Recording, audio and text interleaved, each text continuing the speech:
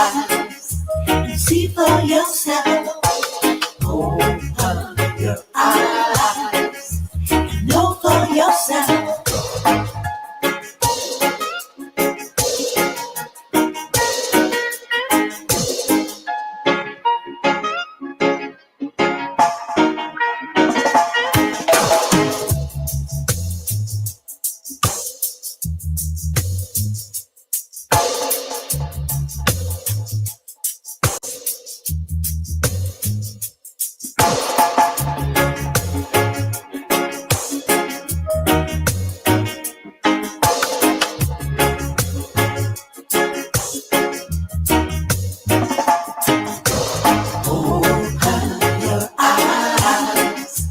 See for yourself.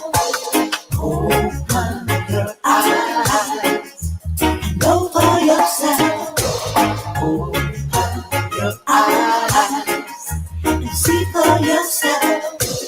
Open your eyes and know for yourself.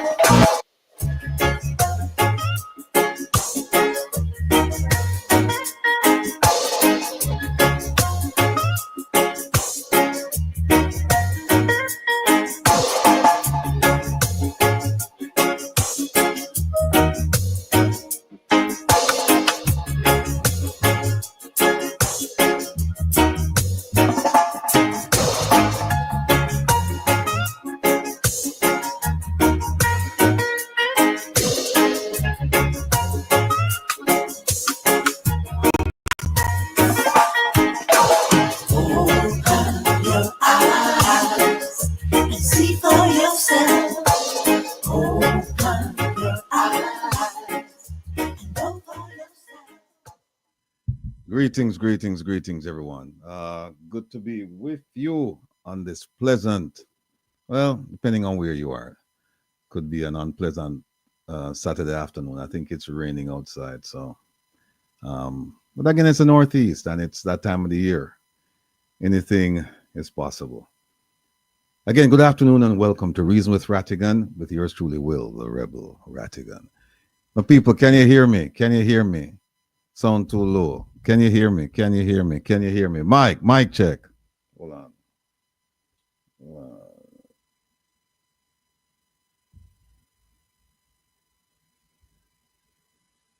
Mic check. Mic, can you hear me? Can you hear me, my people? Oh, yes. All right, Merle, mega. Okay, good. Outstanding. Hey, listen, we have a jam-packed schedule today, and most of you, I'm sure you've read the promo. I'm telling you right now, just go get your notepad, as usual, but instead of getting one pen, get two. Or maybe get two notepads as well, because there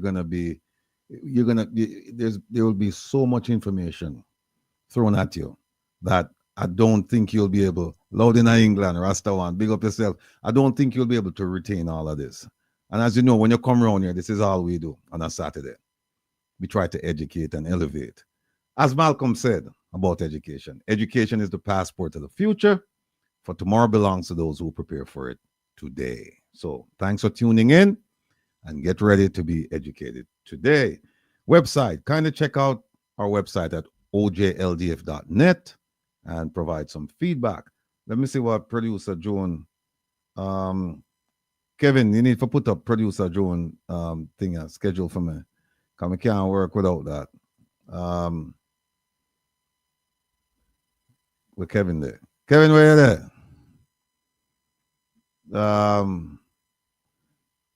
Folks, I'm looking for the, hold on, let me see something. I'm looking for the,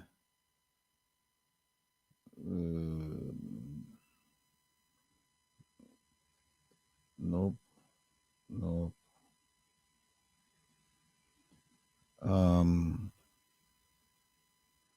I'm trying to find the not the promo, but the schedule for today. Kevin. Can't find Kevin. All right, hold on. I'm going to call him.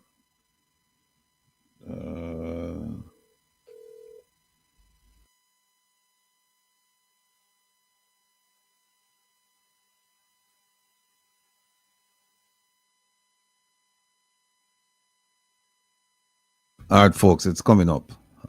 Sorry for the delay. And we have some big news. We have some big, as mother said, gigantic, not even gigantic, gigantic news for all of you. Good news. You are going to be very pleased with an announcement that will be made shortly. Roland, big up yourself, big up the wife, the family. Yeah. While we're waiting for Kevin to grab this, I just say hello to every single one of you, because you could have chosen to be somewhere else, but you're here. And you're here for a good reason, because you're not here to waste your time, and you're not here to listen to foolishness. You're here because you believe we have something to contribute to the well-being of Jamaica, and you want to be a part of it. And we welcome that, because if you only learn one thing here and you can share that with your neighbor, that'd be outstanding. Each one will teach one. And word of mouth, as they say, is the best advertisement. And if things can just go around, and next thing you know, it's your neighbor. After that, it's your community and Jamaica, So the program is expanding, and we're extremely grateful for that. And it's all because of you, because you have chosen to spend time here, listen, analyze, pick sense out of nonsense to what we're saying, and then you share that with your family, friends, and neighbors. Want a big thank you to all of you who have done that. But no, so my people in Manchester, I don't want to call a name still, but my people in Manchester, they're busy doing that. And people in Kingston to Portmore. Yes. The 15th parish.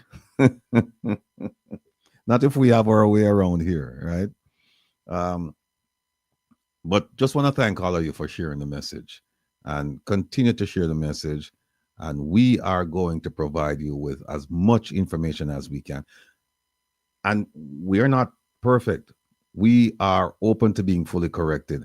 And in fact, I want to big up. There's a gentleman who's watching the program right now, and he called me during the week and he corrected me. He asked me a question and I gave him a wrong answer. And he went, did his research, and he came back and he said, "You're wrong." I told him that in order for a new parish to be created, you must have 2/3 vote in the House and 2/3 of the votes in the Senate. I was wrong.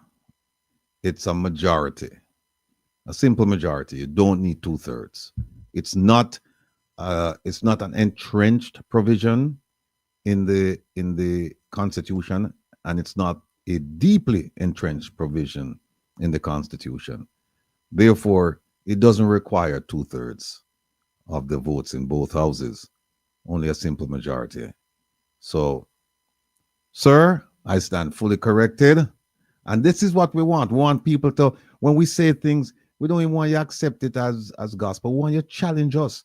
And to that extent, we have asked the lawmakers on both sides of the aisle to come to this program and speak to us, speak to the people, correct any misperceptions that we may have. But all we're hearing from them, particularly the government, is that from afar, they say, oh, these people, they're misconstruing what's being said. They don't have the correct perception. But then we tell them, come over here and correct us. And so far, no correction. So we can't force people to come. We can only ask. And if they decide that they're not coming, well, that's it. We just have to move on with the show, right? The show must go on, and we will provide our evidence, and then they can stay from afar and examine it. But the one thing I can tell them is this, that if I put something up and I put up a document, if I say something and I put up a document to support it, then what they need to do is come with an explanation, whether it's another document or it's a verbal explanation as to what's happening. Listen, time is at a premium because we're on a tight schedule today. And while Kevin is looking for that document, producer Joan, you can't blame me this time. Blame Kevin, all right? So, but no, there's no blame, people. It's just a lot of work we put into this thing, and sometimes we're human, and sometimes things get misplaced. So right now, Kevin is looking for that the format that was uh, um, that was made up by the promoter, yeah, producer. And as soon as he's able to put that up, we will go through it at breakneck pace, but nevertheless at a pace that you will be able to understand and follow. In the meantime and between time, I have a very, very special guest here to introduce right now, and I'm looking at her. She's smiling. Before we bring on TT, we have TT here as well. I just want to bring on the boss lady, the owner of Reggae Global Radio, producer extraordinaire, promoter, musician, writer, arranger, head cook, bottle washer, everything having to do with music, promotion, Reggae Global Radio, and in particular this program, none other than Joanna Marie Robinson. Mrs. Robinson, welcome to Reason with Rattigan. There you are. So that big smile, people. All right. Talk to us now. We don't Oh have, gosh. know, Rattigan, I don't like coming on this thing. No, but we have some news that we have to share with our Of family course. members. No, of So, course. right. So Well, let if me you have don't- an announcement to make first, Mr. Rattigan, and welcome to everybody. Thanks again for supporting. Please stay tuned for a smashing single that's coming out soon with Rattigan and myself. It's going to be a smashing duet. So just watch out for it. Right, Rattigan? Yes. Okay. Did I say yes? Yes, you did. Okay. But anyway, guys, no, you know what what? was I said that? yes, but I was actually saying yes. Somebody, some producer Joan was asking me a question, so I said yes. You So I guys don't know don't what is listen it to that him. I know you set me up. I know whatever you're telling these folks, you set me up. But that's all right. I'll say yes to it. Thank you. All right. So we have a big announcement today. And this announcement is the highly anticipated first episode of Reason with Rattigan, powered by Reggae Global Radio, premieres today on Richie B Radio. And it's a big, big, big deal. I am so excited. And, Rattigan has, as you know, been going into, what is it, your second year? I think Your it's second year? the third. Or going into your third year? I lose track. But we're excited that now Jamaica will be carrying on the Richie B show the Reason with Rattigan. So Rattigan, kudos to you. I'm excited for this, guys, because you know what? This is just broadening, the show, and just more listenership is what we need, especially in our hometown. So I just want to congratulate Richie B. Richie B is a friend of mine for the past 4 decades. Yeah, roughly 4 decades. So I just want to welcome him to Reason with Rattigan and the simulcasting of this very, very popular show. So Rattigan, kudos to you, sir. Yeah, I can't see Kevin blocked me out. Hold on, let me see. Kevin, you see? No, I'm just hold on. All right, no, I can't see it. Yeah. Yeah, hey, Okay. you know what? I owe this to, of course, the Almighty. And to all of you listeners, you, Joanna Marie, I'm eternally indebted to you, because there were moments of frustration, of despair, of hopelessness. I was on the verge at one point of just saying, the hell with this, I have better things to do. And you said, hell no, you were made for this, and you're going to see this through. I'm with you. I'm going to support you. I'm with you all the way. Don't worry about it. It's a learning experience. Most people, this doesn't come natural for them, and you just have to just power your way through it. So, and here we are today, where I never dreamt that this would have happened, that the program would be simulcasted elsewhere. Never thought. It's the same with me. And you're not, listen, Richie B is new, as we're premiering that today, but there's Clinton Lindsay that carries you as well. There is Rupi T that carries you well. There are other platforms that carry your show as well. you know, Well, which look, are in the US. So we're grateful for all of them. But this is like a big step, right?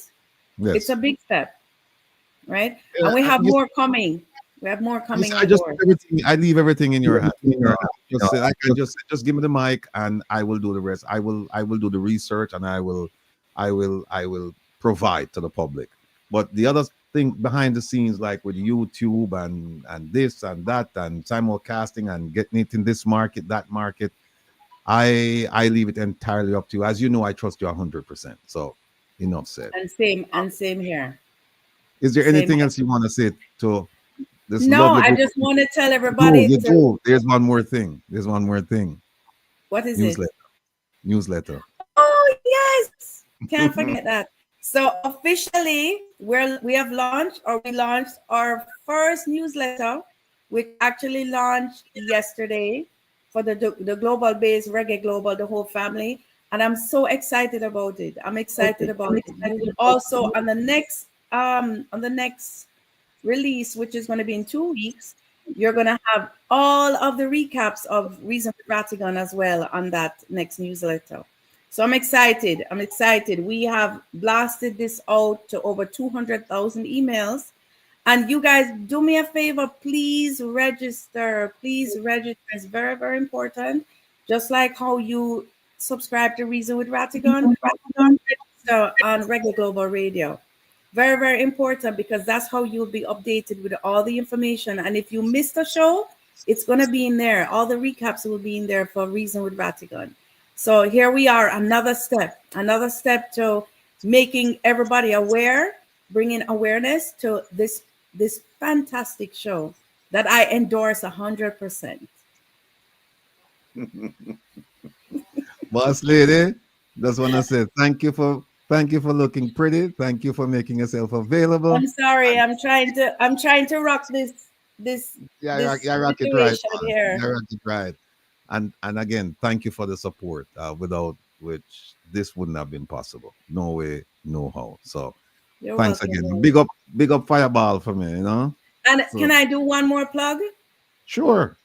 One more plug. You guys, Rattigan, Wilfred Rattigan and Associate is a major law firm. He doesn't push this. You see him laughing? He don't push this, but he is one of the best attorneys on this planet. Believe me, take it from me, right? He gets the job done. He's interactive. And I don't know how he finds the time to do everything that he does, but trust me, if you need legal assistance, anything, counseling, call me, and I will make sure him get the job done. And having said that, I still have that. I'm gonna I promise you, I'll finish that thing tomorrow. I promise you. You know, right? That's not why I said it. No, I know, but I'm not saying, I'm not promising. I'm gonna feel guilty now, you know. No. But it's the truth, though, Rattigan. I don't, you know, you guys, you don't know. This man is like $1 million man, you know. I don't know how he find the time to do everything that he does, but he is super busy, but he does find the time to get the job done. And I have to give him his flowers while he's here, because he, you know, no matter what hour of the night, he's always there to make sure things are done. It's the truth. So Joe Block say him no sleep, boss lady, but him know, you know that because you no sleep. No, you guys, you don't understand, you know. It's a good thing I have a very understanding husband. Let me just put it out there, because I will get a call at 12, 1 o'clock, maybe 2 in the morning.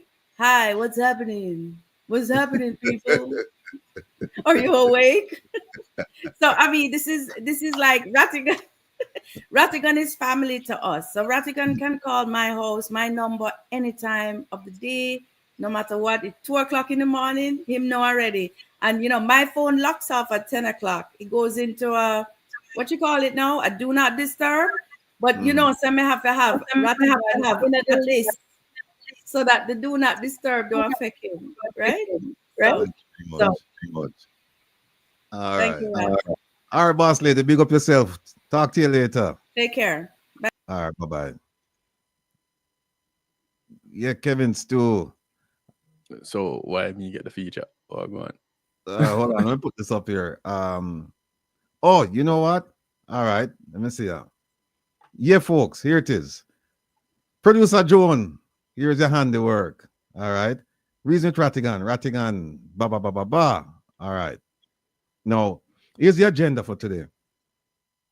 Immigration issues. How to avoid the con artist. We're going to show you something that's going on now. We need you to pay careful attention because we don't want you to be ripped off. And people they're just taking advantage of those who are without status, immigration status in America. And it's dangerous because you're giving up your hard-earned cash and you're getting no protection. You're going to hear about that. We're also going to talk about the exposure of the government of Jamaica's false narrative about debt to GDP ratio, recession, and unemployment. We're going to show you how they're just feeding you all kinds of nonsense. And when you cut through this thing, you find that what they're selling is not worth buying. We will also hear about the government of Jamaica's plan to shelter and steal from the poor. We heard about the social indigent housing program, how you give them your land or you have land and then build a house. But when you die, guess what? The house is no longer yours. What about the land? About that. MARISA DALRYMPLE-PHILIBERT, that's the former Speaker of the House, former and current MP. Another contributory factor to Jamaica's poor showing on the corruption index. As you know, Jamaica fell 4 points this week on the corruption index. Unsurprised. The only thing surprising about it was that I thought it would have been in the 30s. It went from 44 to 40. And who's to blame? Not you, our family members here watching. We can point out to the Prime Minister is to be blamed. Leslie Campbell is to be blamed. A whole host of government players to be blamed for that. So, and you know what happens with that? With that, fewer people make investments if your country is declared to be corrupt. And Jamaica is declared to be very corrupt. So those are the four things. I think we have more than that, but let me just go through this here. One, two. Oh, we have a historical perspective of independence and governance. We have a professor from UWI coming on, and I'll talk more about her when she gets on the program because it was an outstanding program that I watched last week, Sunday. People, you won't believe some of the things that, if you listen to the program, not this program, but the program last week that you hear. This lady is just super on top of things. She's going to relate some facts to you that we should have been told these things in our civics class. But wait a minute, we don't have civics anymore. So therefore, there you go. But she's going to educate all of us because I was educated last week, Sunday, and I'm looking forward to more education today from this lady. And let me see, 1, 2, 3, 4, 1, 2, 3, 4, 5, 6, 7. I think we're missing something else. Oh, we have the DPP case, but we probably won't get to that. And oh, here's one that we have to get to today. The government of Jamaica and the fools in the diaspora. Fools. Right? No Senate seat for y'all. No Senate seat for y'all. We're just going to show you why we've been fooled. So stay tuned. Oh, here it is. Producer should put them on the next page. Sorry about that, producer. All right. The panelists. I don't know if Jamaica's will be with us today. Prezi is still busy. Kevin is here. Isat, I think he's gonna come. I spoke to Isat 2 days ago. We'll see because he's quite busy. The engagement norms, you know them. Be an active listener. Use your time effectively. Blah blah blah. Be present. Speak to form a constructive standpoint. Celebrate others' contributions, and please enjoy the experience. All right, here are our guests today. Joanna Marie Robinson, you just heard from her. Then we have TT coming up now, and followed by Shernet, Kevin, and then the professor I told you about, Vereen Shepherd. Kevin, by the way, I sent you a WhatsApp message. If you can send please send the link to Raymond by email. I just sent it to you. And then we have Raymond Price coming on, opposition candidate for East Central St. Catherine, former MP, lecturer. Brilliant man. All right. We're going to save all of the quotes until we get deep into the discussion. So let me just remove this for now and just say, what I'd like to do is, you know her, you love her. She's standing right next to me. The lovely, the adorable. You can't resist her. The irresistible. TT, Tamika Thomas. Welcome, TT. Thank you for the intro. Yes. Always feel so welcome here. Greetings to all. I hope the viewers and the listeners are in. Hope this day is serving you well. Hi, Kevin. Of course. Hey, Happy TT. to speak to you both. For those who do not know who I am Tamika Thomas from Prison Primary Care. So I was here last week, and originally our practitioner was supposed to be on today, but we had a change of plans because we were thrilled to share some exciting news with you. Okay, so as part of our efforts to enhance our services and to better cater to our community, we are introducing a new service. All right, so what's that service? it is state of the art medical laser skin treatments. All right, so I got to tell you a little bit about this. All right, I'm very excited for this. This is something that is 2 years in the making and that we've been working on for quite some time now. Okay, so those medical laser that medical laser is intended to treat an array of skin conditions. I mean, as we do specialize in treating medical conditions in people of color, it is only suitable that we target treating skin conditions in people of color.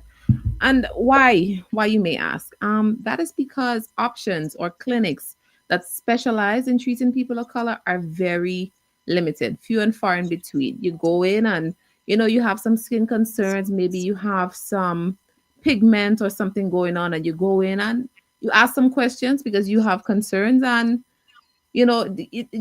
whatever the responses may be, you just don't feel confident that they can treat your skin type, and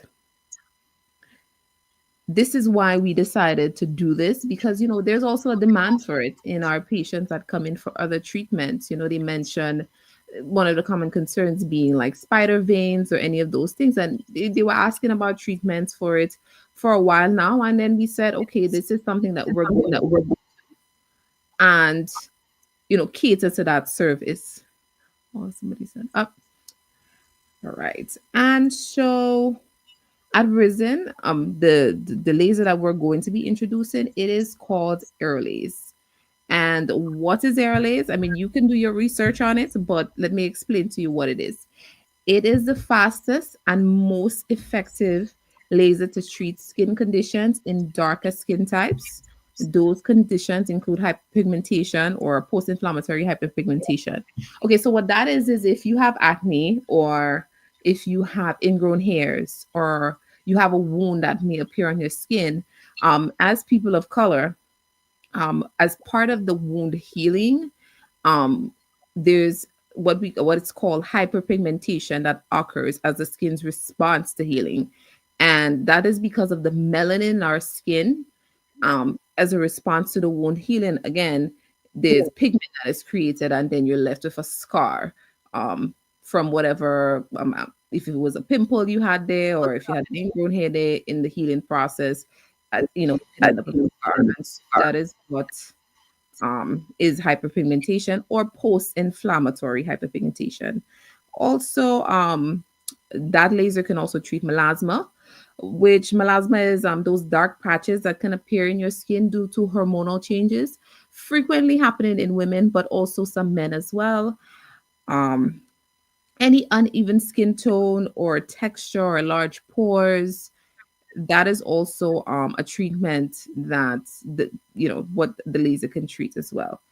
And so we are here to share this, also to let you know that yes, those are treatments that may be cosmetic, but at Risen, what makes us this whole process different from going to a med spa or just going to just a laser place is that we treat the symptom and the cause of the symptom. So, for example, like we were saying last week, for a woman that has hormonal changes or hormonal issues, and that is causing her melasma, or she's struggling from just a hormonal condition that is causing whatever it may be. There are several. To get that acne. We're not going to just treat her with those treatments and then every other week or 2 or 3 she's continuously getting that acne. We're going to treat her medically internally to find out, oh, is there any supplemental stuff that we could do, whether she can take zinc, is there anything that she needs to take out of her diet, maybe dairy, maybe, increasing, whatever issues that she's having hormonally, exacerbating it. So we do an all-around guide as far as the cause, and then we treat that symptom, to help you become the best version of yourself. So this is pretty much a little bit about the treatment in itself. 1 second. Kev, I just sent you some pictures concerning the treatment the process. If you could just put those up, please. Right, let me see what I can do here from over my side. Yes. All right. So I do want to mention that in previous years, we have had concerns using lasers to treat skin color. A lot of what was available just didn't seem safe. And the treatment that we are introducing is well researched. So this has been like a 2-year process for us and has received 2 awards for being the best out there in the market for treating skin of color. This laser is used in about 64 countries, including Nigeria, Jamaica, Liberia, so countries that are predominant people of color, black and brown skin. So we did our due diligence to make sure this is safe, and what we're providing to people out there is going to be effective but also safe. That is our priority. And so we have a few before and after pictures to put it into context what the results of those treatments can be. You don't mind putting the pictures up, Kevin? Oh, Kevin. Oh, here they are. Mm-hmm. Okay. Let's see what we got here. All right. So this client was treated with Airlays. She does have some acne, and that was her concern here. She has some acne, and it is quite aggressive, and she have used topical treatments and things that are over the counter that may have not been effective. They were not effective for her, and so she resorted to using Airlays treatments. And with the sensitivity of her skin type, the treatments were not super abrasive. So those are not treatments that you do one treatment and you see like amazing results. So those were, for her, it was about 4 treatments to achieve the results, because we do this in a way where it is safe. So you may need 1 treatment if you have some mild condition. However, for acne or more things that your skin is a little bit more sensitive, we do recommend 3 to 6 treatments. So in her before, you could see where she started, and after her 4th treatment, where she is. Also, we do have a picture here of melasma and what melasma looks like. And as far as this could have been hormonal changes in her body, we are not sure, because this is not a treatment that was taken care of at our clinic, but those are photos from actual patients that have received Airlays. But she has some melasma here, and she was treated with Airlays, and this is her after results. Okay, so here there is a patient that had just some texture and some dullness in her skin that she wanted to take care of. No acne or no pigmentation, but she just wanted a nice texture, smoother, so a little bit more of the best version of herself. She had 3 Airlays treatments, and she was able to achieve the results after. The next we just have here, your skin is your best accessory. It is your largest organ and your best accessory. And taking care of your skin, and it makes you feel good. And it also encourages you to take care of the rest of your body internally, whether it be you see the results of that, and you see the results of paying attention to your skin and taking care of it in that way, then you're encouraged to go to the gym, live a better lifestyle, eat better foods to maintain your results, take care of your body internally, do frequent checkups. So it all trickles down and it adds to the overall outcome of that in itself. I do also want to mention that Visit Primary Care also provides a number of services. Primary care in itself, diabetes management. If you have diabetes and would like to manage it and take care of yourself and live for longevity, we can take care of you. Testosterone therapy, weight management, and IV infusion. So we're well rounded in treating people of color, and this service is an add-on to what else we have going on to just better cater to your needs. So, as mentioned, we treat the cause and the symptom at Risen Primary Care. We will be opening up for appointments for any treatments for skin conditions in the next few weeks. So, stay tuned. I will be back here discussing our appointments, discussing more about appointment availability, discussing more about the treatment in itself and what you can achieve from that. Okay. All right. Any question? Hey, you're not so fast. Kevin, you have any questions before we let TT go? I see we're waiting, but I want to know if people have been asking about this service so they can just to lighten their skin instead of using bleaching cream, just to lighten their skin, because that second to last picture there, the before and after, she doesn't have any blemishes per se to be treated. It's just the whole skin tone.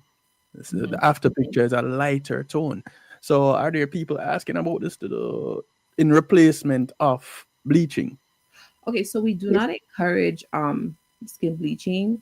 What the service is for and why the laser is different is because it's not going to target your pigment that doesn't needs to be targeted. In other words, because we have brown lasers that were used, before, prior to this, and the research was done that was created more for white skin, it wouldn't be able to tell the difference between your skin pigment and what is hyperpigmentation affecting your overall skin, which is not good. But so these lasers identify, oh, this is our skin, and this is, becoming many different shades and skin tones, and it identifies what is pigmentation and what is not. That's what makes it different.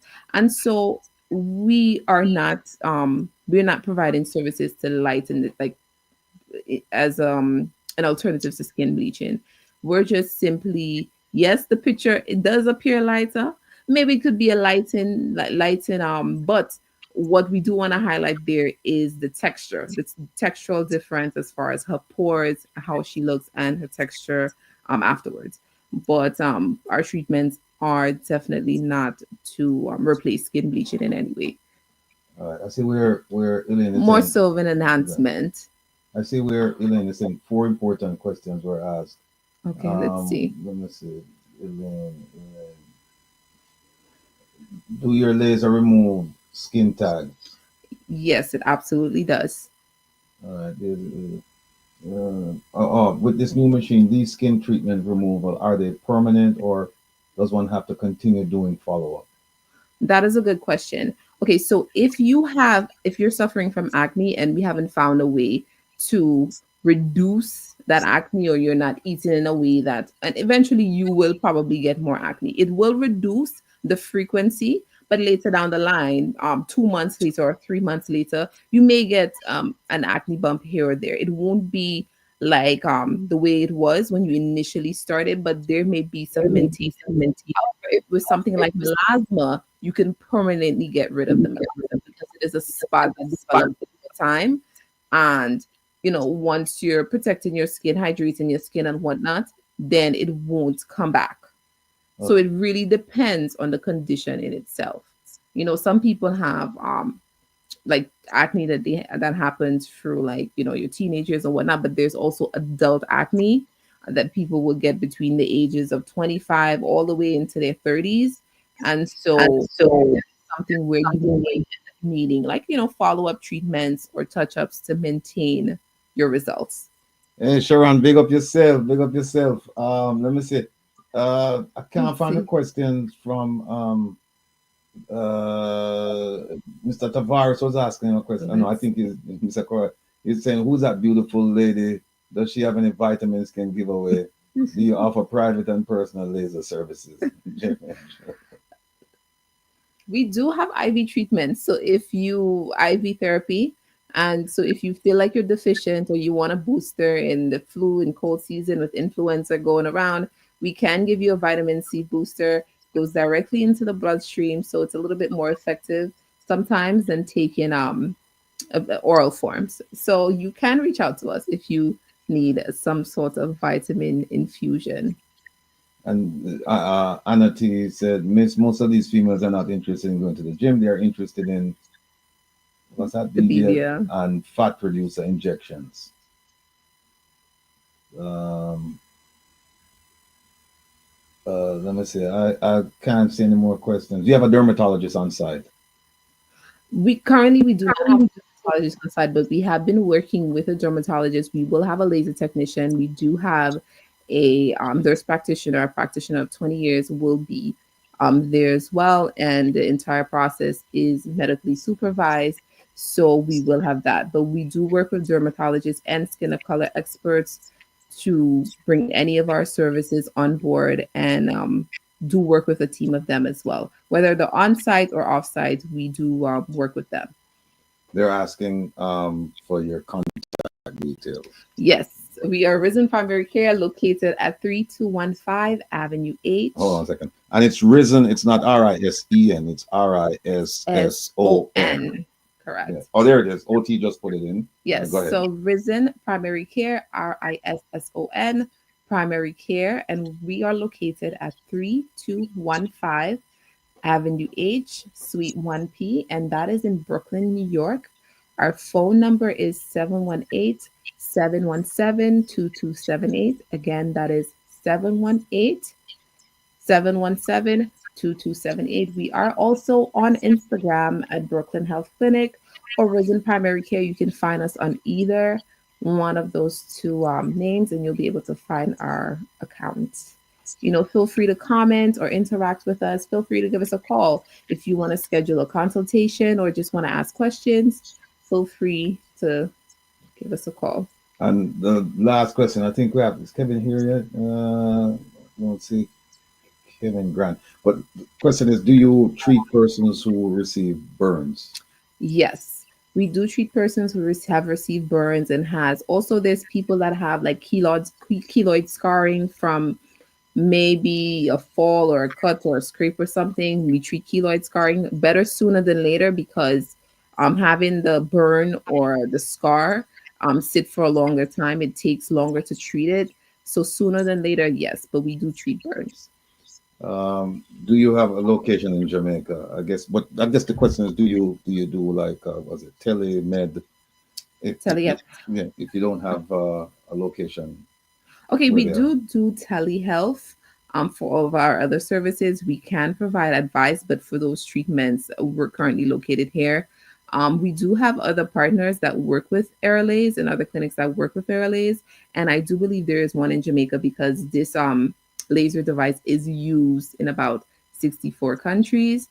So if you give us a call, we can find out that information and let you know.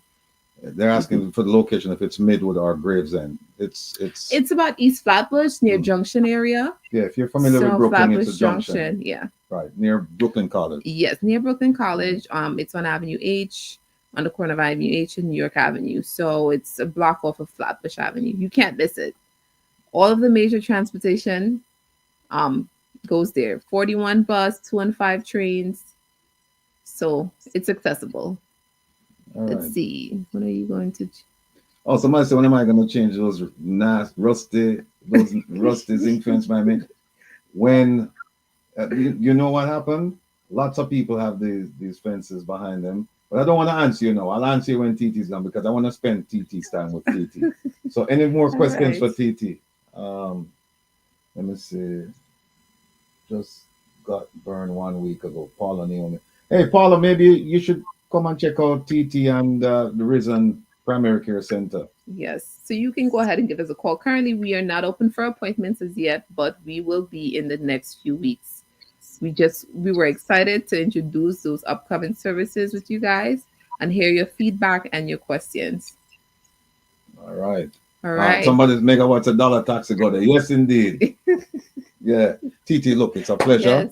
And if I get any more questions, I'll certainly reach out to you. And if we have some time, you can come back. And then when I say come back, like today, and answer them. All right. No problem. Thank you again, Rattigan. Yeah. And Joanna Marie said earlier that you deserve your flowers. I do agree, and I second that. Rattigan deserves his flowers. All right. So you take care. All right. Take care, TT. All right. Yes, Shernet. Yeah, that was the lovely TT from Risen Primary Care, office manager, spokesperson, head cook, and bottle washer. TT. They're asking, do you accept, what kind of insurance do you accept?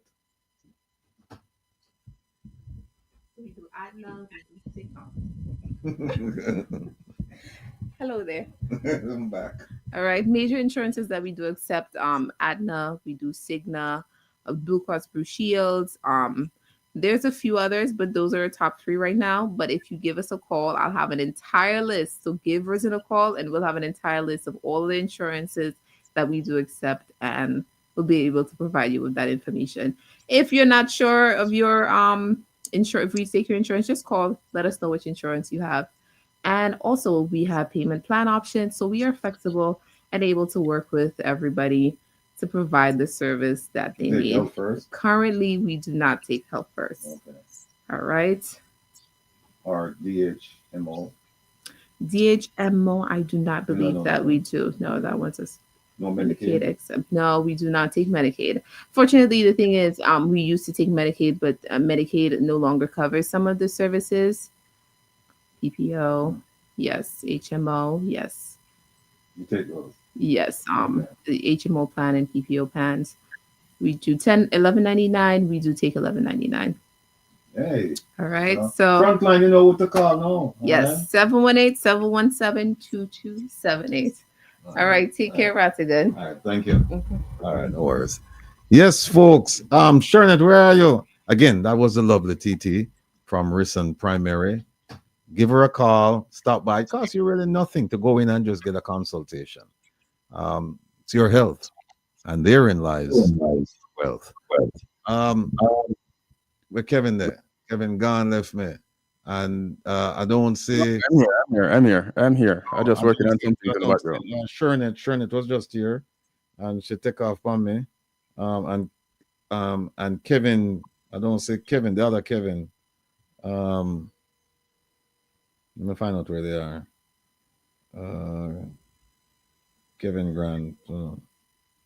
Yeah. Rebel, there's a humming noise in the system that as soon as we get a moment, we need to go through and see if we can identify it. It's weird. But just to say it to you so that you remember, and so that we can get on that.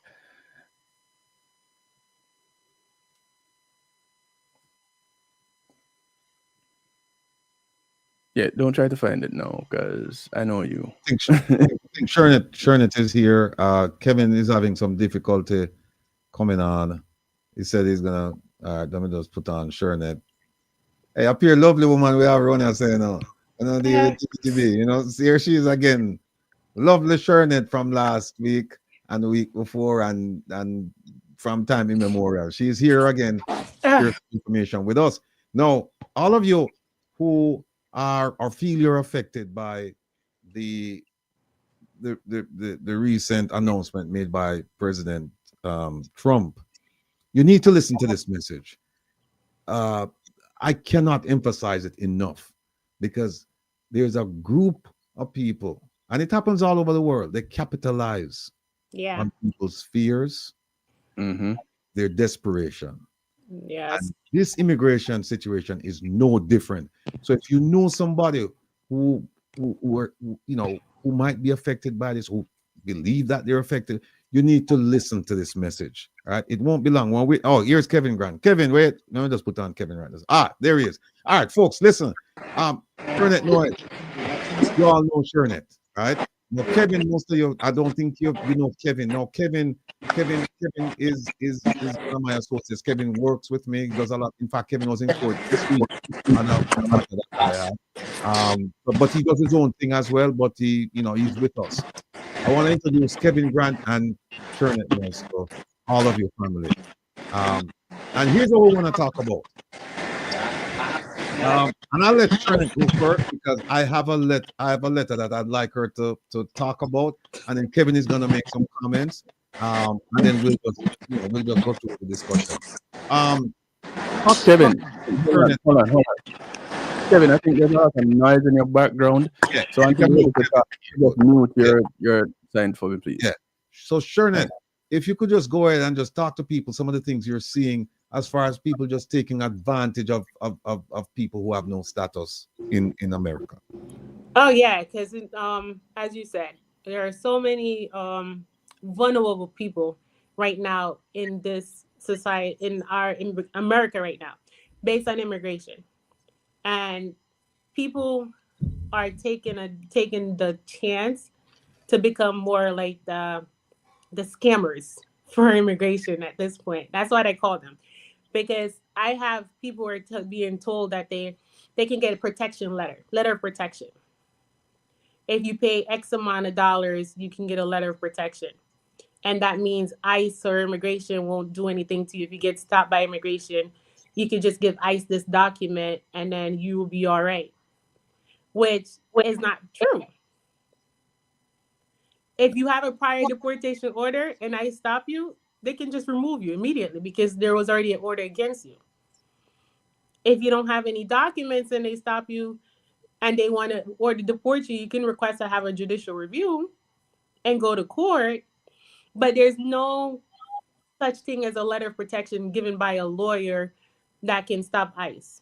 And I've seen that especially because I deal with a lot of people in the Hispanic community, that they're being vulnerable to these letters. And as you have a copy of the one that I saw, where this person came to my office and was telling us that a friend of his told him about this attorney who's doing these protection letter, and it's going to cost about $7,000, but they will help him pay the fee to pay part of the money.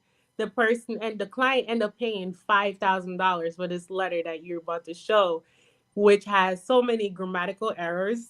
Number one, it talks about 2 different courts. And it's not even on the letterhead. The attorney information is not even on the letterhead to say comes from an official attorney. Like, as you know, right, Will and Kevin, we all as attorney and we have our law firm, our letterhead is going to say Noise and Associates on top of it, and you're going to have my name there and my address and those information. There's none of that on that letter. But because the person was so fearful and then told them about this instant gratification saying, hey, pay us this money, we're going to give you a letter of protection, ICE won't do anything to you. You're safe. All right. You know what? Let me just put up, before I bring Kevin in, let me just put up the letter. And somebody actually paid $5,000 for this letter, walking around thinking that it's going to protect them from ICE. This is probably going to get them in worse trouble with ICE. Here is the letter.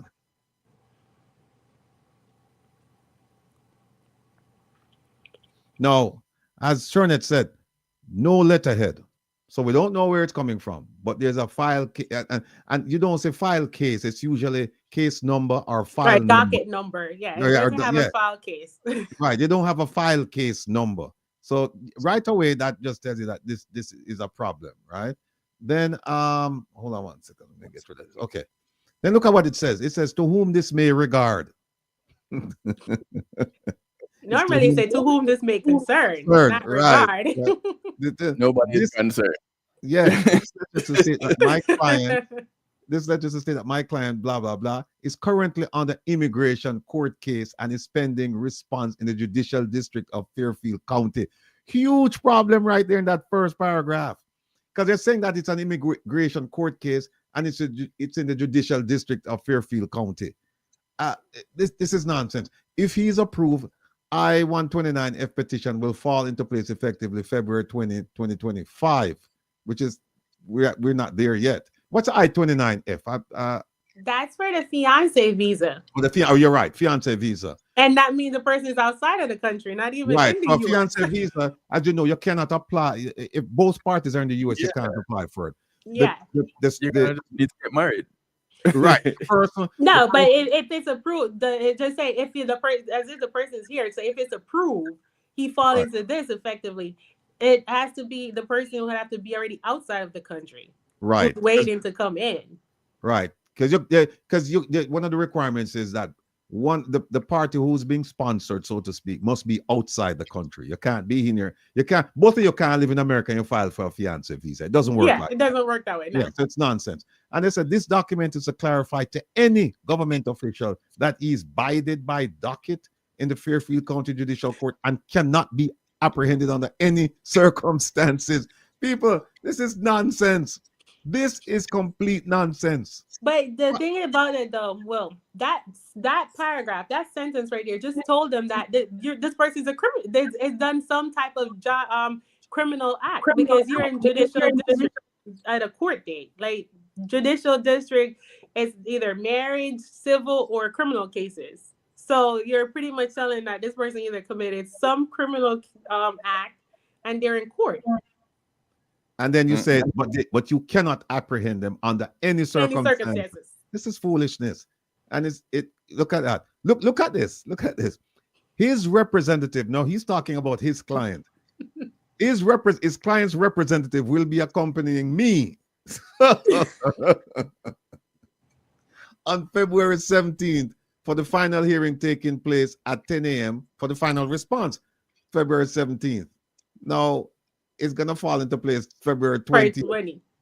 This people, somebody paid $5,000 US. And I tell you, that person didn't win the lottery. They worked hard as hell for 5,000, right? And I'm hearing that it was actually 7 and they negotiated it to 5. Yeah, and the thing was so heartbroken for me and sad is that this is someone that has his family. Like you have 4 children and a wife, and because you're a fear of deportation, you just lost that $5,000 that could buy some food and do more for your family in this time where inflation is so high. You can't even buy egg in the store because that's a real high commodity at this moment. And taking up that much money to give to somebody to scam them, it was so hurtful. Really and truly was hurtful to see what people are doing to our immigrant community. I mean, when Shernet shared this with me, I said to her, Shernet, you're a joke, man. And she said, no, this is an actual letter that somebody paid $5,000. And just think of how many people running around with a letter like this, paying $5,000, $4,000, $6,000, $7,000. People, if you have an immigration issue, see an immigration attorney. You're looking at 3 of them here on the screen. Actually, you can add Kevin to it. I look on 4 because Kevin can't answer, you will come to one of the 3 of us, right? So, because very few people know immigration inside out, where you know every single thing.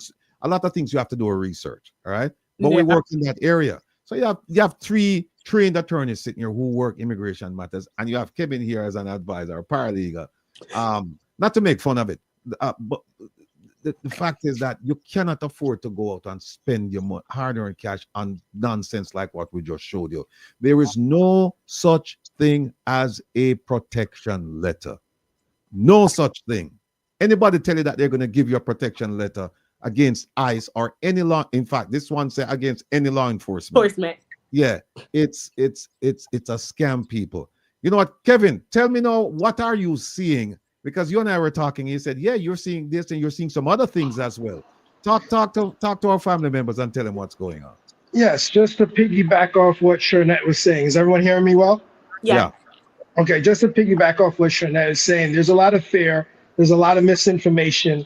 We all love our social media platforms, especially TikTok. You have a lot of people on there spreading news and information that's just not accurate or true. With this new administration coming in, There is a lot of change as we, they say that they want to do this mass deportation, but when you look at the numbers, they really haven't ramped up anything more so than what the Biden administration is doing in the last few months. So it's a lot of propaganda, a lot of news being spread to make it seem as though Trump is coming in. And yes, he has a harder line stance on immigration, as you can see with him deciding not to continue the TPS for Venezuelans and others. So there is a difference in the administration, but some of the stories that we're hearing are just that, stories. As far as people having to sign away their green card if they're coming back into the country, those things are just not accurate. But what I will say is that with this administration, everything that we do file as immigration attorneys needs to pass the smell test, and it has to be up to par, because if your T's aren't crossed and your I's are not dotted, they will, reject paperwork that seemingly should go through and would have probably gone through with the other administration. But just to say what Rattigan said again, there is no protection letter.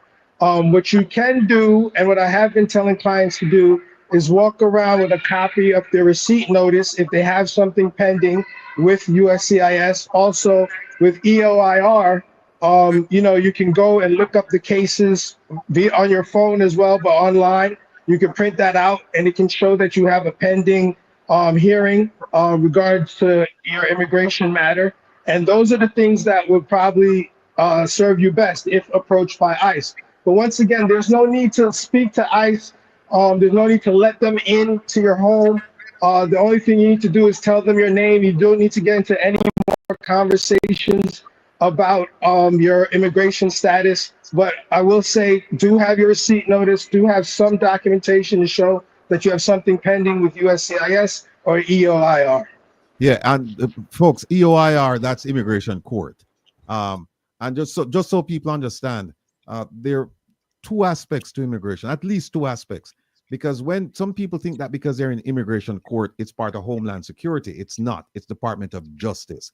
And that's why sometimes if you've gone through the EOIR process, the court process, immigration court process, Kevin and Shernet will tell you, hey, if we're going to do a freedom of information, we need to do it to two agencies. We need to do it to the Department of Justice because you were in the court system over there, and we need to do it with Homeland Security because you have an immigration file.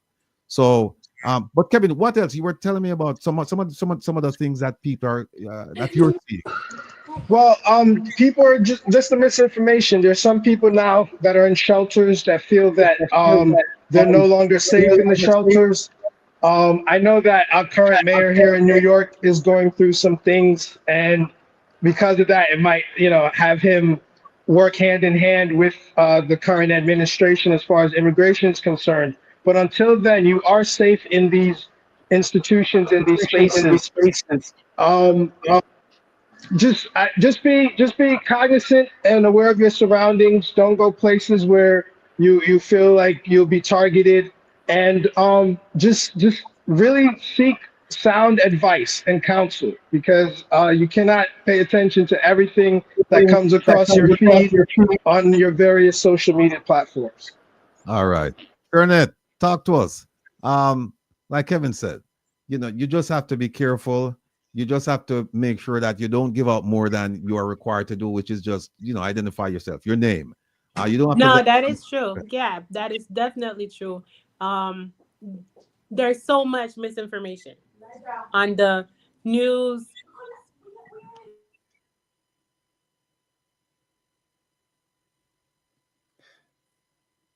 This is what happens when you have kids.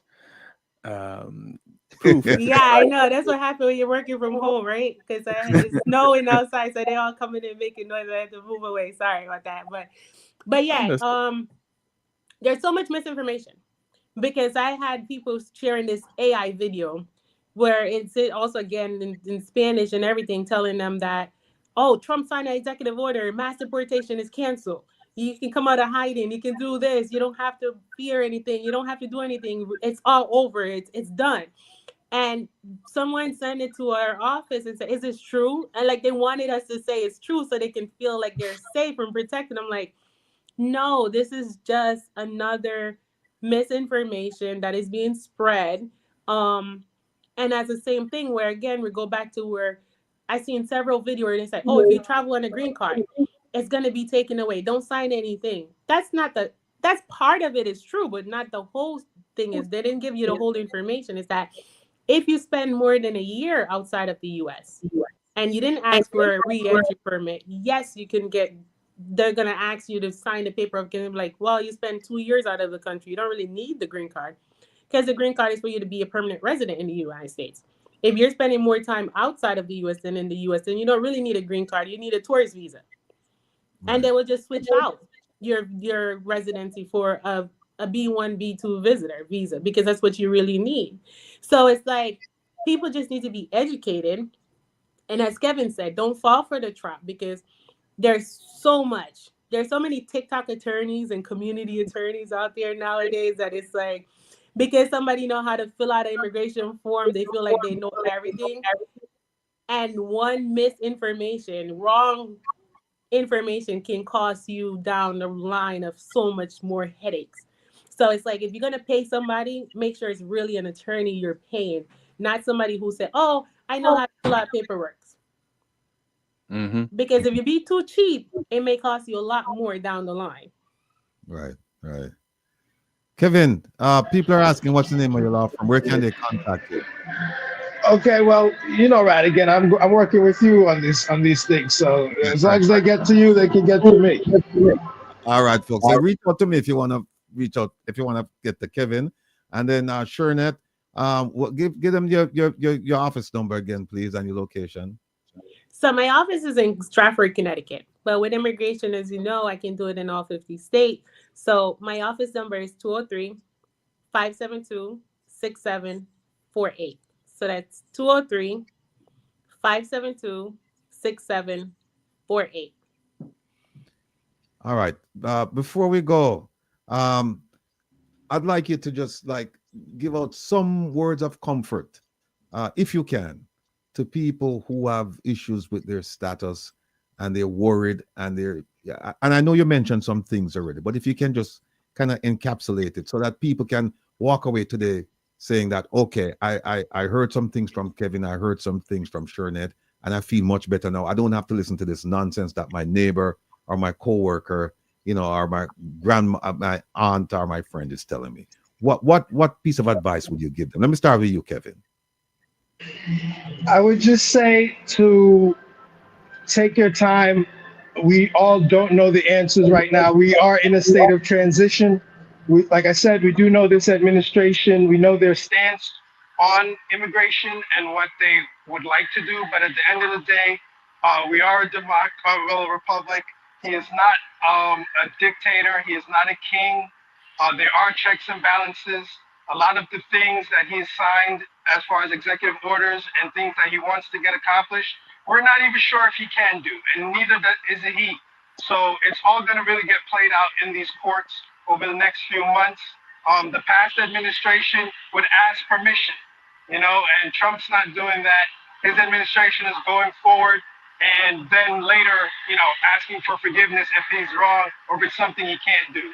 So I just tell everyone to stay the course and know that we will know more sooner rather than later. All right. Thanks, Kevin. Shernet. Well, I think my word is to tell people. I had a consultation yesterday and it really touched me where the person was in so much fear that they thought about ending their life. And I said to her what was I said, you just have to remember the 23rd Psalm, the Lord is my shepherd. And as much as we're dealing with so much fear right now, you have to make up in your mind. Are you going to fight or flight? I always say choose to fight because there are options. Not because you are here undocumented doesn't mean that there's not an option. Because as I explained some stuff to her, she started realizing, whoa, I didn't look at it like that. There's a potential case that she has, but she didn't know. So instead of flight, fight. Because you never know if you're going to win until you try and fight. If you give up, then you're just giving up because you could have won. And then one of the things is that what we need to get out to them is that there are several ways to acquire legal status in America. It's not just one way. It's not just Yeah. by a family petition. There's several ways. And that's why you need to come and see the professionals. You need to come and see the experts. Because one door is closed doesn't mean that you don't have other doors that you can open, right? And I've seen cases where people have gone to court at the highest level. They've even taken it out to the federal district court, and they've won. I've seen cases where people were deported and they got their green card to come back to America. So, you know, and remember now, ICE is a huge, not ICE, Homeland Security is a huge organization, and organizations make mistakes. No, it's not perfect, but you won't know until you come to a professional and say, okay, here's what I have. What are my options? And the key thing that I must tell you this is, you do not lie to your attorney. When you come to your attorney, you tell them what the facts are and let them package those facts for you. But if you come and you tell them one thing and then they go with you for the interview and then you say, like, for example, and I use this example all the time because I've seen it so many times, happened so many times. They say, I've never been arrested. And then next thing you know, they pull out a sheet like this long. Rap sheet. At that point, all you have to do is say, we're going to withdraw the application. Yeah. Very true. Very true. So look, Sharon, anything else, Kevin? You were about to say something. No, very true. You know, people tend to lie to their attorneys, but be truthful to their doctors. And at the end of the day, the doctor can't stop death. You know what I mean? Just don't, and we're the one profession that you need in life and in death. You know, so really, when you come to us, be as transparent and straightforward as possible, and we'll do the same with you. And like Shernette was saying, you got to fight. All right. Shernette Noise, the Huron Yes, out of Connecticut, and Kevin Grant, my brethren, Rattigan and Associates. Thanks to both of you for being with us. Thanks for the Thank you. information. Looking forward to Thank seeing you. you. Take care, guys. All right. Bye. All right, take care. So it's in answering Mr. Tavares' question, Mr. Vumva himself. I do have a law firm. It is called Rattigan and Noise Associates.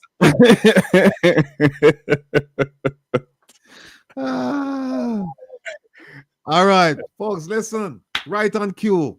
Who do we have here? We have. Let me see if I can set this up. Wait, do we? Yeah, we do. Okay. Professor is here. Listen, last week, Sunday, folks, I was resting comfortably early in the morning. And then I got I wasn't sleeping, I was resting. And then I got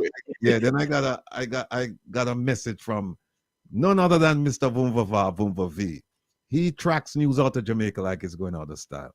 And he said to me, hold on one second. So he said to me, listen, I'm going to send you a link and I need you to look at the link.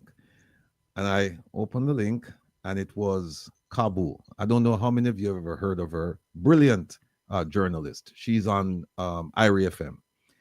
And she had on the Minister of Legal and Constitutional Affairs, Minister Marlene Malahou Fort. And she also had on our next guest. And let me tell you this, folks. I never thought I could be more disappointed with the minister. That is Marlene Malahou Fort. Never thought so. I've watched her in action, several platforms, several events, and I never thought I could be more disappointed with her. And she proved me wrong this past Sunday. She displayed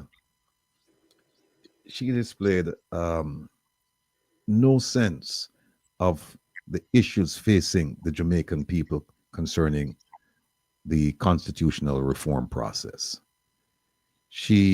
I was very, very disappointed, very disappointed.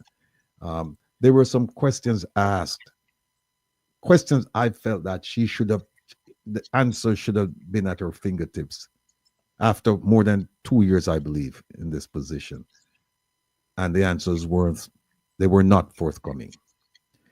On the other hand, this lady that I'm going to introduce you to, she came out with a bang. I mean, she's a very, if I may say so, very beautiful, very regal lady. And her information and her experience complemented what physically I saw. I mean, this lady, she took me to school. She started talking about the types of government and governance we've had in Jamaica, going way, way, way back beyond 1962. I learned a hell of a lot. Folks, if you can, please, please, I urge you to go back or to go and watch the program on IRI FM last week, Sunday morning, with Kabul, Minister Marlene Malahoo Ford, and this lady, Professor Vereen Shepherd. She's a historian of note at the University of the West Indies. Brilliant, brilliant woman, beyond compare. And it's my distinct pleasure to have her with us today. I call her, and frankly speaking, there's a little trepidation that she might not come, But she said to me, and big up Kabul, she said, listen, any friend of Kabul is a friend of mine. If Kabul told you to call me, then it means that you are okay. I can your program. And so she's joining. Unfortunately, she won't join us by video, so we're going to put up a picture of her. And there's a reason for that. We won't get into that, but the information is what's key. So let me put up this picture and let me bring her on. Professor. Hello to you and to all your listeners and viewers. How are you? I'm doing well. Thank you for taking the time out to be with us today. It's my pleasure. I always like to engage with my people when it comes to history, because my pet peeve is that it's not taught at all levels of the education system, and too many of our children and our people are walking around without a roadmap, historical roadmap. So whenever I can, I don't know everything, but whenever I can, I add my bit. Well, I tell you what, Prof, last week you say you don't know everything. Well, based on that masterclass you delivered last week, I think you know everything and more concerning the history of Jamaica. So I try my best. Well, you succeed. What I'd like to do at this point, Prof, is just give us a brief look at who Professor Vereen Shepherd is. Just to familiarize us. All right. Yes. Well, I am from St. Mary. I'm hearing a feedback though, so I don't know if it's on my side or yours. But anyway, let's hope it can be corrected. But I am from St. Mary in a district called Hopewell. I went to St. Mary High School and then Shorter Teachers College at the University of the West Indies. And I've studied history right throughout. After I did my first and second degrees at the University of the West Indies in the history department, I got a scholarship to the University of Cambridge, England, studied history there as well. Came back to Jamaica, and this is where I've been ever since in terms of working. I'm now retired from UWE. I'm still Professor Emerita of History and Gender Studies, but I also operate on the international stage because I'm Jamaica's CARICOM's representative at the United Nations Committee on the Elimination of Racial Discrimination. So I'm still doing the work here and at the international level. And some people will know that for 12 years, I hosted Talking History on another station, and I know that other people are saying, well, I don't go back, but I can't do everything and time come. Yes, indeed. So that's a synopsis of my trajectory. Yes. Okay. No, What I'd like you to do is pretty much what you did last week, Sunday, because I think it's such a Yes. wonderful exposition of our rich history that Okay. I'd like you to go back and talk to us about 1494 and come forward, please. All right. But the way I teach history, you see, is that I begin now and then I historicize. So if you'd As you allow wish. me, As you yes. wish. Yes. So I start now to say that in Jamaica, the system of governance is a constitutional monarchy or limited monarchy under which the King of England, represented by the Governor General here in Jamaica, is head of state. Now, under that constitutional monarchy, there are three arms of government: the executive, the legislature, the judiciary. The interesting thing is that the Jamaican constitution was drafted to reflect the British socioeconomic and sociopolitical model known as the Westminster or Whitehall system of government. And this model guarantees that citizens, through universal adult franchise, have the right to participate in free and fair elections and choose the officials that govern the country. So this is what we have. And the reason we are trying to change the system is that we have this Whitehall, Westminster system of government through somebody who can call himself the King of Jamaica. And that doesn't sit well with too many people in Jamaica. So the head of state is a sovereign monarch of Jamaica, and the Governor General is the official representative of the head of state in Jamaica. And you know he lives at a place that's still called King's House, okay? Professor, even while we had Queens, it was still King's House, yes. Professor, I have often said, you touch on a point there with the king being the head of state. Yeah. I've often said to people, I Googled it, I researched it, but I just want you to opine on it.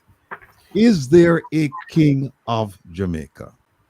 Well, this is how the present King of England, Charles III, this is how he also calls himself, not just for Jamaica, but any other of the Commonwealth countries that still are not republics, okay?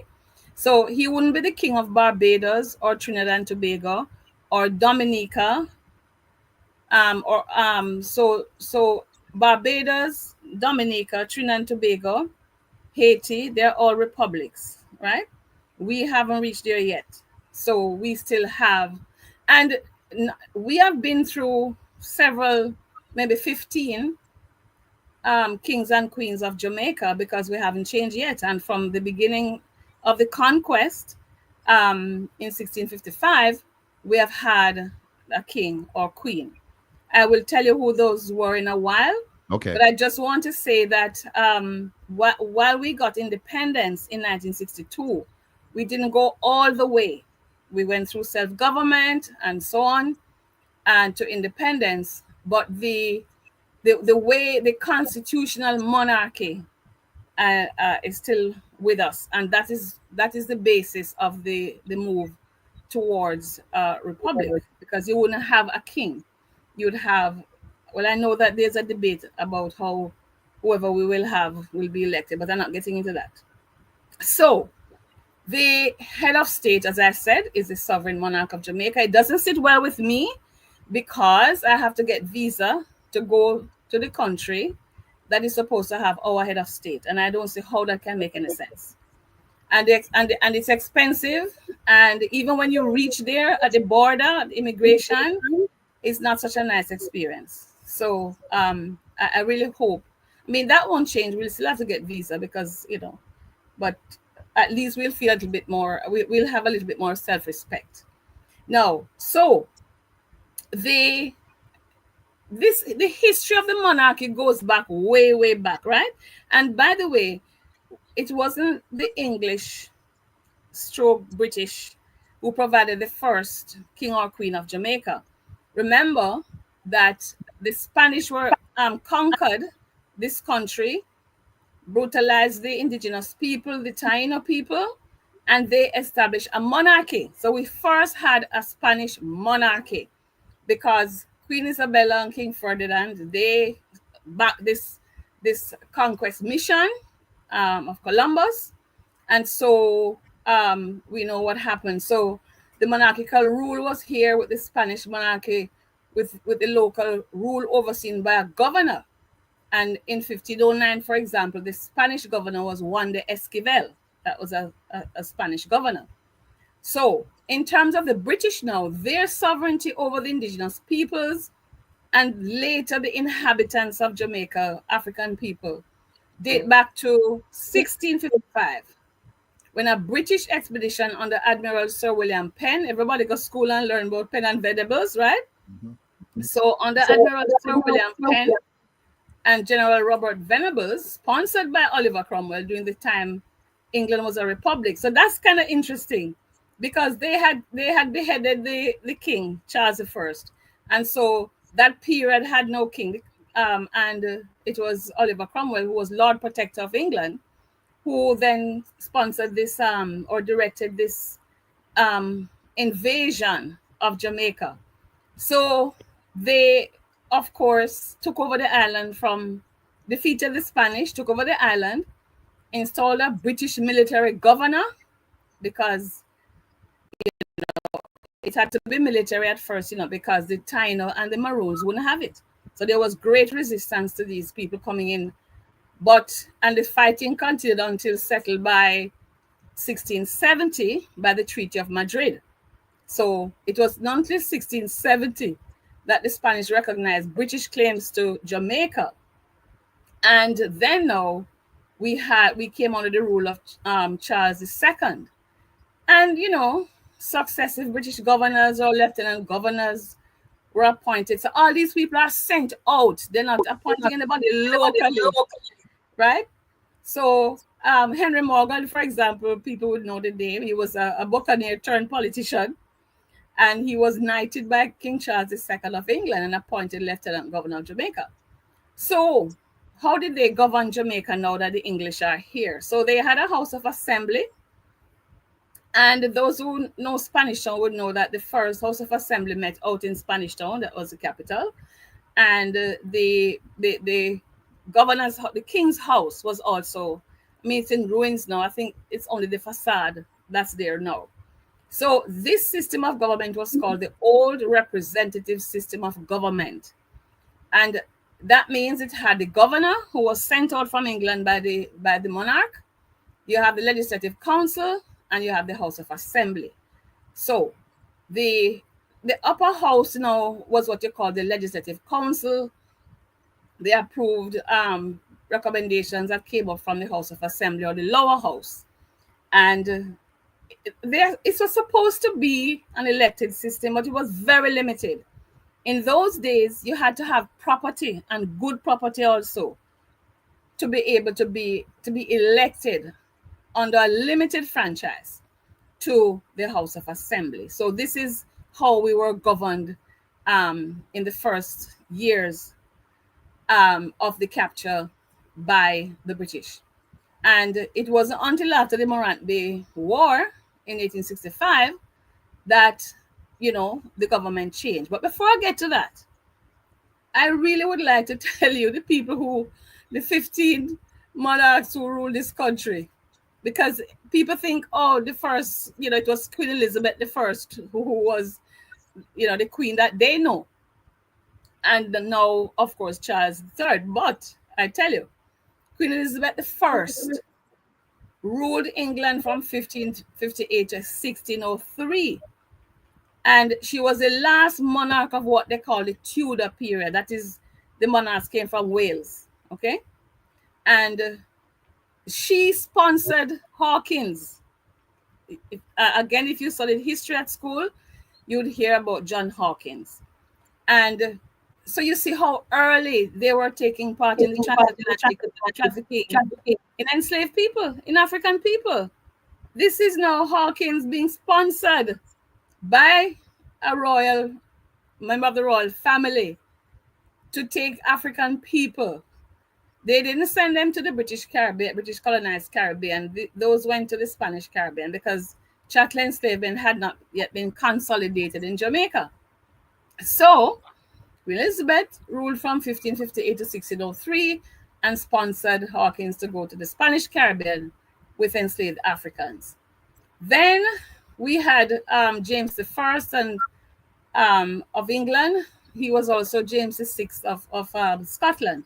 So he was what they call member of the Stuart family because they are from Scotland. And then we came through Charles the First, who was beheaded, as I said, Charles II, James II, William III, Queen Anne, George I, George II, George III, George IV, William IV, Queen Victoria. And I pause on Queen Victoria because the statue to her is still downtown at St. William Grand Park with her bottom turned to the road, to the people, and she's facing the inside. And the park is named after St. William Grant, even though, I mean, it's named after, but there's no monument. We don't know some people don't know what he looked like. You have to be a historian or, political scientist to go know what he looked like. So Queen Victoria is still there. And she was the one who was in place from 1837 to 1901. That means just after the signing of the Emancipation Act, during the apprenticeship period, and during the Morant Bay War. And if you remember your history, when the people of St. Anne wrote to say them can't take the suffragation no more, could the Queen do something? She wrote and told them pull themselves up by their own bootstrap. You tell people without boots to pull themselves up by their own bootstrap, right?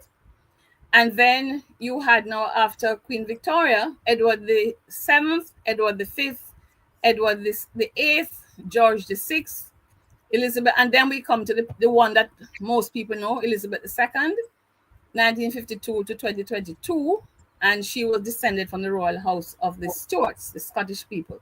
Then now we have Charles III, and if we are not careful, we are going to go right down to Charles' children them and his grandchildren if we don't act. So let me just pause there a little bit in case you have questions.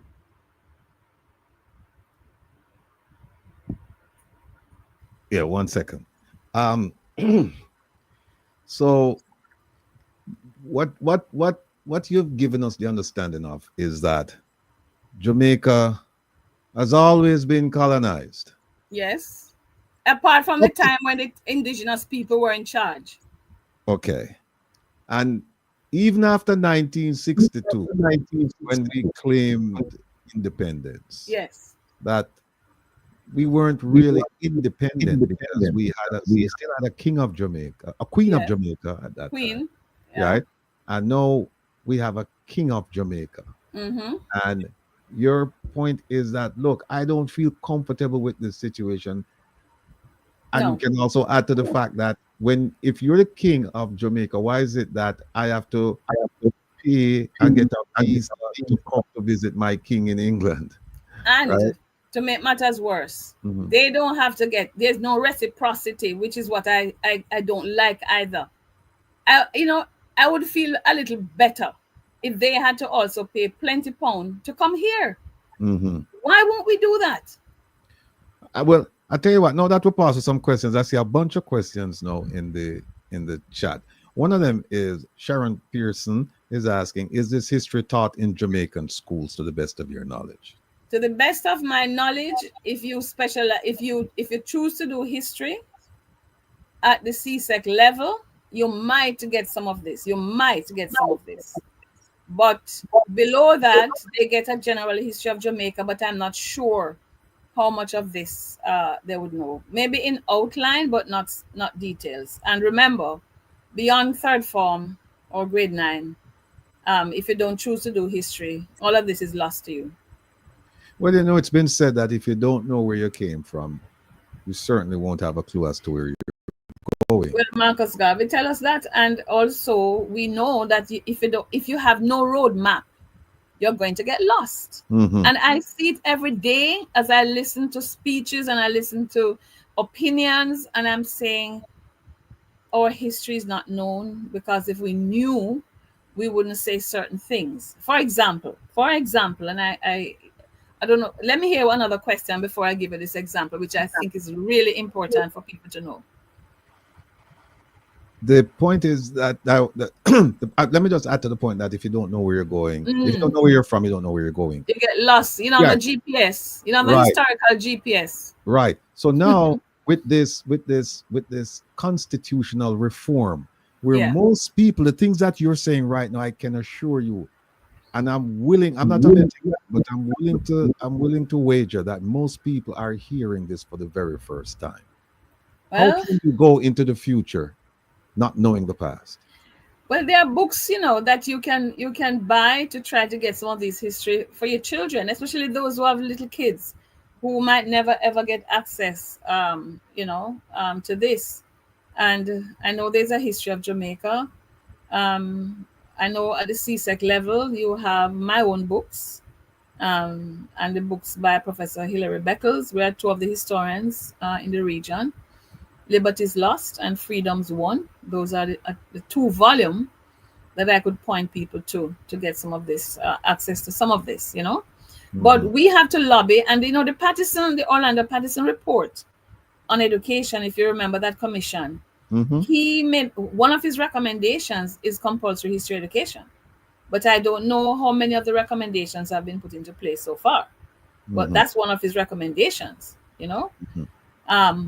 But one of the reasons I think I feel kind of, you know, concerned about this history not being known is that we are in the reparations movement now, right? It's a reparations campaign that is calling or demanding compensation from those who hurt our ancestors and those who cause us to be living right now with the legacies of chattel enslavement. Okay, so we're demanding reparations, and you need to know that is not because we have nothing more to do while we're in this campaign. It's because these very members of the royal family inherited money from the work of from the pain and suffering of our ancestors. I'll give you an example. These people, these kings and queens, benefited from the exploitation and dehumanization of Black people, Black bodies during the period of chattel enslavement. Queen Elizabeth I, as I told you, she outfitted Hawkins ships, right? And Queen Anne, Charles I, Charles II, James I, James II, William III, who reigned from 1689 until his death in 1702. So he was also the King of Scotland and Ireland during this time. George I and George II, all of these, they invested in the whole system of forced movement of people from Africa, and they benefited from the profits. In fact, you even had a company called the Royal African Company, you know. So it was a state-sanctioned capitalist venture, which resulted in over 15 million people being removed from Africa, and about 2 million who died, you know, crossing the Atlantic. And you know, Britain accounted for 26% of those trafficked to the region. So it was a state-sponsored. And now we had France, Portugal, Spain, and so on. And Portugal actually carried the bulk of the people from Africa. But Britain got the most money out of it, you know? And so they benefited. I mean, in fact, one of the earliest known monarchs to invest and profit from this trade in enslaved Africans was Queen Elizabeth I. So, and then, of course, you know, we had others, because I have to mention the Jesus of Lubeck. Jesus of Lubeck was a ship sponsored by Elizabeth I, you know. And so, and Elizabeth I's successors, who ruled from 1603 to 1714, applied a kind of public-private model and invested heavily in raiding missions to Africa.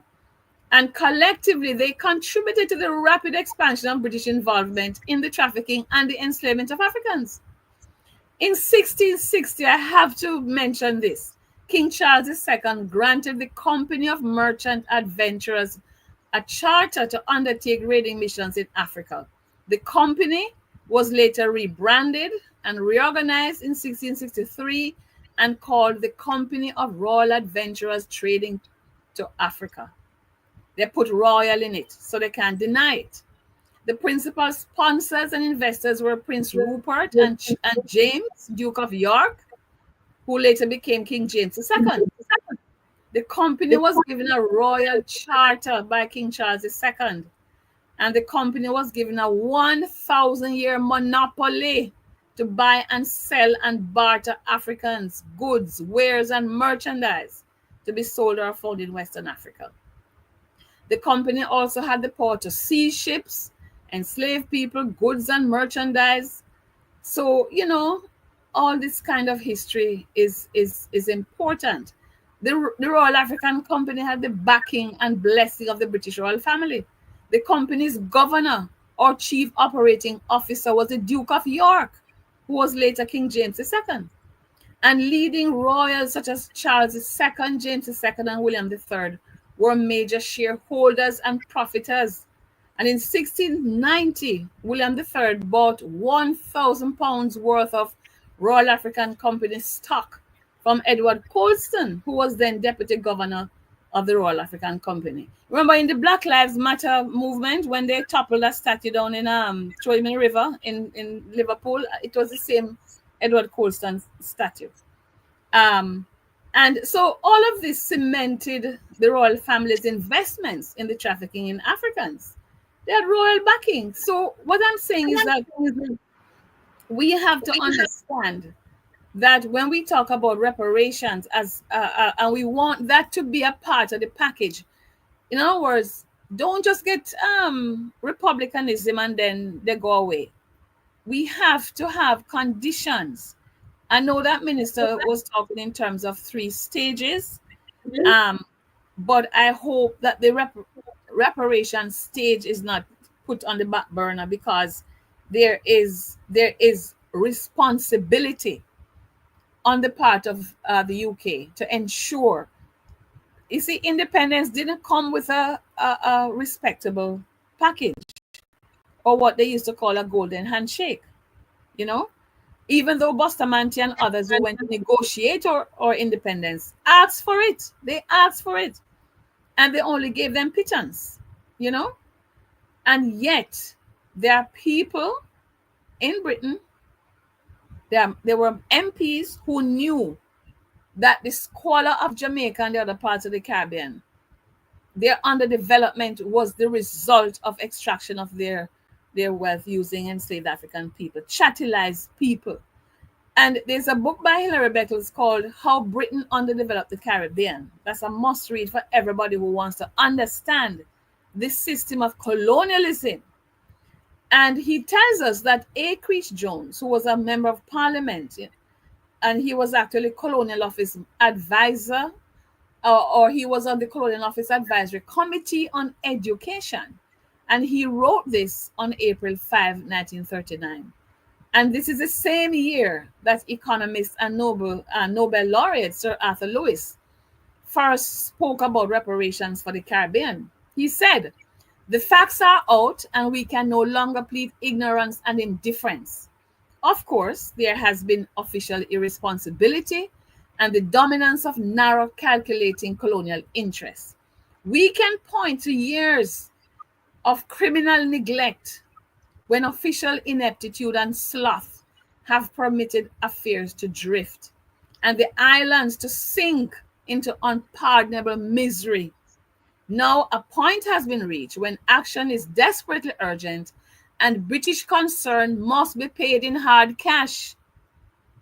The hopeless squalor of today is in a real way the measure of the shortcomings of our colonial policy and of our economic neglect.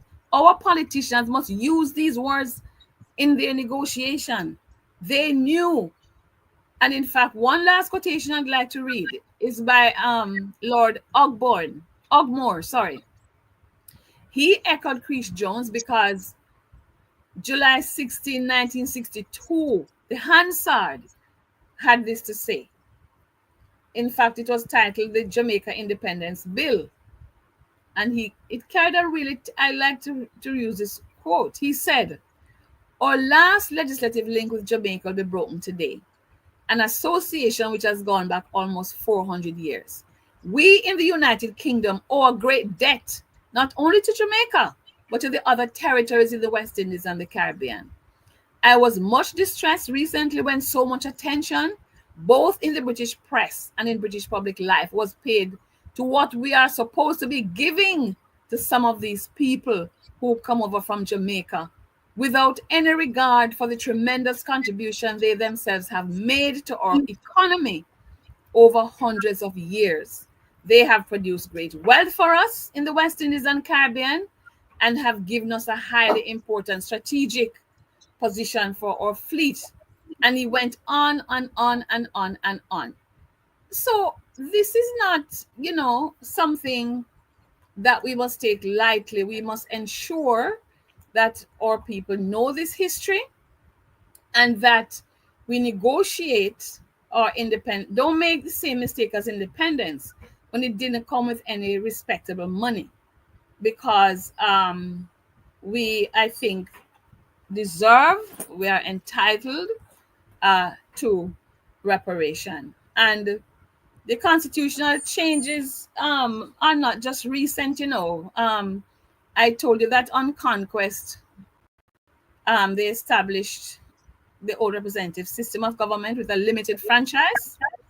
But afterwards, after the Morant War, when people were rising up for rights, they actually introduced something called Crown Colony government, when Jamaica returned to direct, a kind of direct rule from the British. So we came through that, the Crown Colony government, and then because of protest and continuing lobby, we returned to the old representative system with limited franchise. And increasingly before 1962, there were some other changes, internal self-government, franchise expanded until now we came to independence and universal adult suffrage, where I think first it was 18 and then 21, over 21 that people could vote. So we have come a far way. We have come through a lot of suffering, a lot of inequality in terms of our relationship with the UK.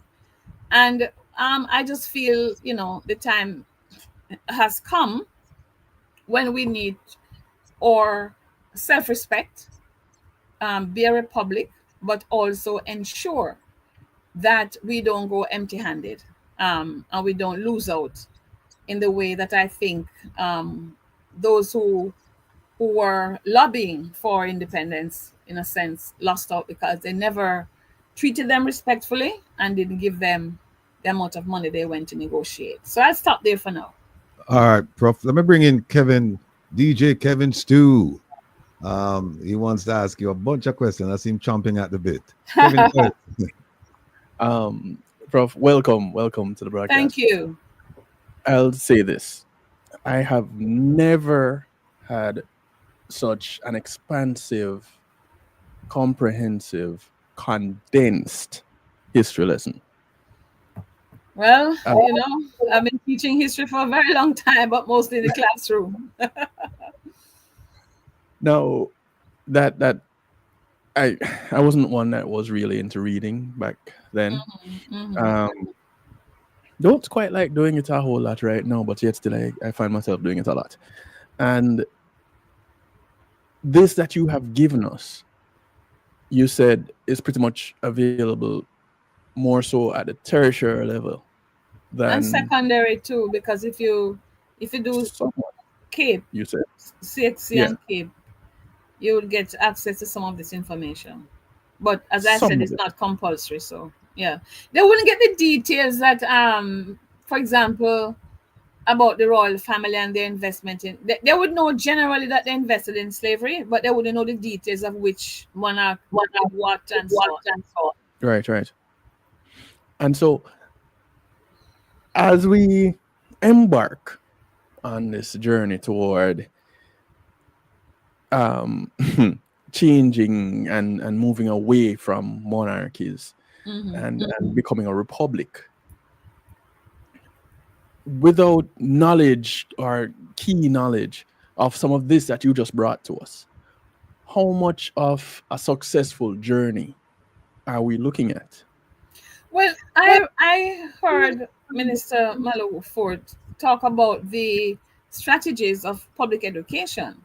And I know that while they are focusing on the political constitutional dimension, they are also engaging in public education. Um, and you know, Minister knows that the historians stand by for any help that is needed. We have the National Council on Reparation with experts, and I know they reach out. So we stand by to be of use to the government and people of Jamaica. I think you stand a better chance being of use to the people. Well, you know, that's why I do interviews like these, because I know that the station has a wide listenership, and you know, I've been on other stations as well teaching history, just to ensure that students and, you know, or people get a chance to know their history. I mean, I became interested in history from a very early age because the community in which I grew up, even though it was Hopewell on the title for the land, it was a land. It was a plantation, you know, just called Hopewell Plantation. And then, I mean, but I think in the 1940s, after the Moyne Commission report and the workers' protest of the 1930s, there was a land settlement scheme introduced, you know, and so small farmers were able to buy or pay down on small acres of land. So that Hopewell plantation was cut up, and small farmers were able to buy. But they call it Africa. People call it Africa. And I remember asking my mother, I always call her my first history teacher.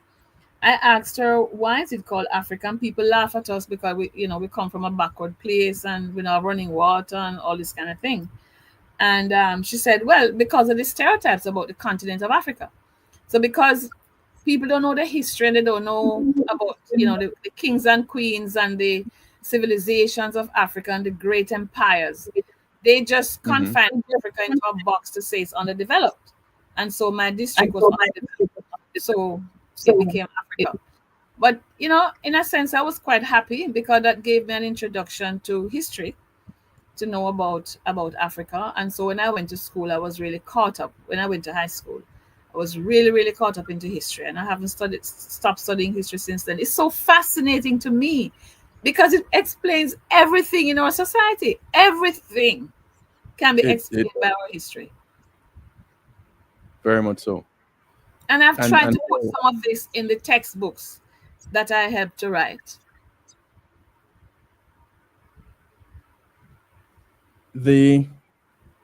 And of course, the push for more history to be imparted on our young minds. Yeah, but when I go into the bookshops, I don't see my books in the bookshops in Jamaica.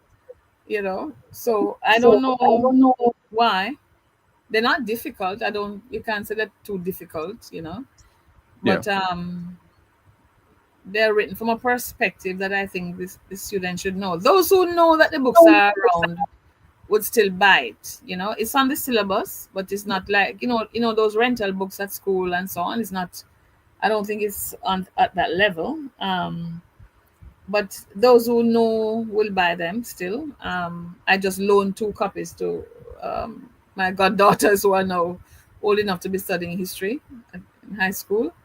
So those who know about their existence, and they will do well in exams because they have higher level knowledge than those who are not exposed to the revisionist writings that historians from the University of the West Indies have been doing for some time, you know, because we don't want our children to grow up with the kinds of prejudiced history that would have inherited from the colonialists. Correct. Someone is asking how it is that anyone can get their hands on some of these very same books that you're talking about, your books that you have helped to write, and others? Well, I don't see them. I went to a bookshop yesterday. I didn't see them there. They're not in the University of West Indies bookshop. I didn't see them there because I guess because they're secondary level books, they wouldn't put them there. They have my tertiary level books. They'll have to go on Amazon.com. I'm afraid. I have to go online to buy them. Thank you, Oti. Oti had put How Britain Underdeveloped the Caribbean. A link to that. That one is really, really, yes. How Britain underdeveloped the Caribbean. And there's another one by Professor Beckles called Britain's Black Debt. DEBT. Britain's Black Debt. It's a companion volume. And I'm telling you, the depth of research that our historians are doing, you know. I remember, I think that book was launched at Jamaica, at Kingston College. And quite a few students came from other schools too, and they were so fascinated, were fixed, you know, their eyes and minds on Professor Beckles' overview of the work. And we are privileged as historians in a sense because, you know, we sometimes get funding so that we can go to Britain, and they have written down everything in their archives. Nothing I'm telling you here is not captured somewhere in the British archives, in the British Library, in the parliamentary papers, and in the Jamaica papers that are out at Kew Gardens. That's where the British National Archives are located. And Jamaica records are called Colonial Office 137. And you can find everything. Sometimes I laugh to myself and I said, there's no way that Britain can, you know, wiggle out of the reparation demand, because the justification for reparation is the, you know, is conquest, colonization, the trafficking in Africans, the brutalization, the treatment of women, children. All of this is there. It's just there for you to read. And I wonder if they ever thought that these poor Black people and colonized people would ever be educated enough to be able to go and find those records. And when the reparation campaign started, I got knowledge that some of them were being batched and called not for public release yet, you know. So, but we have enough by now. By then, you would say we have enough. And University College London is doing an amazing amount of work to look at the compensation records. Remember that at Emancipation, the planters were given 20 million pounds sterling as compensation because they claim that they lost their quote-unquote property. That's us. Our ancestors were property. And so they said they need compensation from the British. So they got reparations and we're still fighting for reparations, you know. But the compensation records are all there in the treasury records out at Kew in the archives. And one university has put its resources so that we can just go online now and manipulate. If you know, like, for example, the people who got compensation for my district called Hopewell were the Hibberts. And I have the list of enslaved people who used to live on the property. I know how much the Hibberts got. And to be fair, there's a Hibbert trust now that we have asked for reparation, and they have allocated some money for Jamaica, except we have to draw down on it. We have to go claim it. But they have it in a trust. They have put aside from the Hibbert Trust some money for Jamaica because of the reparation lobby. So we are being successful. If people don't think it's not a pipe dream, it's real. But the point I'm making is that the historians, the trained historians at different universities, but many of them from UA. And by the way, I'm not in the history department, so I'm not speaking for the history department. I fled that department way back in the day. So that's another story. So I'm not speaking for them. I'm speaking for myself as a trained historian. But I have done so much work in those archives, and not only in out at Kew, but in all the county archives, because when the planters went back as absentees, they deposited their papers in the nearest archive in their counties. So while I was at Cambridge, I remember, getting funds from the college to go around to all of these, county archives, like Lincolnshire. It's in Lincolnshire County Archives that I met this dastardly man, Thomas Tislood. I don't know if you have heard about him, but Thomas Tislood, he was an overseer and then he owned a property in Westmoreland there. And he kept a journal of everything he did, everything that happened on the property and everything he did to enslave women especially, but also to enslave men. That man was so wicked. I went to the Westmoreland Parish Church to ask, where is his grave? I wanted to stamp on it. But they tell me the church expanded onto his grave, so he can no longer see Tisroad's grave there, right? You know what that man did? There was one enslaved man called, two enslaved men.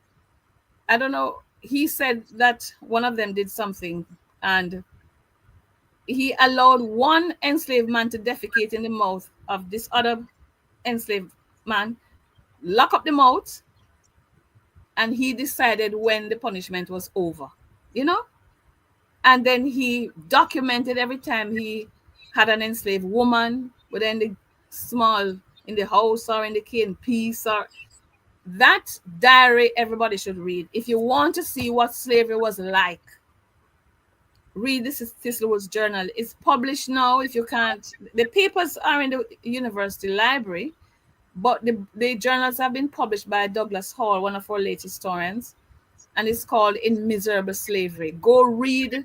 If you doubt what I am saying, you go read In Miserable Slavery by Thomas Tislood, edited by Douglas Hall. But I saw the papers for myself up in Lincolnshire because that's where he was from, and that's where he deposited his papers, right?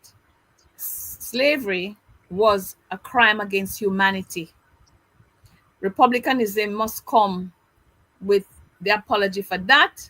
I know it's different processes, Minister explained that, but I'm still putting on the table that, and we have a National Council on Reparations, of course, and we are lobbying and so on, but they can't just get off, by saying, okay, rule yourself now.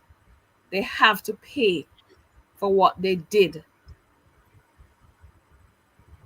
Well, so how do you monetize that? How do you put a dollar value on that? Because what we got before, when people watched Amistad, they came out of the theaters or they got up out of their couches, wherever they watched it, and had this anger in them.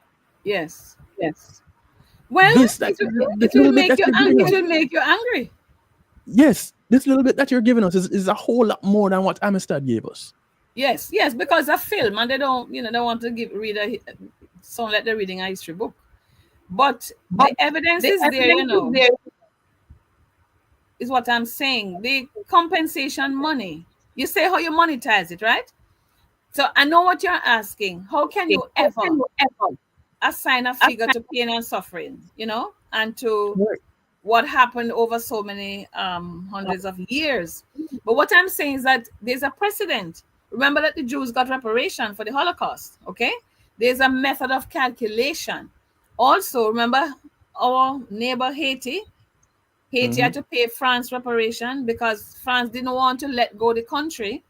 And they say the only way they would agree to the end of chattel enslavement, and even though the people fought for their freedom and kick out the French, they extracted money from Haiti. And when President Aristide called for reparation, you know what happened? You know what happened to him. So we can monetize that in today's money and say that's for Haiti, plus the pain and suffering, plus the lost wages. And there's a formula that can be worked out for people who are seeking compensation or damage for one thing or the other. But we can also look at the economic data. For example, let's give you one example from Trevor Bernard, my late colleague. He said Britain earned £5 million per year from sugar during the peak of the industry, right? And over a century alone, Britain made 100 million pounds, equal to over 2.5 trillion pounds in today's money. And then we're asking back for the compensation money. That's 20 million pounds sterling at the time. Britain had to take out a loan. They didn't finish pay off that loan until 2015. The same year when former President Cameron came around and told us, let's forget it and move on, right? So it was a big payout because 40 to 50% of that 20 million compensation money stayed in the UK, and it was distributed to over about 3,000 people, right? And of those, I think Jamaica must have gotten maybe 13,000 of the claims were filed by enslavers resident in Jamaica, and their payout was maybe 4.10 million, or somebody says 3 billion in today's money. And by the way, over 100 of those claims for compensation were submitted by members of the clergy, you know. And if you monetize the apprenticeship, this scam called apprenticeship, where they're telling people, oh, you must learn how to work and learn how to be free. These are people who are free, and they capture them and brought them to the Caribbean, and who knew how to work and so on. And you're telling them, oh, you need to spend 4 more years. Well, Antigua told them go to hell, and Antigua went straight to freedom, and I think Bermuda. But Jamaica went through apprenticeship if the enslaved was over 6 years. So my great-great-grandfather was Alexander Mighty, and so he would have been freed at 6 years old. He was 6, so he didn't have to go through the apprenticeship period, you know. But the colonialism was really you know, disfigured us in terms of our infrastructure, not enough money, you know, to develop our country at independence, nothing much. So it's a just cause. And this move to a republic, I think, would complete this cycle of ruling ourselves, you know, because I was telling you that after the Morant Bay War, we went through crown colony government. That means that the old representative system was abolished. And so we went back under crown rule, direct crown rule, through orders in council. And it's only gradually as people press, you know, the workers' movement, the Morant Bay War, and in between, then you had a gradual restoration of the representative system, you know. So it's representation by degrees, you know. I think about in 1884, they had 9 elected legislators. In 1895, you had 14. But the people continued to press for self-government. So 1944, we had another constitution under George VI. And this is when we had the establishment of a House of Representatives, whose members were elected by universal adult suffrage, and a nominated legislative council, upper house, and an executive council. So then the two-party system soon emerged after that, and the constitution was modified again in 1953 to allow for elected government ministers. In 1957, the executive council was transformed into a cabinet under the chairmanship of a premier, and Jamaica obtained full internal self-government in 2 years later, I think. We, of course, went through the federal interlude. Remember that the idea was for a federation of the West Indies.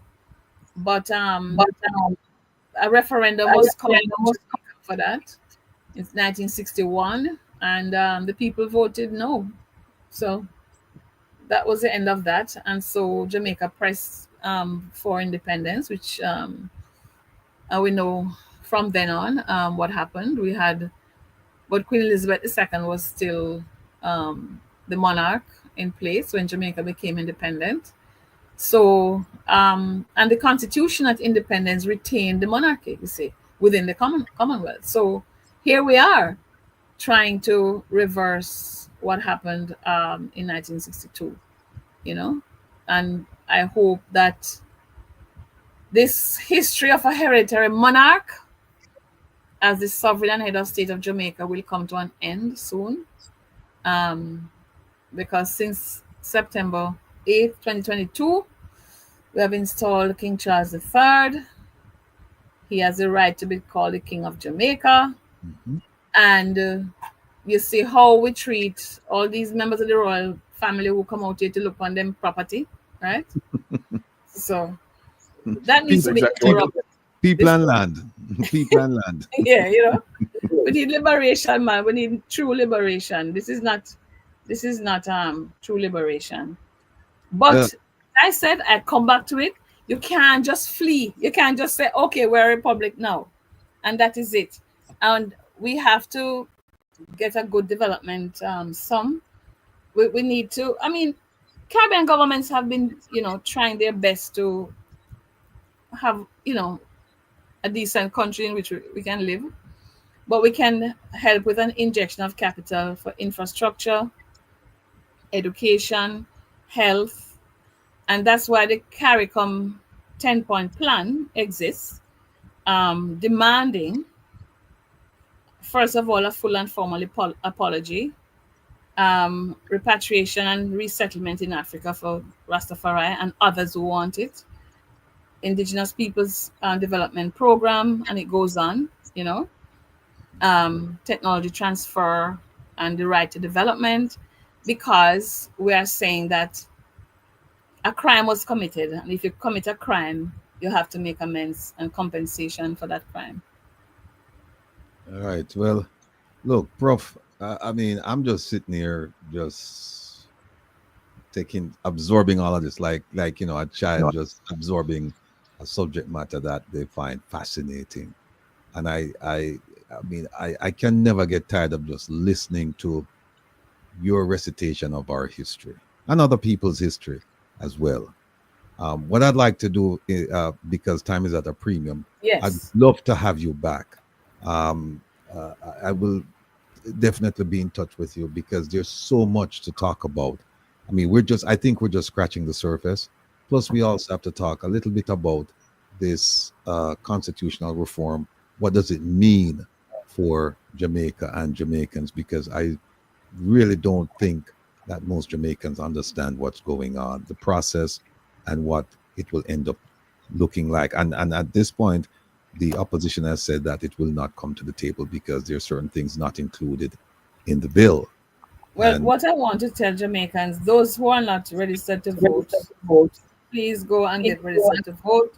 I mean, because when there has to be a referendum, as far as I understand. The people have to say yeah or nay. So no matter how hard government is working to make this happen, the people of Jamaica will have to vote in a referendum to decide if this is how they want to go.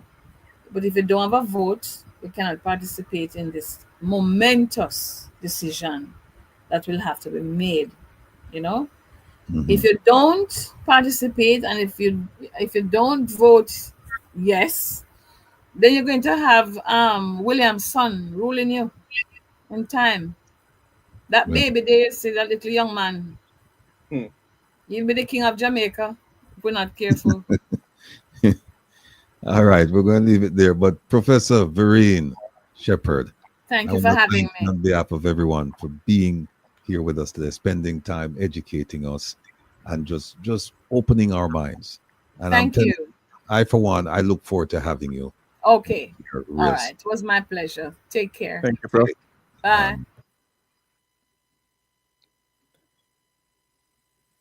Listen. Hey, where Kevin there? Kevin, where you there?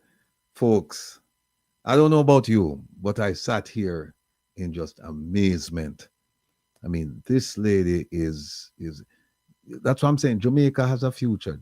Jamaica is, we have an abundance of riches when it comes to education. But we also are lagging behind with the younger generation, because you heard her. She said that the things that she's talking about, they're not being taught at the primary level. You get some of it at the secondary and some of it at the tertiary.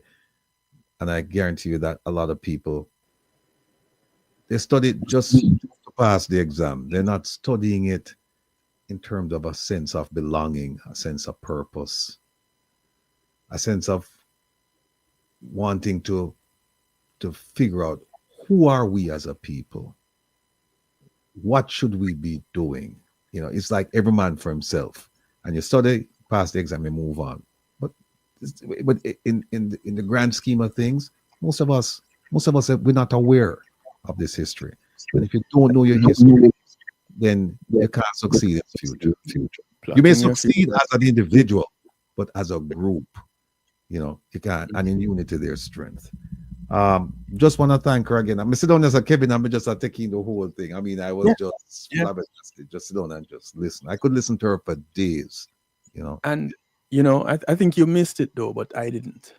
Sharon Pearson, lady, you.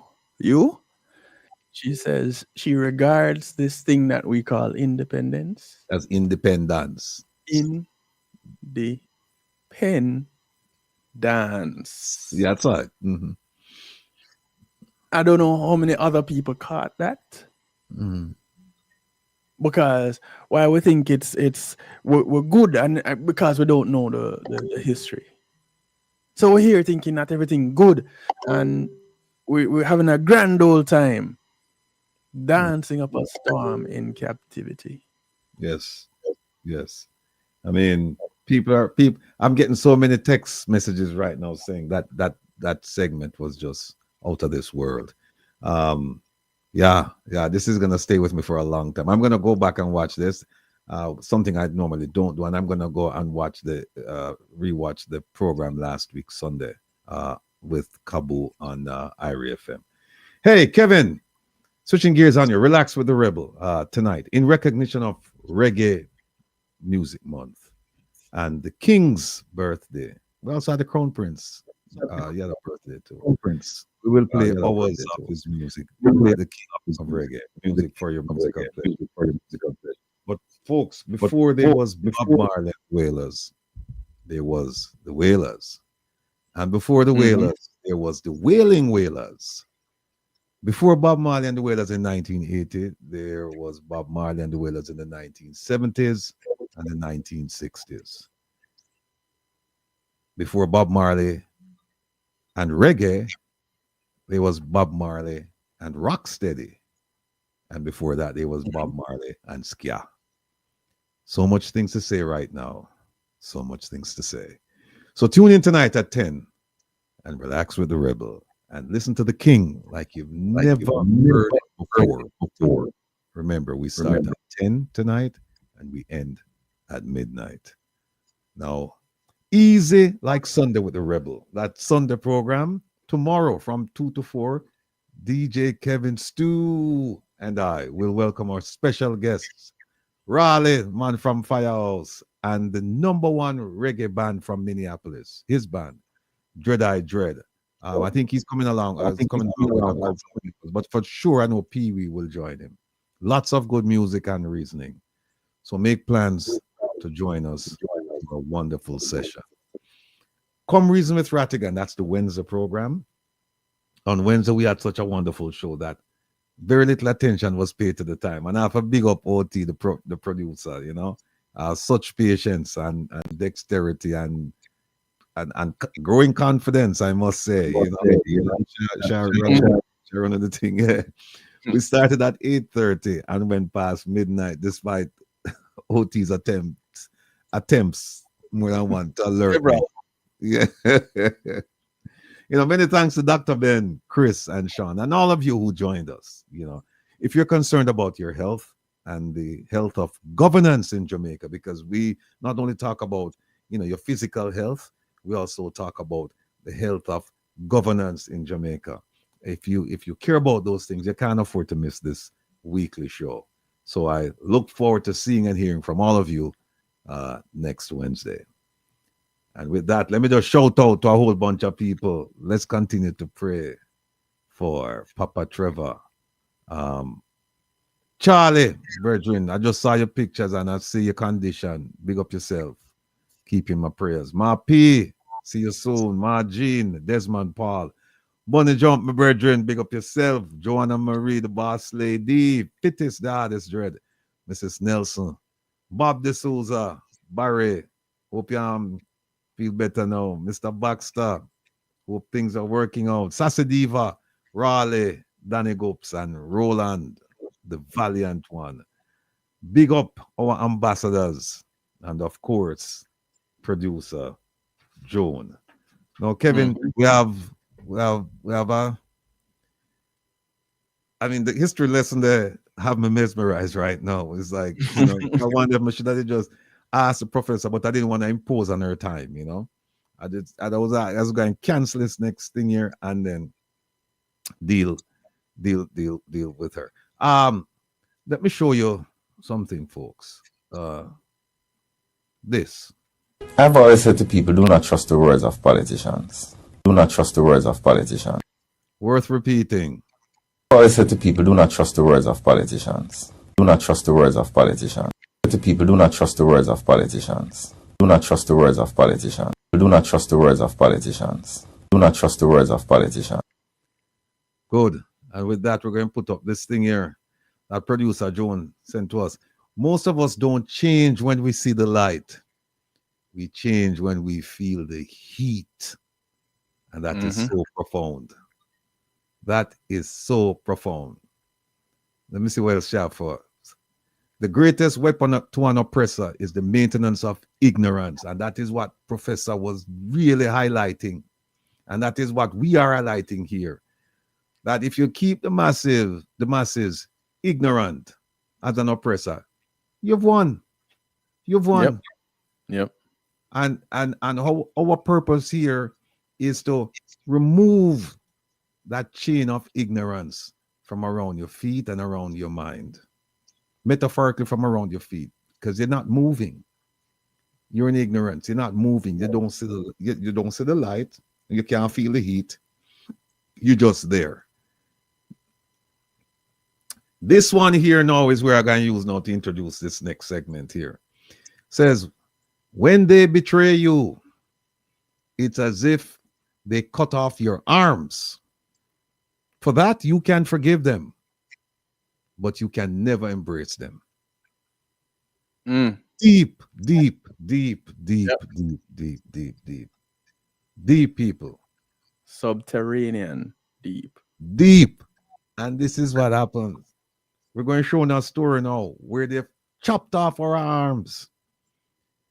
And we will acknowledge that it's happened. And while we can forgive them, we cannot embrace them. Here we go. What did diaspora did now, Kev? All right, this. All right.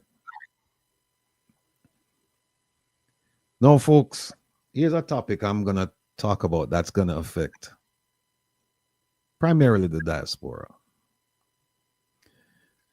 Because we're not united. We've never been.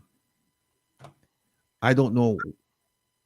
Even when we bring up subjects like beach access and we talk about it here, you still have some people who they don't. They say they like, but they don't feel the heat. You know. Mm-hmm.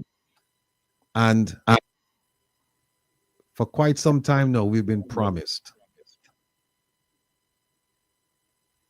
the vote in Jamaica and seats in the Senate. I'm going to take you down the path of history, recent history,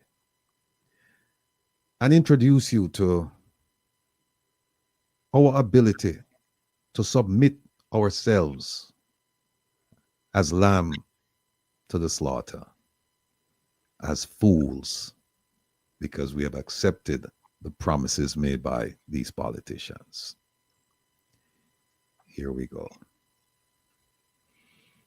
If you look at that date, that's June 17, 2008.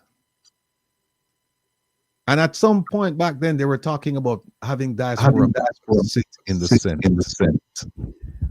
But something happened around that time. What happened? Minister Vaz, if most of you I think will remember, he had U.S. citizenship while sitting in the parliament. And there was a lawsuit. And he had to give up his U.S. citizenship. And it affected the movement of getting diaspora reps in the Senate, because they're saying, look, you cannot get people from the diaspora who are citizens of the United States. The UK, it really didn't matter because they considered Commonwealth citizens, and the same thing for Canada. But the US, it was problematic. Wouldn't be able to do it. And here's Bruce Golding, former prime minister, well, prime minister at the time in 2008, talking about it. And it says it right here. It says plans to reserve 2 seats. 2 seats they were going to give us. 2 seats in the Senate for representatives of the Jamaican diaspora may have to be thrown out the window because of the recent ruling relating to the holding of dual citizenship. And they went on and talked about how, you know, it would be nice to have, you know, the diaspora, and we want them to be represented.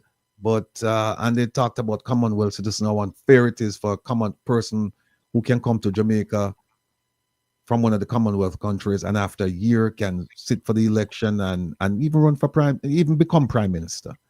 But somebody who lives in America, they just can't do it. So that's the first thing I want to show you. Let me see if there's anything else there. No, that's the first one.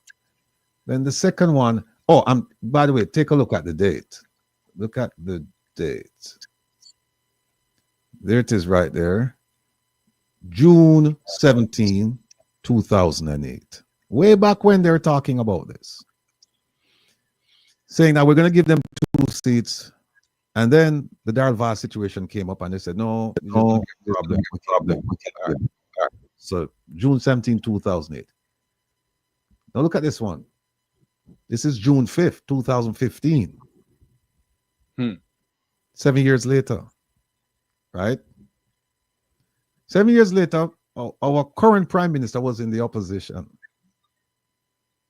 And he said that the opposition considers diaspora rep in parliament. He says, yes, we want them to be in parliament. And it went from 2 under Bruce Golding to now 1 under opposition leader Andrew Holness. He says it right there. It says, as part of a new vision, it's not new. The only thing new is the reduction in the number. But the idea of having representation was always there. So it's as part of a new vision for Jamaica. Opposition leader Andrew Holness is citing a diaspora representative in the House of Parliament if the Jamaica Labour Party forms the next government. You hear that? If we form the next government, we are going to make sure that the diaspora get a rep in the House of Parliament. Right? What was that voice clip again? What a video clip? What did it say? Which one? That one that you always play, man. What does it say? Oh. Here we go, folks. Here we go. Sorry. I've always said to people, do not trust the words of politicians. Do not trust the words of politicians. And here's why we know we can't trust them people. Bruce Golding said 2, but he said, but you know what, folks, I can't give them to you. There's a problem because the Darryl Vaz thing. But here's the thing, Kevin. They could have gone to the people in the UK and Canada, you know, and say, hey, you know what? You're part of the diaspora. You're Commonwealth citizens. We're going to give you a shot at having a seat in the Senate. They could have done that. They didn't, which tells me that they were focused primarily on the US, right? So 7 years later, opposition leader, current Prime Minister Andrew Holness said, I have a new vision. There's nothing new about that, people. All right. The only thing new was, like I said before. And him say, well, we're going to give him 1 seat. And then him say, it's right there, Kevin. Thanks for bringing my attention to that clip by Minister Morgan. He says, if we win, if we form the next government, we are going to give you a seat. This was June 2015. To date, we don't have no seat, right? No, that's June 2015. Now, I can tell you that I was at a function in September 2016, and he said the same thing. He also said he and my favorite minister, Minister Kamina Johnson-Smith, said, we are going to develop a mechanism whereby you guys can vote and you guys can take your seat. And they also said, we're looking at studies from, at examples. We're doing our studies across the world and looking at best examples of how to do this. And here is what he also said. I am inclined to give the vote to the diaspora in Jamaica. I know it's not universally agreed in the diaspora. Then he said, there's no reason why we shouldn't benefit from this. We just have to act on it. Mr. Prime Minister, have you acted? He says, I feel it would be a good start to do what the French have done. And we are still doing our research to see where France has created diaspora seats in the parliament. This is 2015. He's studying it. He was studying it from before, under Bruce Golding. And he was studying 7 years later, 2015. And 10 years later, he's still studying. So I wonder how him get a PhD date from I'm start studying at 2020. How him get a PhD date from 2020 to 2025. When he must study this from so far back and him can't get it right. Him not take no action. And him say, we just have to act. But folks, it gets interesting. Here's one of the things that they did. Here's a trick. Here's one of the tricks that they did. They said, okay, you know what? We're going to give them one seat, and we're also going to propose voting, that people in the diaspora can vote from the diaspora. Here's how they propose that. They said, we're going to let them do something called constituent voting. What does that mean? It means, folks, they would give all of the diaspora, all 6 million, 50 million, 100 million, whatever the number is, they would give us one constituency to vote in. All of us would vote in one constituency out of the 63. One. Because them said, we don't want these guys to overwhelm us and then also they can dictate who will run the government. So we're just going, it's a token representation, and we're just going to let them vote in all 6 million or whatever the numbers, have them vote in one constituency. So that was that. Here's another article.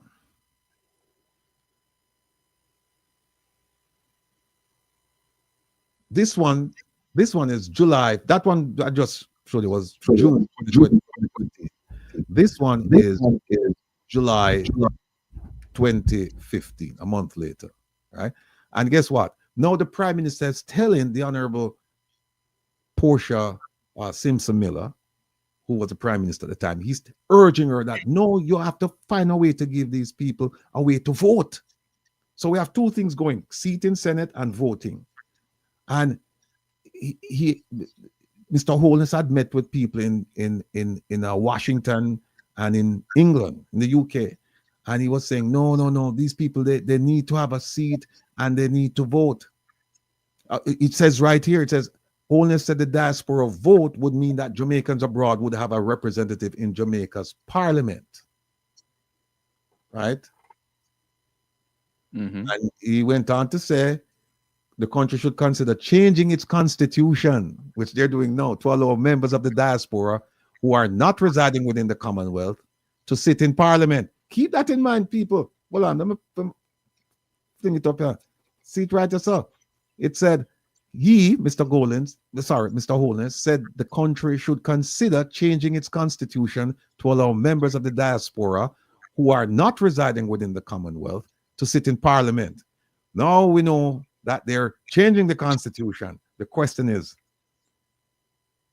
are they changing it to include a member of the diaspora being a member of parliament? There it is right there. Thank you, Kevin. Last sentence. He said the country should consider changing its constitution to allow members of the diaspora who are not residing within the Commonwealth to sit in parliament.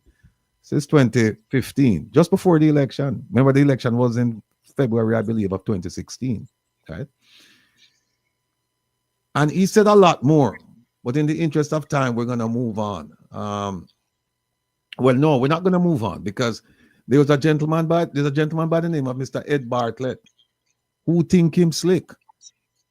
Because hear what he said at the time. He said, I have consistently raised the issue of engaging the diaspora in our parliamentary process. I am not suggesting absentee balloting. So Wema says that I don't want to vote. I don't want to give enough vote from overseas.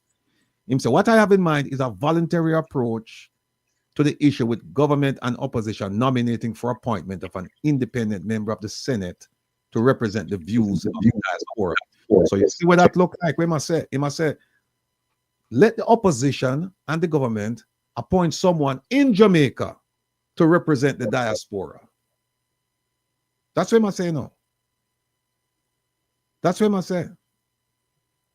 And he went on to say that such an appointment would not hurt the government unless there's fear of the government attempting to overturn the constitutional position in that chamber.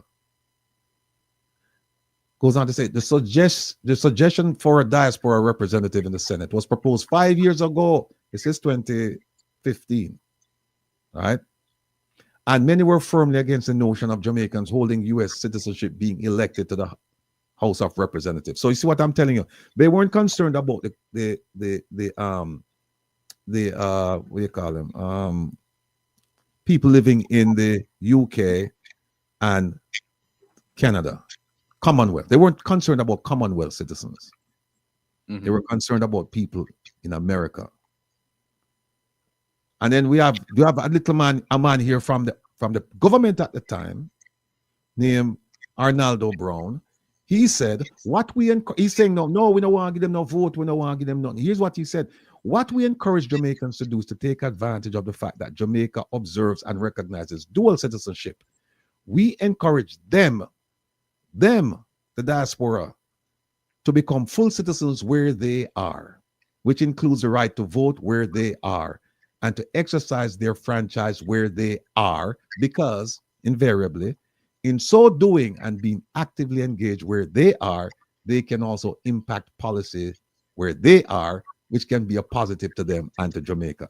So what I say is that stay in America, become citizens, vote on issues affecting America and Jamaica, and by doing so, you'd have made your contribution. We don't want to no come here, and we don't want to go no vote. Vote one day in American election and local election in America, and try and influence policy towards Jamaica. This is a member of the PNP government saying this, right? Here's one that's interesting. The Shadow Minister on Foreign Affairs also argued that the biennial diaspora summits, the one we them have last year, held in Jamaica, are not adequate for consistent and effective engagement. So I'm saying the diaspora conference with them have in Jamaica foolishness. I agree with him on that. No, here's another one. We are not in favor of extending the right to vote to non-residents because we outnumber the Jamaicans living here, and it would not be fair for persons here to live under government we elected. And they go on and on and on.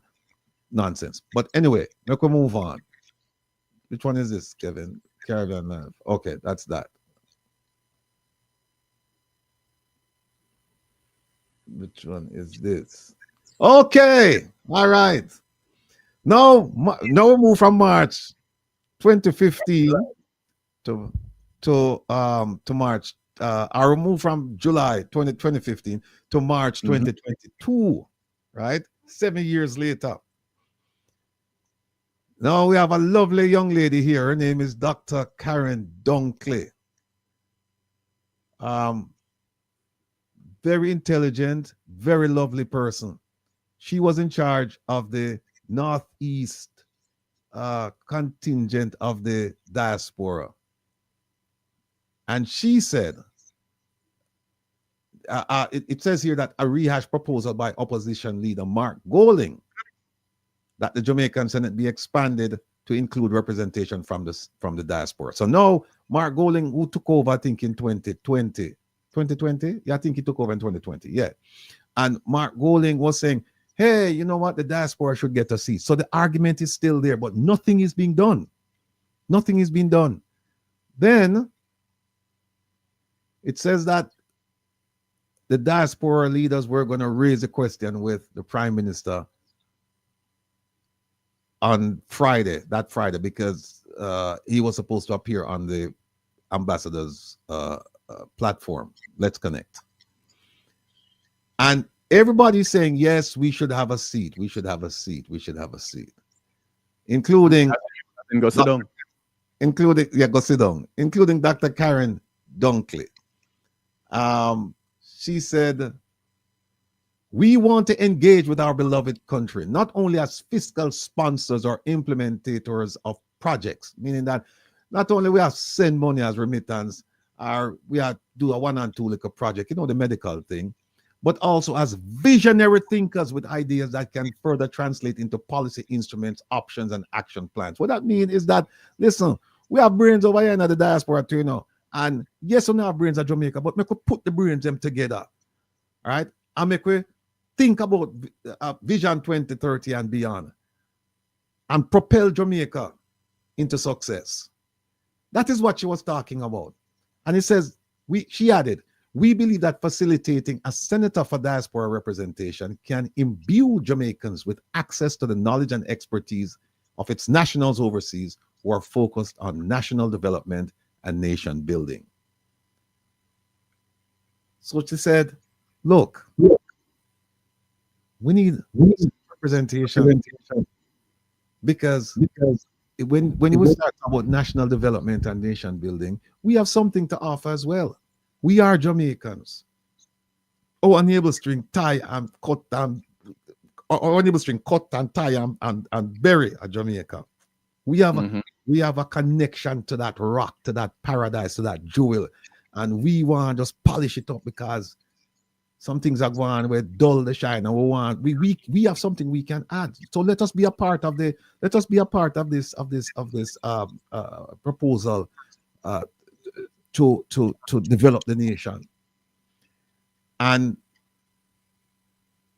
they said that, well, we're not sure how it would work, but we can work on it, and blah blah blah blah blah. Let me see who else. Erwin Clear. Oh, look at Erwin Clear. What Erwin Clear said. He's been a diaspora leader for some time now. Well known, well liked. He said, my concern is that both parties have made similar calls while in opposition, but does nothing while in government. I mean, him lick the nail right on the head. Him say, listen, when they're in opposition, them come and them tell you, yes, you guys are invaluable to nation building and the development of Jamaica. But as soon as them get in a government, them forget about it. I him say so. And a lot of people would agree with him. He said it would demonstrate a seriousness on the part of both parties about the engagement of the diaspora in nation building. All right? And let me see what else, if there's anything else here. Come, let me see Ishmael a while ago. I'll bring him on. So, hold on.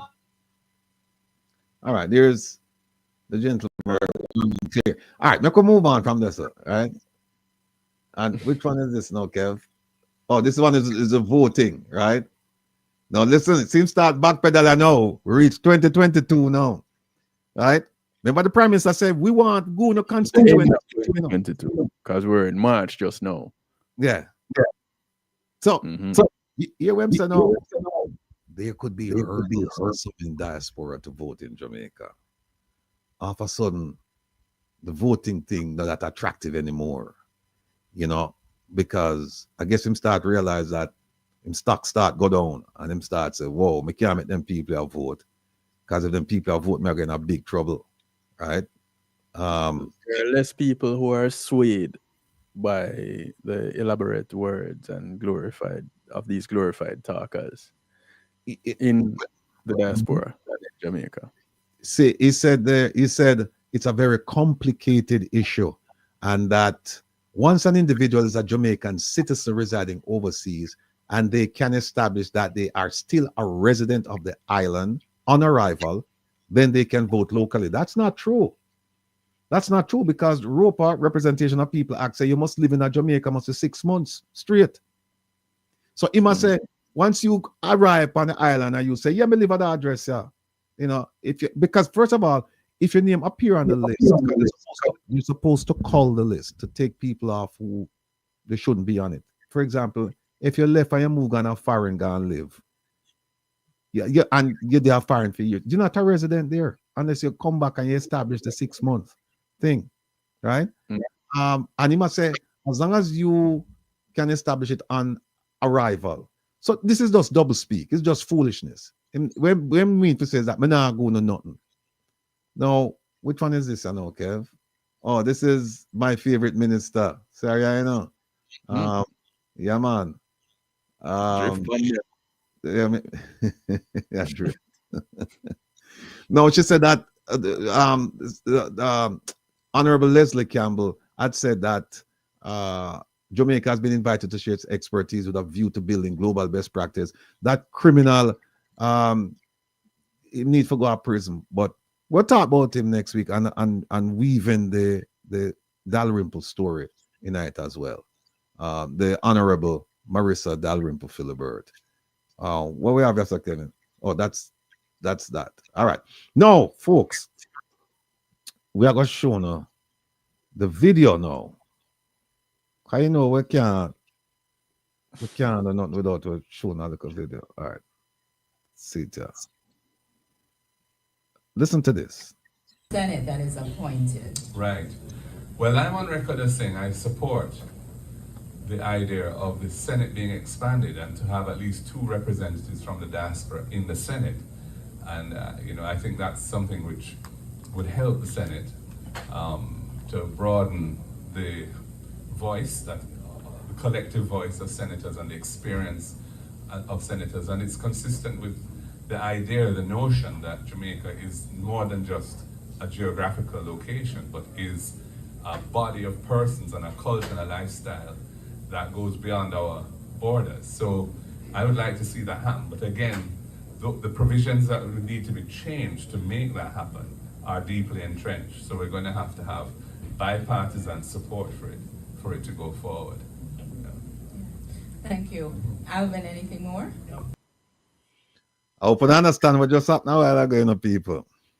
Open our using the Wizzy, you know. I forget how they come now. I think Richard said that Richard our Dr. Ben said your brain make up mostly like cholesterol. Open our using the cholesterol, you know. I figure out what go on. Dr. Ben. What was that, Kevin? It might be Dr. Ben. It might be Dr. Ben. Yeah. Open to figure out what go on because you hear him say the opposition leader said, I want to see 2 representatives from the diaspora in the Senate. Expand the Senate so it is 21. So I must say make it greater than 21, the number greater than 21, and get 2 people from the diaspora there. But it on notice when say we never pay attention to. Most of us will hear, yeah, him say 2 seats. What we didn't hear is how you acquire, how you get to 2 seats. Him say, listen, it's a deeply entrenched provision in the Senate representation. It's a deeply entrenched provision in the Constitution. As a result, it requires a 2/3 vote in the House. It requires a 2/3 vote in the Senate. And it requires a referendum. Now, you heard from Professor Vereen today that we've had only 1 referendum in Jamaica, in the history of Jamaica, only 1, and it was in 1961 regarding federation, and that didn't pass. So since independence, we have never had a referendum since 1962. And hear what the opposition leader says. He says, while I'm inclined and I believe and I would like the diaspora to have 2 seats in the Senate because I think they can provide invaluable contribution to nation building and development. It is going to take 2/3 in the House, 2/3 in the Senate, and the will of the people themselves, not through their representatives, but the people themselves will have to speak. And what you will have is a majority of the eligible voters will have to. If you get a majority of the eligible voters voting for it, then yes. So this is a huge deal. This is a huge deal. Well, guess what, people? As fate would have it, FATE would have it. This government is now calling for a referendum. The bill is before Parliament. The bill is there. So remember now, we have the government when it was in opposition saying we need representatives in the Senate for the diaspora, right? We have this opposition party, when they were there, they say, yeah, but, and then Mr. Arnaldo, whatever his name is, said, no, let them stay where they are, let them vote, and let them influence policy there that can benefit Jamaica. We don't really want them here. Then we have the current prime minister, said all of these things when he was opposition leader. Then he became prime minister and he said, yes, they must get it. And then not only that, they must get to vote. And then we saw William start back off a bit and said, no, give them constituent voting. And boy, I don't know if this thing is going to work. And now we see where the opposition led by Mr. Mark Golding say, no, give them one, give them two. And it have to be a referendum. Well, guess what, people? Yeah, I'm saying bipartisan, right? But just through the pan, let me just explain something to people because a lot of people don't understand this. You don't need bipartisan support of a constitutional reform for it to be submitted to the people of entrenched or deeply entrenched provisions. What does that mean? It means that you don't have to have PNP and JLP politicians agree that, yes, we should send this to the people before it can be sent to the people, because the Constitution provides that. If there's a bill that requires a referendum and it's passed in the House, goes to the Senate, and as you know, that's where the power is for the opposition, right? If something requires a 2/3 vote, you cannot get a 2/3 vote in the Senate unless one person from the opposition crosses over and votes with the government side. Right, that's where the power is. So you need 2/3 you need 2/3 in the House. And let me just give you an example that everybody can follow. We'll make this plain and simple that even a baby can understand this. Not that you need to, but I need to. I need to do this. The way the government is right now, the way Parliament is right now, you have 49 members of the JLP and 14 members of the PNP. That's 63, right? So to get 2/3 vote, the JLP have their 2/3 already. 49 and 14, right? They have the 2/3. Now, when you get to the Senate, it's a different thing. The Senate is 21. It's 13 and 8. So you have to have somebody from the 8 cross over to the 13 to make it 14, and then you get your 2/3. So what's going to happen now? With this reform bill that they have, they're going to get the 2/3 in the House because they have the they have numbers in their favor. But when it gets to the Senate, if the PNP says, we're not voting for this, they can't get the 2/3. Here's what the Constitution says. It says, okay, you send it back, and what happened is after a certain passage of time, then you resubmit to the Senate. And if you still don't get 2/3, if the PNP hold out and say we're not voting for it, guess what happens? The JLP can then send it as a referendum to the people. But the problem is this: you are now going to need not a simple majority of the electorate voting for it to pass. You're going to need 2/3. You're going to need a greater number of people have to vote for it now. You don't need a simple majority. You need 2/3. So it makes sense to have a consensus, because if you don't have a consensus and it go out there, chances are it is not going to pass. Not going to happen. It's not going to happen. So that is where we are. Now, the question is, I hear the opposition party, and they said, and I agree with them. I agree with the opposition party. They said this is a non-starter because there's no impeachment in the reform. There's no term limit in the reform bill. There is no declaration that the Caribbean Court of Justice will be the apex court for Jamaica, meaning that you don't have to go to the Privy Council in England. They don't have that. And they said, for these reasons, we're not going to vote for it. But here's what I didn't hear them say. I didn't hear them say, plus, we want the 2 seats in the Senate for our brothers and sisters in the diaspora. They never mentioned that. They never mentioned that. No, maybe they are thinking about it. I can't say what's in their mind, but I can tell you what they've said and what they haven't said. And they haven't said a word about it, people. So that's why they said government of Jamaica and the fools in the diaspora. Because as we know, a promise is a comfort to a fool. Now let me show you the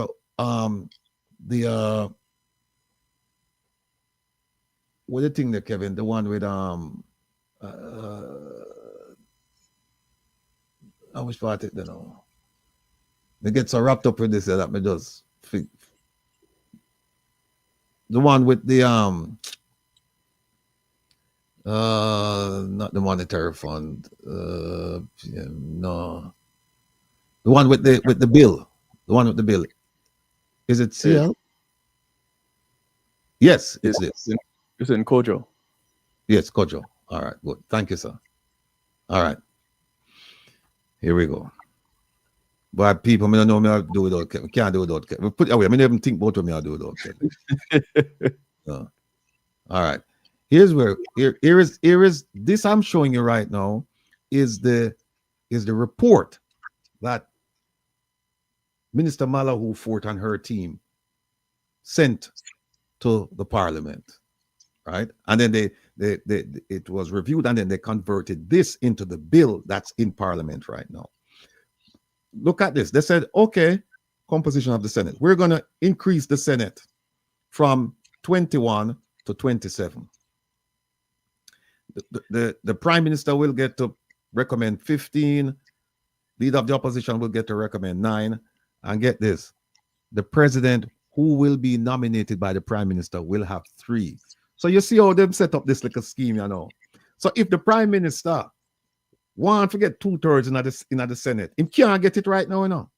If the PNP decides that them not voting for anything he put there, he can't, and it requires a 2/3 vote. He will not get 2/3 because it can't factor into 13. You need one for it can't factor in it 2 times, right? So you need one for go over there to make it 14, and you have 7 on that side, so them get the 2/3. So you see, look what them slick, look what them do now.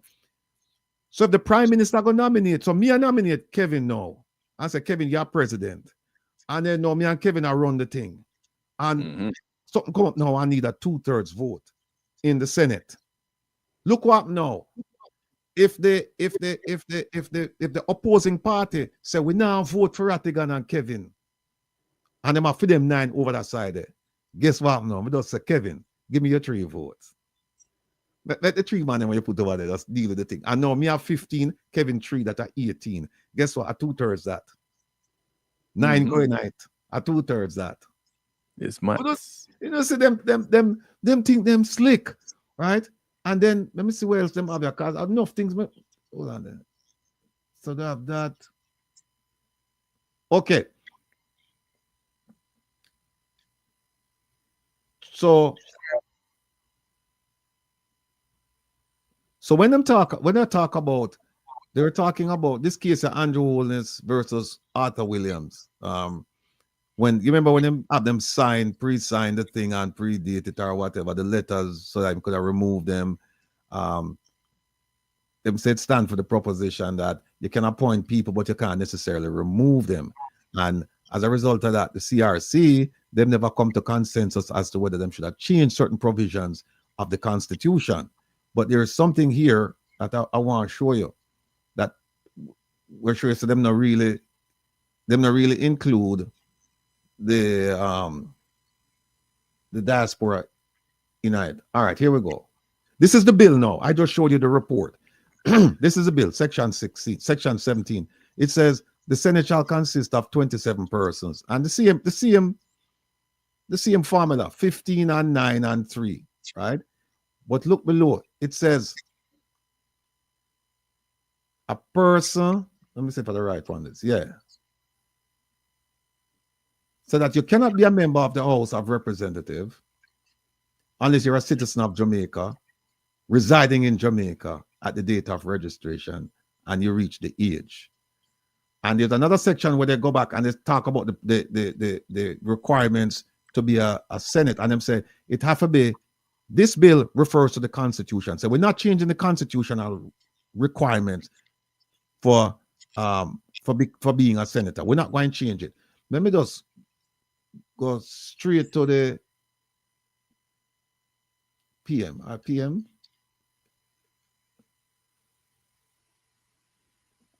What I look for, Kevin? Me I look for the no, not that. Me I look for the Constitution. I thought we had it up. Hold on a second. Yeah, you didn't. You moved it. Where me move it to? Goodness. No. Start. Hold on a second. Hold on there. Hold on there, people. All right. This is not the version I like, but anyway, it will work. This 39, section 39 of the Constitution. This didn't change. The bill in Parliament right now said we're not going to change the requirements for membership in the Senate and the House of Representatives. And it says, subject to section 40, we'll get to section 40. It says, you can be, you can only be a member of the Senate or the House of Representatives. Look at B. It says,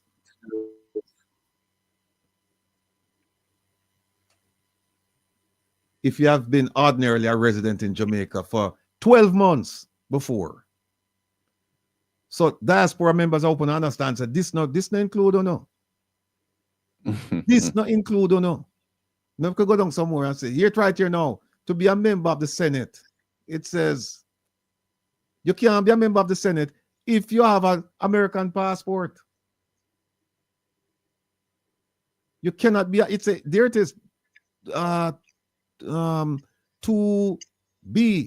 no, sorry, 2A, where it says, no person shall be qualified to be appointed as a senator or elected as a member of the House of Representatives who is by virtue of his own act. Like you go take out a passport, you go acquire citizenship under any acknowledgement of allegiance, obedience, or adherence to a foreign power or state. And when you take out an American passport, that is what you do. Mm-hmm. So you cannot be no senator in Jamaica under this new bill. But let me show you something else. You knew so loosely. How new is that new? What new? You say under this new bill. Oh, the bill, it's been sitting there now for, it went in December. It hasn't been passed yet because the rules set up to sit there for 3 months and then them have the debate and then wait another 3 months and then them vote on it and then them send it to the Senate and then it come back and all of that nonsense. But so look at what it says. Right. Get an answer about that. Yeah? So about August we can get an answer about on that. Probably. Yeah. No, look at what it says here. It says here that you can be the president if you're not disqualified from membership of the House of Representatives or the Senate as described in section 41, 1, 2. And that is what I just showed you. Right? No, there is, let me go back to this.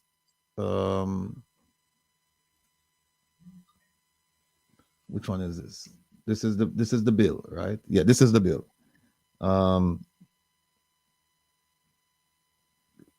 Report 7.1. So what happens is that there's a section here in this bill. I think I passed it already. Hold on a second. There's a section in this bill that talks about what they will do in the Senate. Yes. It talks about what they will do in the Senate. Hold on. Let me see if I find it here. No, I don't think it's this far down. Hold on. All right, here it is. All you diasporans who harbor ideas of going back to Jamaica and being in the Senate, read this and weep. All right?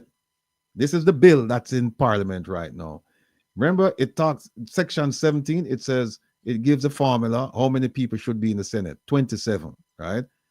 15 by the Prime Minister, 9 by the Leader of the Opposition, and 3 by the President. Look at what 4 said right there. 17 subsection 4. It says 3 senators shall be appointed by the President in the President's discretion. And where will we get these 3 people? It says from among persons in the private sector, civil society, faith-based or community-based organizations, or other sectors of the society. When they say the society, they're talking about Jamaica. And here's what they say. And in making any appointment under this subsection 17.4, the president may have regard to the representation by any such person of the interests of Jamaican citizens who reside abroad. Understand what that mean? What that mean? And unless somebody can explain this to me otherwise, what this means is that he must say, hey, the three people that I put in, one of them can actually talk about diaspora issues. It may have regard to the representation by any such person of the representation of the interests of Jamaican citizens who reside abroad. So it's not a diaspora member who will be sitting there. And remember now, under the 9, they will be chosen based on Section 40 of the Constitution, Section 40, subsection 2. And the 15, same thing, which means you have to live at Jamaica. And this one, this senator, you know, the president now, him say, look, for my 3, I can have one person who, you know, him can deal with some issues for the diaspora. No, that's not what we were promised. That's not what we were promised. And folks, I want to remember this. I've always said to people, do not trust the words of politicians. Do not trust the words of politicians. I've always said to people, do not trust the words of politicians. Do not trust the words of politicians. I've always said to people, do not trust the words of politicians. Do not trust the words of politicians. There we are. Like fools, we have been promised. And we just love promises so much so that we never bother stop and ask the pertinent questions like, how are these promises going to be fulfilled? Yes, Eco, cock mouth kill cock. Them come and them tell us these things, and none of us said to them, say, how is this thing going to work? Mark Golden stepped out, credit to him, and said, listen, here's how it's going to work. It's going to work 2/3 of both houses and referendum. We've never had a referendum. We haven't had one since independence. This is the first one. And you mean to tell me the first one coming out now, this is the best they can say, that, yeah, the president, out of him 3, him can't have one person who can just say, all right, fine. But guess what? The person who I talk about, it must come from the society. And when them say the society, they attack the Jamaican society. In Jamaica, they're not talking about the diaspora society. And we just sit back and guess what now? Some people, we don't read. A lot of us, we don't read. And what will happen is the politicians will come to us and they'll say, yeah, man, we're going to get on our seat. And we say, yeah. And we forget this are going from 2010. 15 years in the making. And now we have a glorious opportunity for them to say, fine. You see. And them say, no, we just get somebody at Jamaica who can represent whatever interest them have. Think about that. Yes, Kesu, them think we born on no mother gonna market. Them think we drop from sky. But mama there is no fool. Mama there is no fool. Kevin, you know what? No, what they attack and name you sent them the email? Yeah, I did. Yeah. I don't see him on there. I can reach out to him and see.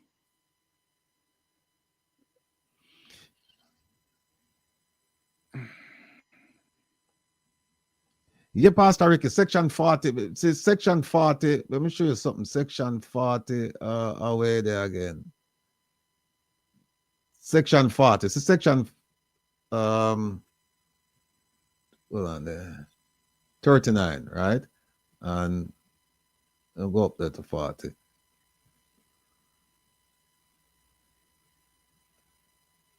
All right, see it here. It says, no person shall be qualified that are 40. Look at section 2. No person shall be qualified to be appointed as a senator if you have allegiance to another to a foreign power, 2A. So all of we know the diaspora, all of we know that, when you can't just forget that. Forget that. And the voting thing, when you can't forget that, because not even constituent voting we're going to get. Think about that, people. Think about that. That they won't say, all of you people in the diaspora, you don't want to vote? Fine. Well, guess what? You're not going to vote, but you're not voting now one constituency. You can't fight it out another constituency. Fight it out another constituency. We don't want to now vote all over the island. No, voting just one constituency. And guess what? Not even that we are going to get. Not even that we're going to get. So, I mean, people, let me show you. Since we are waiting upon my brethren there. Hold on. Let me see where Kevin, where right is? Yeah. See that? When they betray you as a of your arms, you can forgive them, but you can't embrace them. We can't embrace a politician and people. Because if you talk about people, we are being handled like another P. And it's not the one where you come after. It's pawns. We're being handled like pawns. You know? That's the pits. That's how them treat us. So we can't embrace them. We can't embrace them. The only way we can even, we have to point these things out to them. Jackie, I make me hungry now. You know? And anyway, Vian, I'm telling you, Vian, be very careful, because under the Representation of People Act, if you're not living in Jamaica for the last 6 months before you vote, you run the risk of being arrested. I'm telling you, you run the risk of being arrested. But here's how cruel these people are. While we wait for our next guest, listen to this. That the person who the vote have no confidence is raised against will vote against himself. So I hope that we put an end to that level of misinformation and disruption which has plagued that municipality for the last 3.5 months. I want to turn now to the people. Not only are they fooling us now in the diaspora, right? And we also are contribute to the fooling business, because we are fool ourselves. We're not taking them to task. But I want you, but fooling us is one thing, because at the end of the day, it not stop you if you live in America or Canada or wherever you live. It not stop you from putting food on your table. Or if you can't put food on your table, it won't be because of that. Right? It will be because of something else. So them can't stop you from put food on your table, from work, from sending your children to school, from living a decent life. Them can't stop it. But here what them do to the people of Jamaica now. This is not diaspora now. This is a separate issue. This is the people in Jamaica. Here what them plan to do with the poor people. Recent Auditor General's report as it relates to the Ministry of Local Government and the local authorities, social housing indigent program. I want to make it clear this morning that the functions of local government is vested in the Constitution of Jamaica. In Jamaica's Constitution, poor relief is written. You know what, folks? We'll stop it right now, because our next guest is here. And you know, go around here. We don't waste time. We have with us, ladies and gentlemen, a gentleman who is well known. In fact, you know what? Before I bring him on, I'm going to read something here. I think I sent it to you. I'm going to read something. You did. I did send it to you. Okay. Let me just get to this, people. Hold on there. Let me send it to you, Kev. Yeah, here it is. Here it is, folks. Here it is. It says here, this gentleman who's coming on is a native of Craighead, Manchester, which he describes as his true home. This young man went to and graduated from St. George's College and went on to complete his studies at the University of the West Indies at the Department of Life Sciences, and spent a lot of time studying natural resources management and marine biology. He became a lecturer after completing his studies at UA and later at CASE, the College of Agriculture, Science and Education. So not only is he a student, an academic, he's also a lecturer. And then he went overseas and he started working with the Inter-American Development Bank, as well as doing various consultancies across the region. And they list a bunch of things here, that he was Director of Research, Information and Communication at the Consumer Affairs Commission. He was Senior Policy Advisor at the Ministry of Tourism. He was Director of Business Development at Paymaster Jamaica. When you hear Paymaster, I think someone will say my labor, right? But be that as it may. He has been a parliamentarian. That is to show you how brilliant this man is, that him go somewhere else where most people that say him shouldn't even there, and he made a career over, or parts of a career over there. And here's a part now that I really want to focus on. It says that this gentleman is a broadcast media personality at CVM Television, primarily as a presenter for CVM at Sunrise. Let me stop it right there. That's how I met this man. I met this man because he interviewed me over at CVM a few years ago. And as fate would have it now, the rules are reversed. Now I get to interview him. But this is not really an interview because you know the name of the program, Reason with Rattigan and Kevin Steele. So it's just reason, we have a reason. This is no interview, you know. And not where we are trying gotcha and, you know, not like that. We just are reason with the man and find out what are his thoughts about governance, government, people, policy, all of people, all of these things.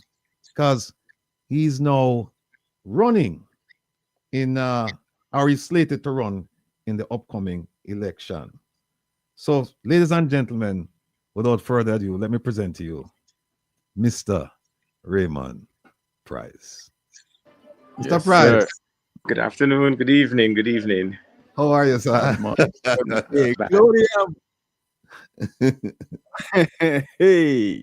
Firstly, let me apologize. I was trying to get back to the office to join the live stream. However, a campaign activity that I'm presently a part of went a little late. So I am sitting inside the residence of a constituent, logged in on his Wi-Fi, while, you know, you talk about this program, it's called Reasoning with Rattigan. So I do a series of corner reasonings, which is called Reasoning with Raymond Price. So there is an audience outside of where I'm sitting down, who is also listening in. Outstanding, outstanding. Well, let me tell you that it is our pleasure to have you here, sir. Thank you. I haven't forgotten when I was the subject of your interview. Actually, it wasn't even an interview. It was a reasoning too. You know, we were just talking about some diaspora issues, and it went extremely well. So, you know, one turn deserves another, one favor deserves another. So here I am now, sitting on this side now, talking to you. But again, it's not really an interview. It's just a discussion. Plus, Kevin won't let me have it because Kevin went to St. George's, same school as you. Kevin went to an excellent school, and it's not just St. George, to say it properly. He went to the St. George's College. The St. George's College. All right. I stand fully corrected. St. George's College. All right. No. In fact, when I was there, I was the youngest of 3 Kevin Stewarts. Yes. That was there. Yes. Yes. Well, Mr. Price, what we'd like to do is just talk to you a little bit and shoot the breeze about what's going on in Jamaica and your candidacy and where do you see Jamaica going? What's your vision? I won't ask to speak on behalf of your party or any organization. This is just we're talking about you. First question is, why are you running?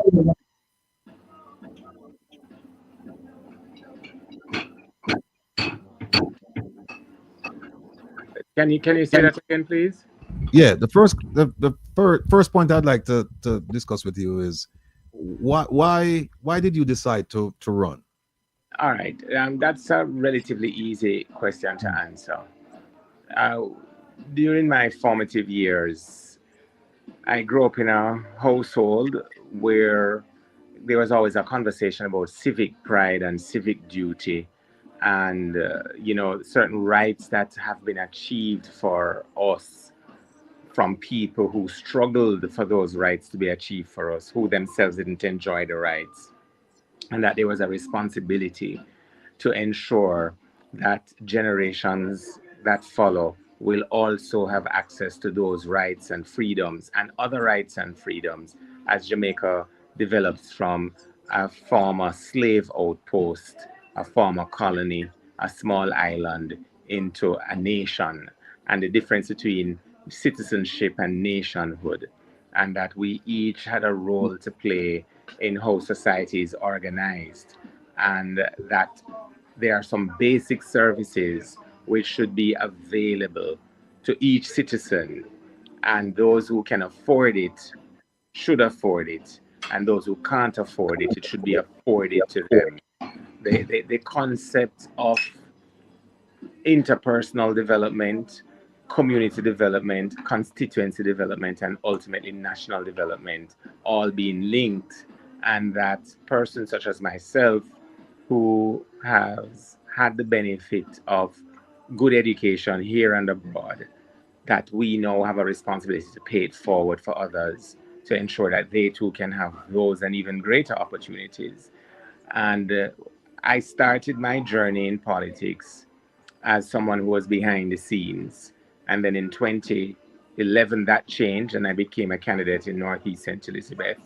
And I now have the extreme honor to run, in this case, East Central St. Catherine in the upcoming general elections, so that we can really unlock the potential of the residents of East Central St. Catherine, who for the last 108 months have had a representative in the incumbent who is good at performing verbally and physically. I mean, and I'm not being disrespectful. He is somewhat with good stagecraft. He's a part of, I believe, Company Dance Theatre or Tony Wilson Dance Theatre, one of them. So he's a thespian, but he is a terrible representative.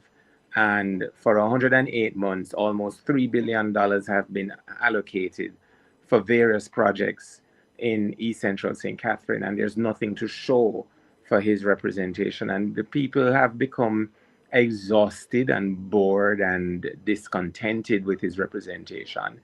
Similar to the general feeling across the country with respect to the Wholeness Administration.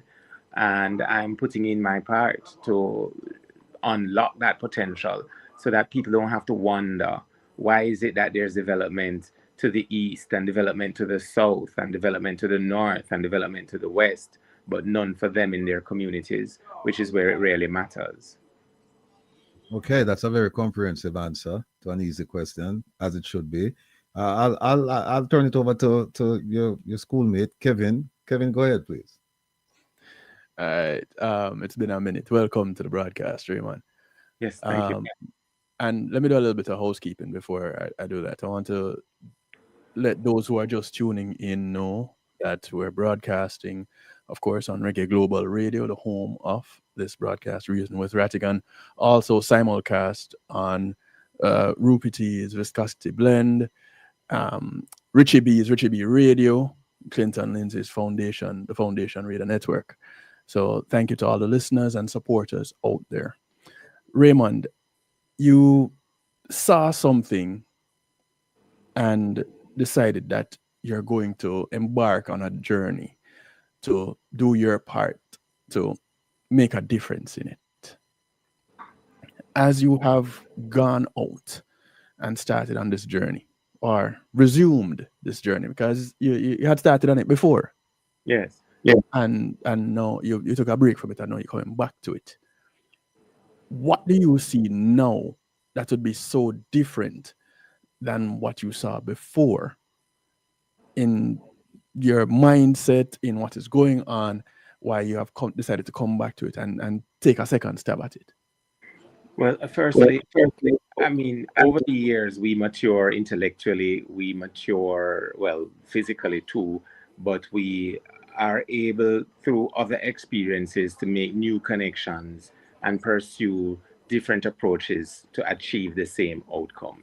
So, candidate Raymond Price in the 2025 general election is a wiser, more prepared, more mature candidate than Raymond Price was in the 2011 general elections.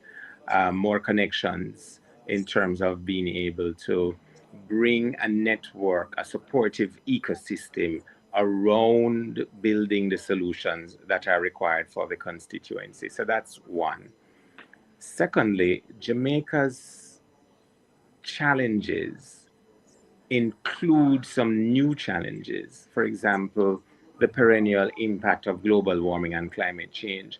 There are very few people in the political space and indeed in the academic space that have the background knowledge and training and appetite that I do for issues of sustainable energy and climate change. For example, one of the things that people don't like to appreciate is that you can write best plans and attempt the best plans, but how do you energize a society? How do you energize the national grid to achieve profitability, to enhance productivity, to conserve on the use of fossil fuels, to find cheaper, more dependable sources of energy at the household and at the industrial level? So these are some of the attributes and experiences that I bring to the table that my opponent in this constituency does not have. And indeed, that would be a credit to the parliament because Jamaica is extremely exposed to the impact of global warming and climate change. And even things such as how do you build differently? How do you achieve climate resilience, mitigation, adaptation? And how do you redesign the way communities are developed to ensure that you're not dependent on one national grid? How do you reallocate resources to ensure that if one section of the island, as happened in July last year, has a severe impact with burial, that other sections that are not as heavily impacted are not disorganized for the period that you are taking to rehabilitate the other areas? And I'm glad for this opportunity to speak the way I have just done, because in the national space, Kevin and Sir Rattigan, in the national space, there isn't the conversation and the attention given to these emerging challenges. And I believe that the greatest and clearest danger that countries like Jamaica face is our exposure to the impact of global warming and climate change. Well, again, love the answer. Or love the reasoning, I should say, because it's not an interrogation or anything like that. But we're joined by Ishmael Douglas. I don't know if you know him, Raymond, but Ishmael, is there something you want to ask? Do you have a question for Mr. Price?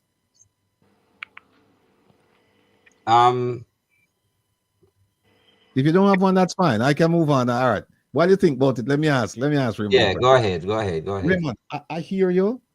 I sense your passion. I hear about your credibility and your ability to get things done, to do things, to start the train of progress. However, something recently happened that could derail this train. And that is a bill that was passed. I don't know if the Governor General has given his assent to it yet to make it. Well, first of all, I don't even know if it's over by the Attorney General, because it has to go to him to review for constitutional sufficiency. Then it goes to the Governor General for his assent. Don't know if any of that has done, but I do know that it was passed in the House to name Portmore the 15th parish. Yes.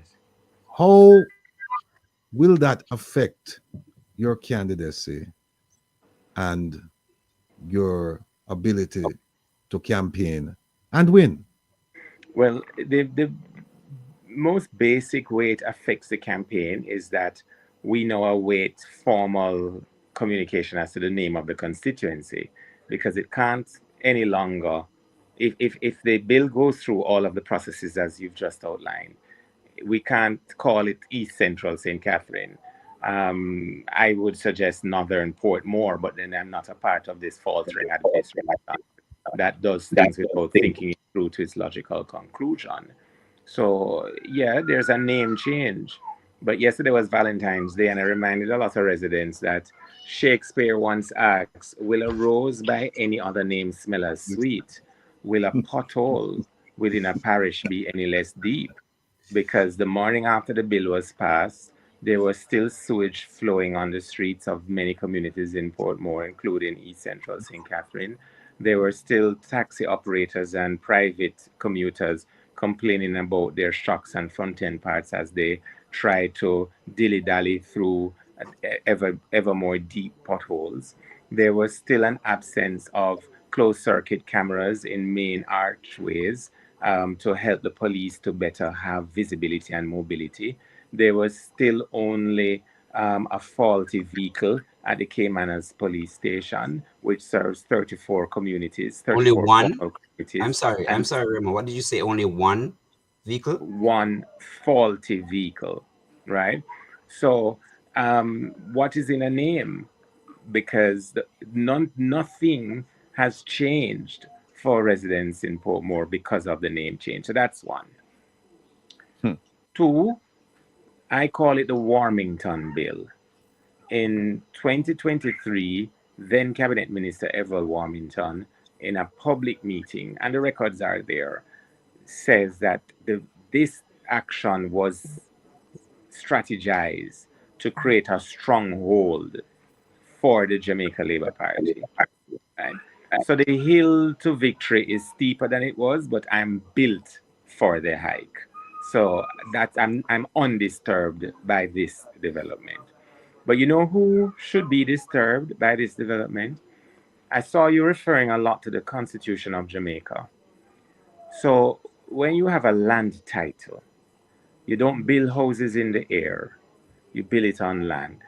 And the title will say St. Catherine Parish. The cost to change the title is a percentage of the value of the property for which the title represents. That's true. By estimates, the change of titles across Portmore could cost as much as $16 billion. Now, is the government going to use taxpayers' money to pay that $16 billion? And therefore, why not use that $16 billion to build a hospital, to build 2 additional fire stations for the new parish, to design and redesign the streets? Many of the communities have pathways which might have been appropriate in the early 1990s, when maybe only 3 residents in a scheme like the one I'm in had a motor vehicle, but today all residents do. Are you going to use that $16 billion to do a depoll on a title, a change of name on a title, or pass that expense on to consumers who were not consulted if this is an expense that was worth the time? Right? So that's one. 2, to create this so-called stronghold that Warmington wants for the JLP, they have removed established communities such as Lime Tree Grove, such as Quarry Hill, such as Lake Spen, such as Lilliput, where people actually live, and substituted for those communities Goat Island and Hellshire Hills. Hellshire Hills is a protected area. Goat Island is not approved for residential living. And a parish earns revenue through the municipal corporation, through citizens paying land taxes, building fees, permits for entertainment, and other such activities. Right. By cutting off those communities I've mentioned before, you're actually robbing the new parish of much needed revenue.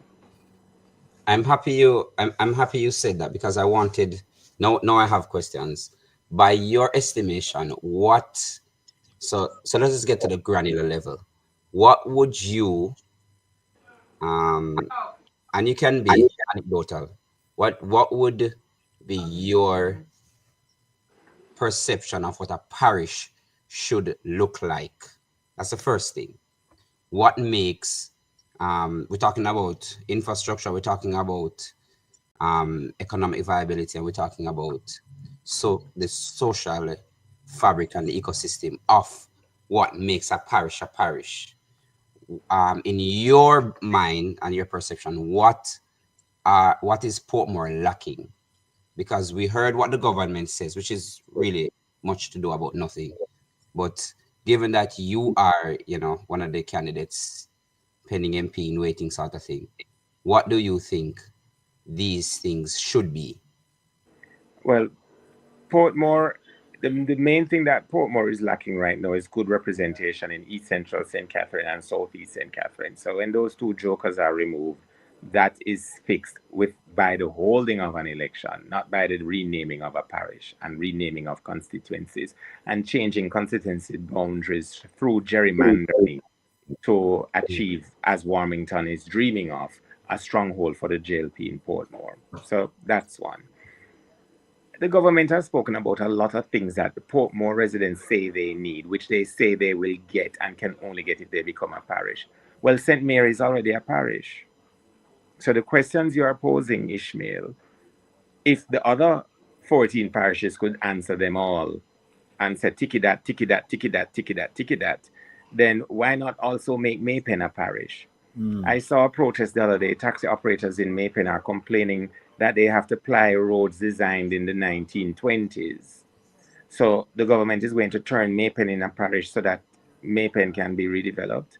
Why not turn Negril in a parish? Negril has been built out of a tourist resort with a common economy, a common outlook, and common needs for sustainability. Can the government not respond to those needs without Negril becoming a parish?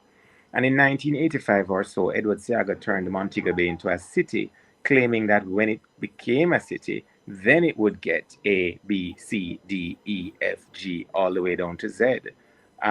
Looking back 40 years on the history of the city of Montego Bay, did Montegoonians have any improvements because of city status? So the question you pose captures important concepts that apply nationally to every community across the country, not just in Portmore. And then to suggest to the nation that we're going to give Portmore what Portmore requires, but because we're turning it into a parish, the other 14 parishes should be in high protestation right now. Where is my this? Where is my that? I've been a parish since 1867. Wagwan for me. Governments are elected to serve. And serving a country does not need a new design in terms of boundaries. And I'm going to tell you this. And I shouldn't, because our hosts are in the United States. But let me ask a question. Is the Gulf of Mexico likely to provide any more stability in the hurricane season because it's now the Gulf of America? Is it less deep? Are there greater oil resources going into Louisiana from a Gulf of America than was going into the state of Louisiana from a Gulf of Mexico? Is the immigration problem solved because it's now the Gulf of America and not the Gulf of Mexico? Are the mosquitoes likely to bite less people because mosquitoes in a parish are better behaved than mosquitoes in a city municipality? Then why is dengue raging in Savannah Lamar? Raymond, Miss Guthrie would be proud. Miss Guthrie is one of our favorite. No, he touched some solid points now. Let me tell you why. I want for people to understand the implications of the government's stubbornness in how they operate and their blatant disregard of people. Because as far as I'm concerned, and you say it many times here, Rattigan, and it's something that I would have known but I'm happy you reminded me of. You keep saying governments are supposed to be facilitators, you know, and let me use young people term. Become a referee. Don't get yourself involved in the game. And as far as I'm concerned, I don't see where this current government is in fact a referee. They might pick side, and the side of them pick is not the side of the people. So my next question to Raymond is in relation to that. As it stands, we know we are in a game, Raymond, where the referee is, and let me choose my words carefully. The referee is not following the rules of the game. But nevertheless, we still have to play ball, right, Rattigan? What are some of the mitigations from Portmore? Well, it's not yet enacted, but what are some of the mitigation exercises that you think that we can do, and you as the incoming member of parliament can think about, so that this doesn't happen again? Well, we already got to a point where it should not have been able to happen again. Remember, in 1979, both Edward Seaga and Michael Manley agreed that this political sponsorship of violence to secure state power would best be removed if you institutionalize the administration of elections. So you move from the Electoral Advisory Committee to the Electoral Commission of Jamaica, which by statute has the responsibility to determine what in America they call redistricting. This bill actually cancels and invalidates the authority of the Electoral Commission of Jamaica, because without consulting with the ECJ first and seeking advice from the ECJ, the government rammed through a bill which then obliges the ECJ to normalize the bill, sort of like how Donald Trump canceled USAID on a whim and then is now trying to walk it back. So, I make the parallel because I think your audience will understand the style similarities in poor leadership that we have at play here in both the United States and in Jamaica. And the funny thing about it is, Jamaica has a proud history on the international level, as does the United States, of standing against unenlightened despots and despotic administrations, such as the administration of Pik Botha in apartheid South Africa. So it is a difficult question to answer, because Jamaica is now in uncharted waters, where the government is equal to the political organization from which the Prime Minister comes, and the political organization from which the Prime Minister comes is superior to the government of Jamaica. So the state apparatus doesn't matter. The courts don't matter. ECJ doesn't matter. NHT doesn't matter. NWC doesn't matter. Municipal elections don't matter. So let us not forget, last year, Andrew Holness campaigned with somebody by the name of Marklon Edwards. Marklon Edwards was a JLP candidate for mayor. The PNP candidate for mayor was Leon Thomas. Overwhelmingly, the Portmore voters rejected the JLP candidate, rejected Holness's choice. So what does Holness do? Sit down in cabinet as chairman of cabinet and design a bill to punish Portmore. How dare Portmore choose with a ballot? What did you think you were? Part of a democracy? You're a part of the Holness autocracy. So I'm going to change the laws to fix you and invalidate your ballot and teach you a lesson, and teach all of Jamaica a lesson, that if you don't vote for my candidate, as long as I'm Prime Minister, I will redesign through gerrymandering constituency and parish boundaries to give strongholds across the country, so that my administration will survive the democratic will of the people. It's not a thing, Ishmael, for Portmore people to consider. It's a thing for you to consider in Western St. Andrew. What if the government decides that they are going to remove Waterhouse from Western St. Andrew and remove Seaview from Western St. Andrew Right. and cross it now into South Central St. Catherine,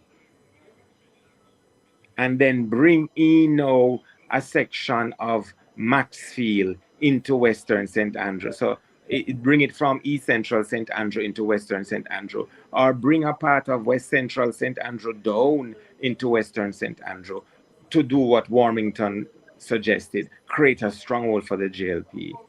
It's not a Portmore problem. It's a governance problem. It's a national problem. Raymond, you Yes, are sir. now the MP for the area you're running in. Yes, Northern And- Portmore or East Central St. Catherine. But yes, you're the successful candidate. I know you're in government. Yes. What are the two priorities? I won't even ask more than two. What are the two priorities that you would say, all right, I'm going to buckle down and I'm going to work with my party and across the aisle to make sure that this will be satisfied in the interest of Jamaica? What are the two things that you'd be focused on? All right. The scheme I'm in now. Every home in this scheme has millions of dollars of assets owned by the householder. And if there is a fire, as has happened in the past in this part of St. Catherine, you have the Waterford Fire Station that might respond. But there was a fire in August last year, and in addition to the unit from Waterford, a unit came from Old Harbour and a unit came from Rollington Town. So the first thing on my agenda is to work across sector to do a proper population density, household density in terms of ratio of services required, so that everywhere in Jamaica we will have additional fire stations or substations. If we had a substation in Gregory Park, for example, the residents of Hamilton Gardens will pay less for insurance, home insurance. The residents of Christian Meadows and Watson Grove and Christian Gardens and Compound and Hatfield and Portmore Villa will pay less for home insurance, because one of the things that an assessor would look at is how risky is your business. Now, if the nearest fire station to where you live is Rollington Town, and you don't live in Rollington Town, and you don't live in Franklin Town, and you don't live in Vineyard Town, then the risk to insure your asset is greater. Right? So that's one. Linked with fire is the need for greater mobility within the police across Portmore. How do you, in the shortest possible time, achieve that greater mobility? Closed circuit camera systems across the main arteries in Portmore, where residents can tap in on their phone and see what is happening in their scheme and around their scheme. And the police can also see it, right? You could have a system of drones being put up at certain times of the day when school is out in key transport areas, and somebody's monitoring that drone from a remote location with a direct wired into the nearest police station within the Portmore space, right? And by the way, we've mentioned the Caymanas police station, woefully inadequate. Hellshaw police station, woefully inadequate. 100-man police station now cut off from the rest of St. Catherine, won't have the kind of support that it had in terms of other areas of St. Catherine being able to respond, right? So St. Catherine South will now be entirely the parish of Portmore, with one main station to deal with all of that. You know, let's talk about the St. Catherine Football Association. Did they give the Portmore teams, such as Racing United and other teams, enough time to build a Portmore Football Association? So they are now cut off from the FIFA recognized football administration body for Premier League, Division 1 League, and a variety of activities. You understand? So to answer your question specifically, Far reaching. first and foremost, fire, security, and safety. Then the next thing is human development. I say human development and not education, because I'm not just talking about in-school youth. I'm talking about people who spent 20 years in one profession but now need to retrain for new emerging professions. You have students at the master's level competing with students at the associate degree level for a call center job.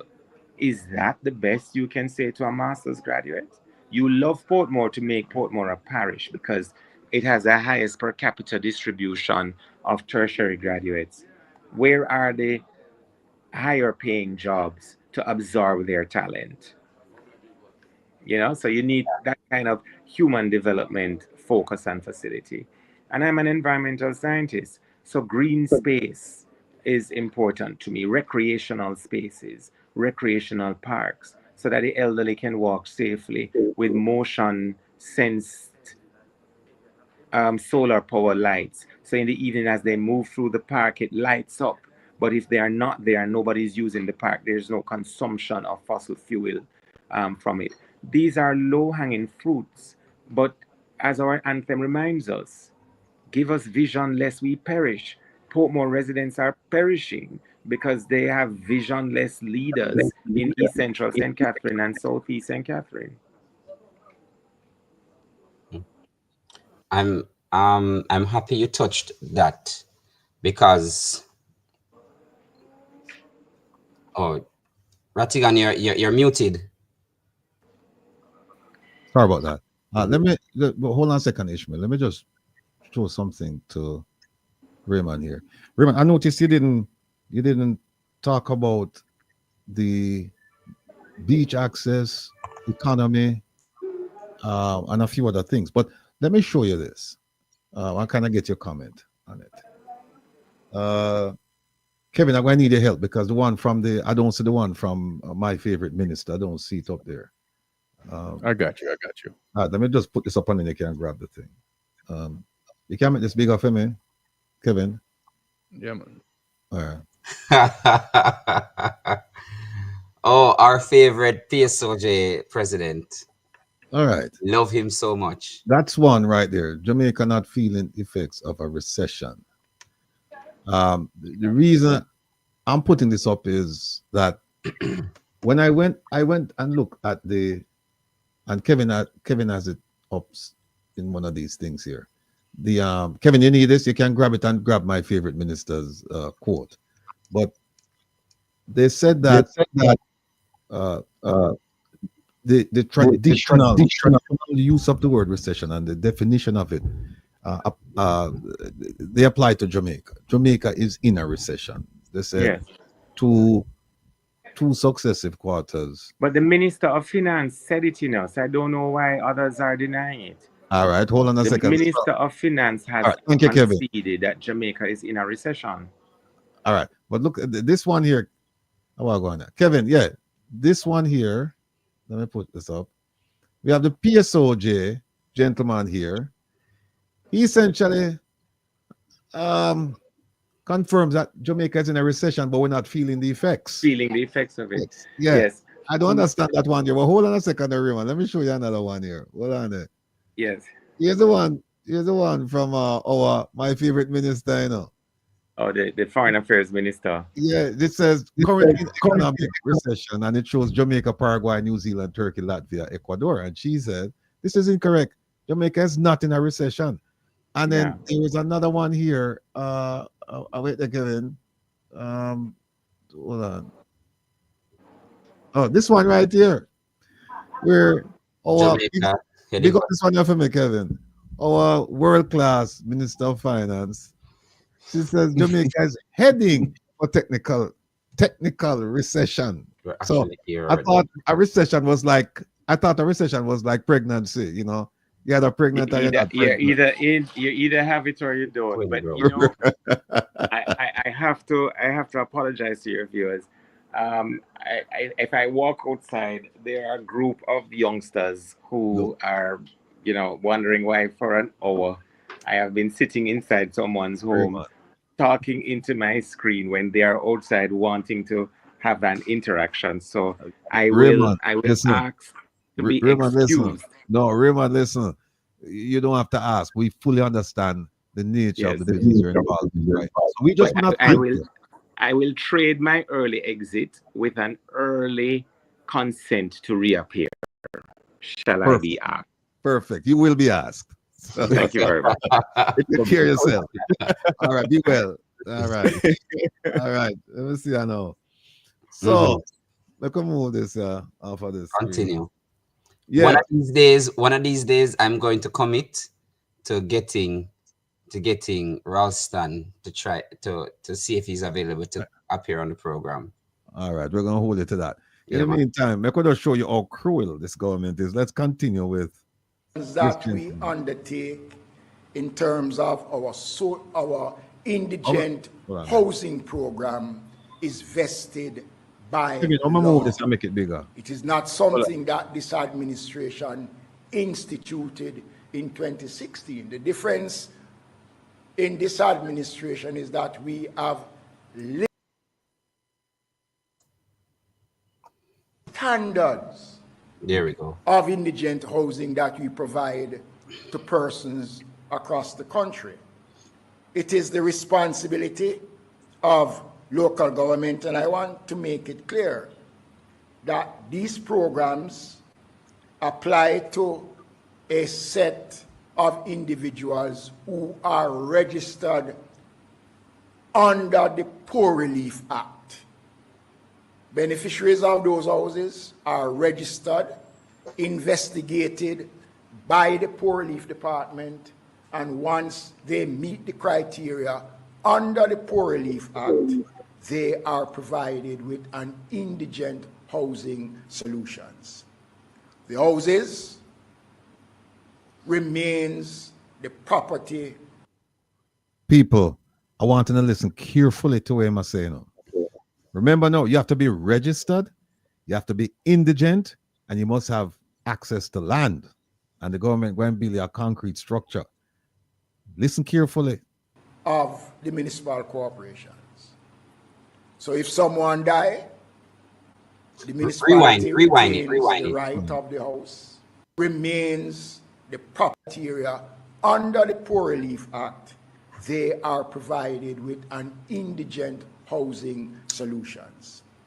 The houses remains the property of the municipal corporations.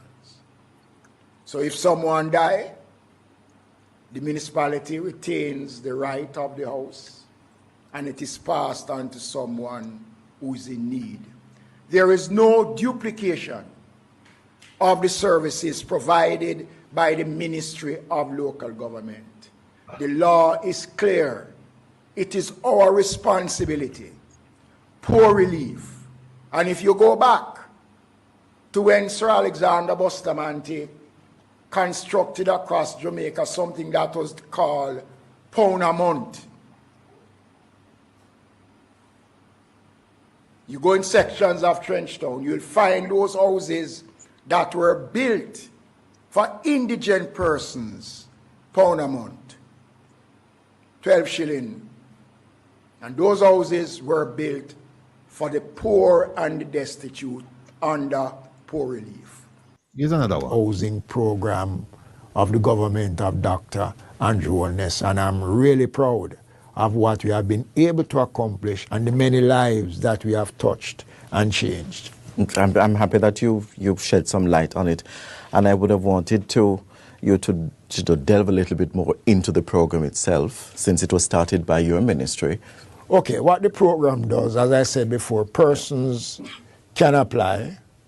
They are investigated by the poor relief officers. They must have the land to build the units.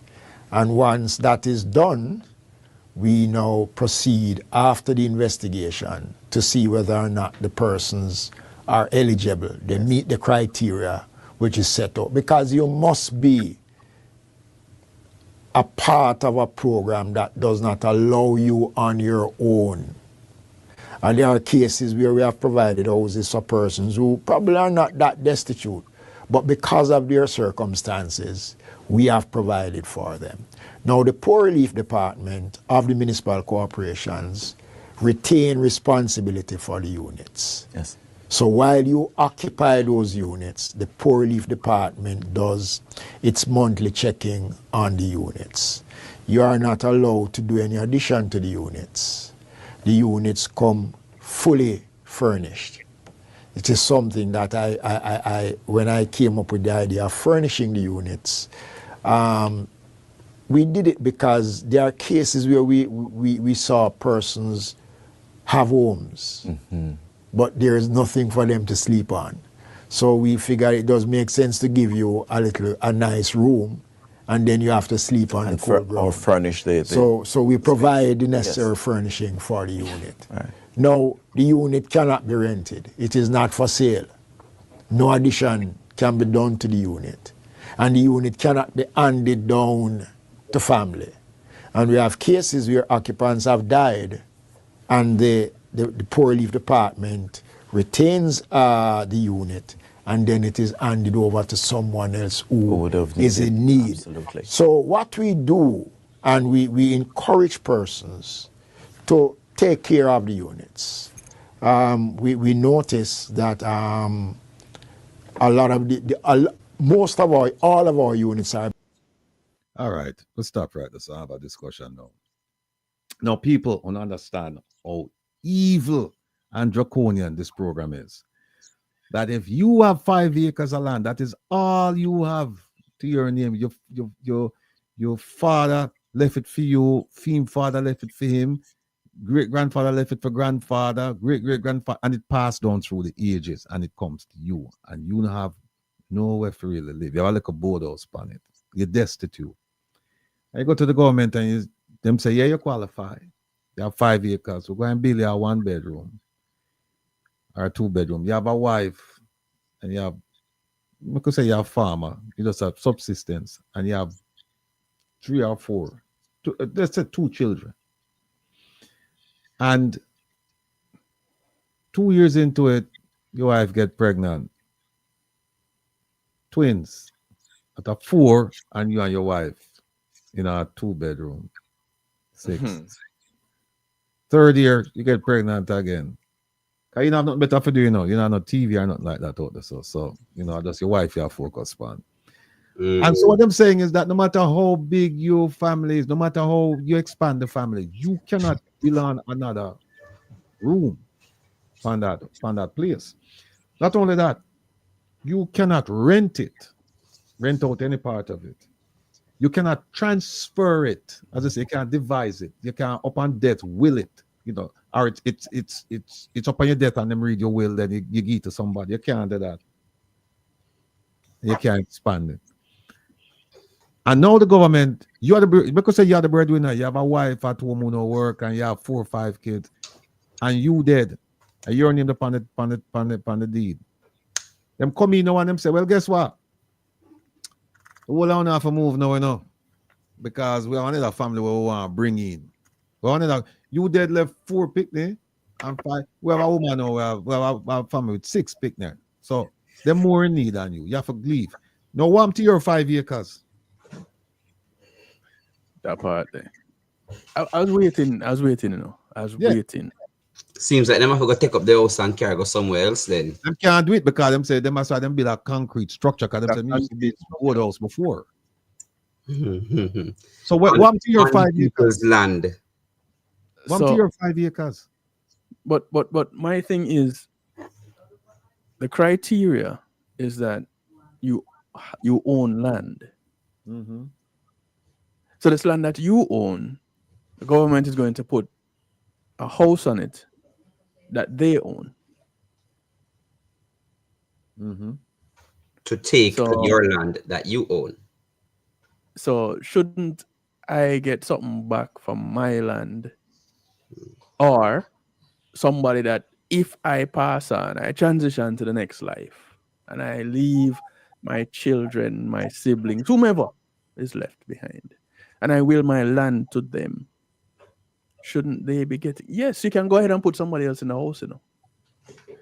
but shouldn't my family be getting something from that? Let me tell you how I look at it.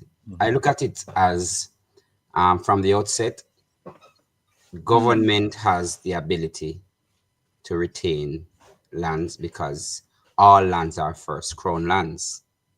Correct. Right? So because I look at it from that angle, I'm saying that they will use the absolute power of saying that they own crown lands to administer this particular project. So because of that, you may be displaced, which is absolutely unfortunate, but it shows the veracity of how callous this particular administration is. Then, with me paying you my taxes for your crown land that I have the title to, I need to be refunded that money if you're taking my property because I have invested in my land. Where is the return on my investment? Therein lies the problem. So when people don't ask these other simple questions, oh my God. Let me tell you why I personally hate, and I'm going to use that word.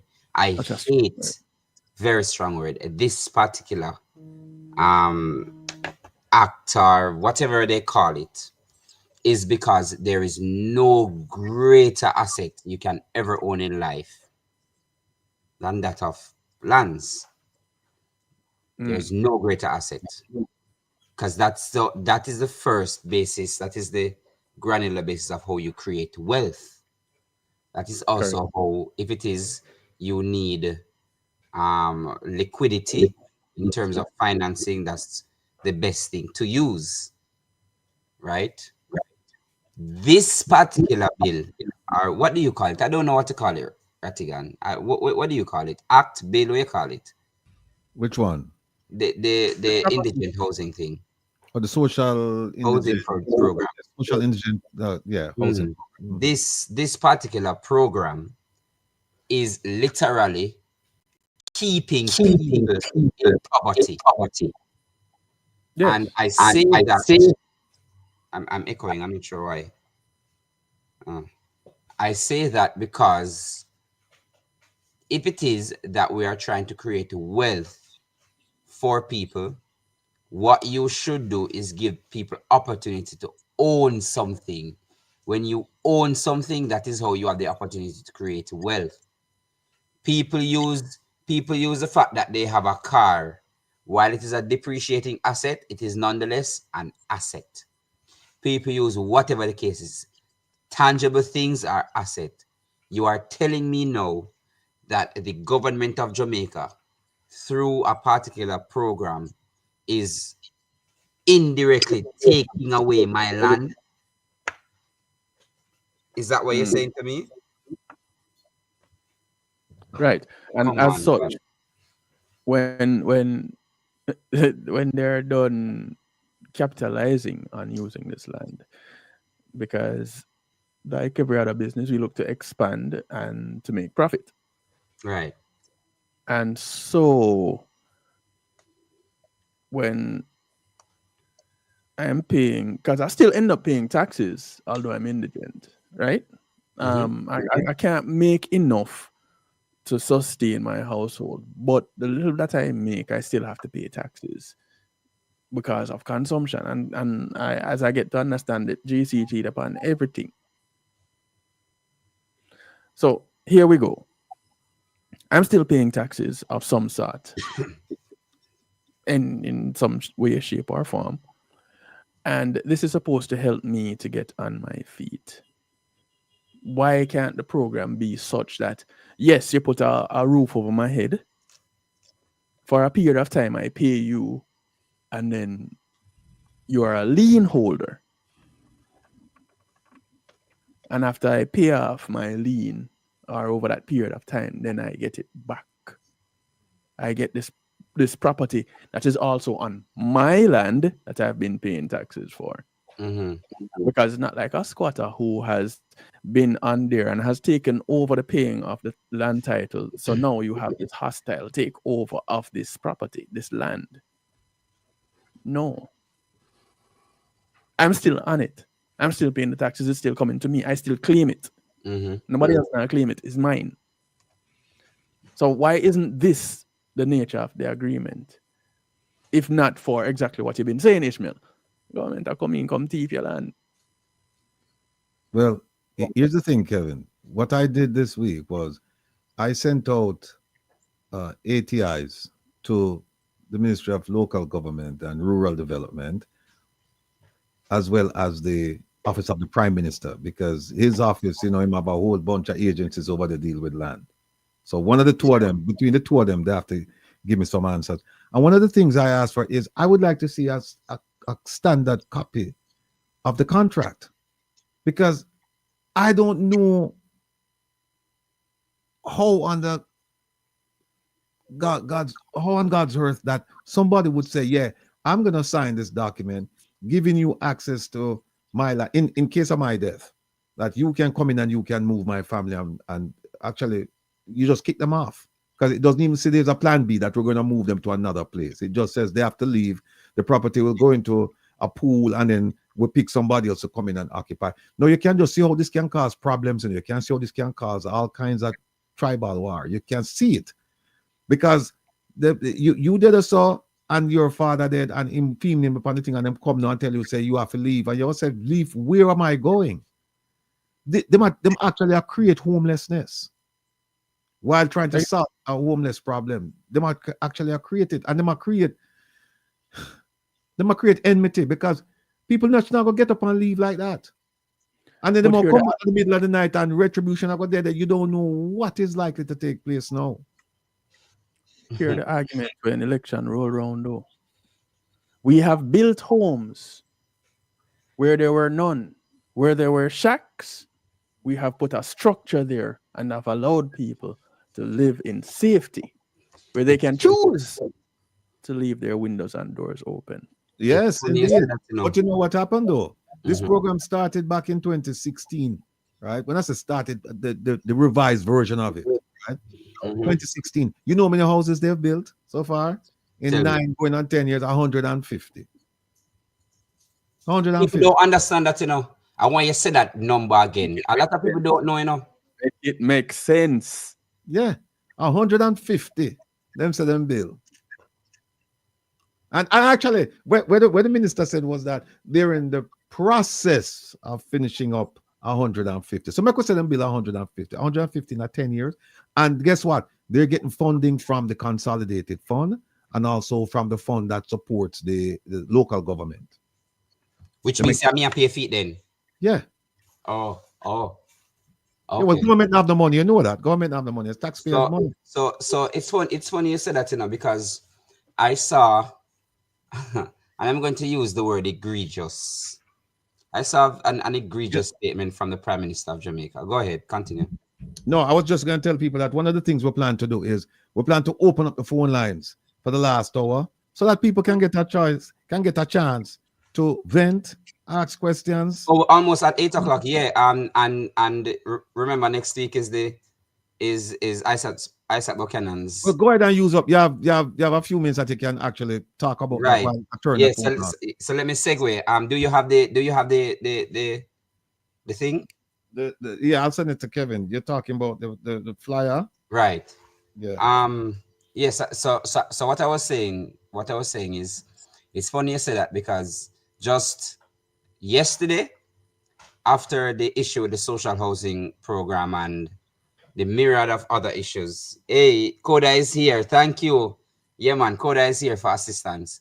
The Prime Minister said that we are, we are bad minding him because he build house. So really? Yeah, that's what he said. So we bad mind him, and we used to bad mind him for his house. Well, hear what? Since as I fee money must spend, and because I must fee money, and I fee house them build for the people, hear what? You see? Next week, we are going to show the Prime Minister that with numbers, we will do it. With numbers, we are mighty when we have our numbers. So it's through that background that I'm happy that CODA Network is here, that, you know, on February 22nd, we will have the, you know, the pay-per-view fundraising for ISAT for the people of East Portland. The other one, the orange one, Steve. Kevin, sorry, the orange one, Kevin. The purple one. The purple one. I got you. There we go. Right. So all you need to do, guys, is just download the link. You know, put in the website www.codanetwork.com, and when you press and when you scroll down and download, you will see the details there. This is in aid of the technological divide in East Portland. And let me tell you why it is important. All of what we're discussing here is because of education and literacy. So in order to never let this happen again, we need to educate the generations to come. Because I promise you, Andrew, I don't want to call his name, let me not. No one will get the opportunity to do what this government is doing to us ever again. How do we make that clear? By ensuring that everyone has the opportunity to learn.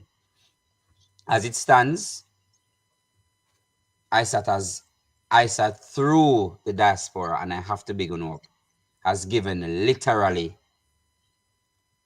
800 tablets thus far. This is in aid of continuing, you know, the mantle.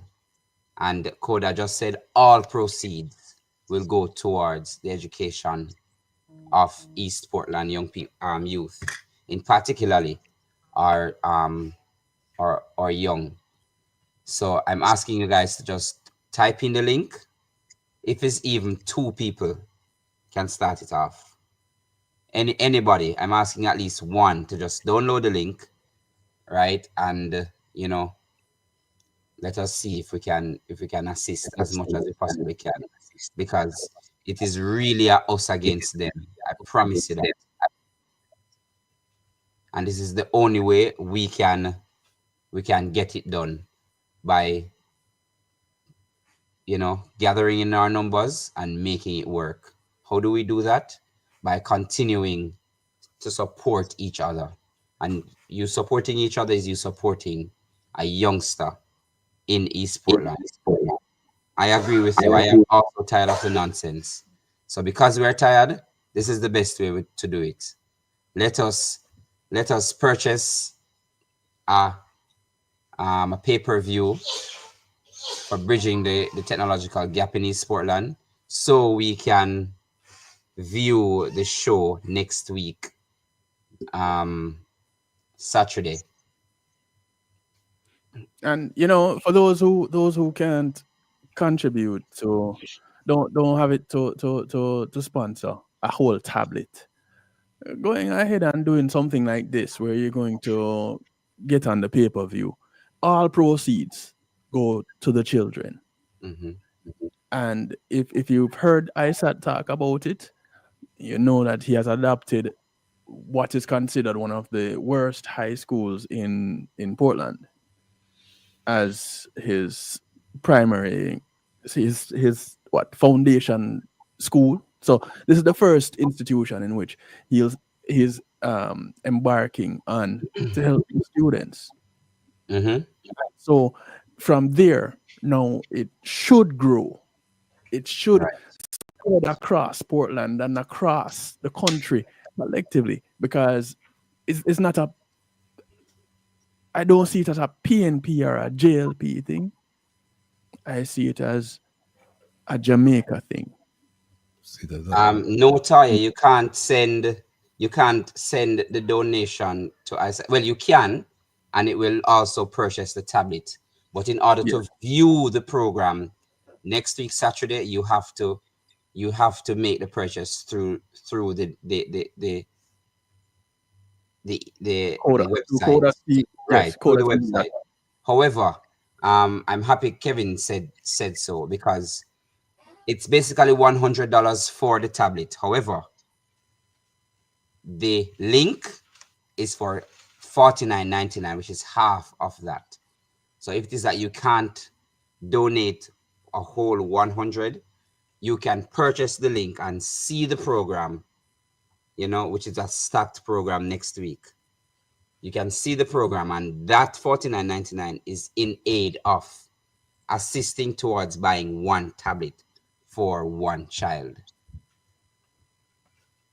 So I ask you guys, if we can get 5 purchased tonight, that would be really great. That would be grateful. Just 5. Yeah. I see you posting the number, so I guess we can open the phone lines as well. Yeah, the phone line. Guys, let us go. Yeah, five purchases, please. All right, the phone line is open, and let me just say, Win Vibes. That's a good point that he's made. See, Wem says that it's incumbent upon the first person in this social indigent housing program. The first person have to have land, because remember them say them just put it in a pool and then them send somebody upon your land. So that land don't belong to that person there. So at some point, some people won't have any land. Some people won't, because them say, remember, the criteria is that you have to have land and you have to be indigent and you have to do this and you have to do that.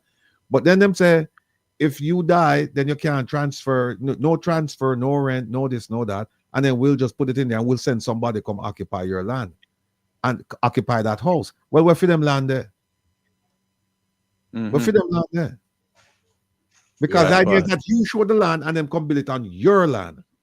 So when I'm going to get people, the people who them bring now for come occupy your house, why don't they build a house and feed them people land?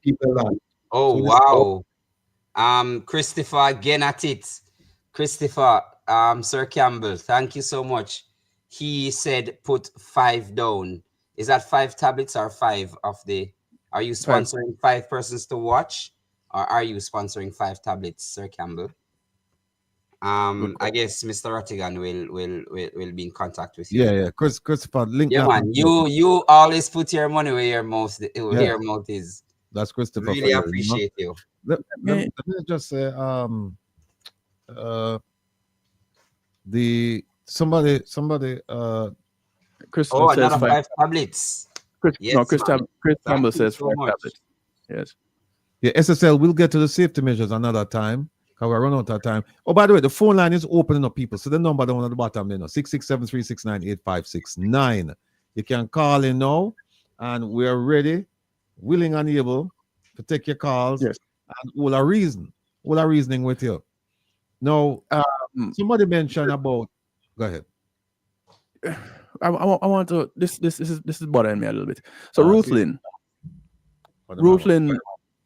Yeah, Ruthlyn said she don't see the purpose of kids getting these tablets because all I'm going to do is watch Spice Skin Out.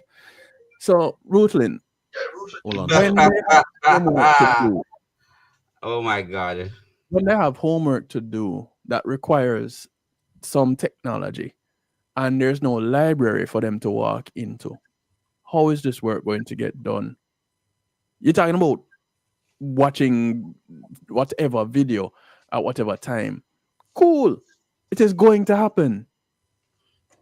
One of my kids was looking at women's breasts, and it's natural.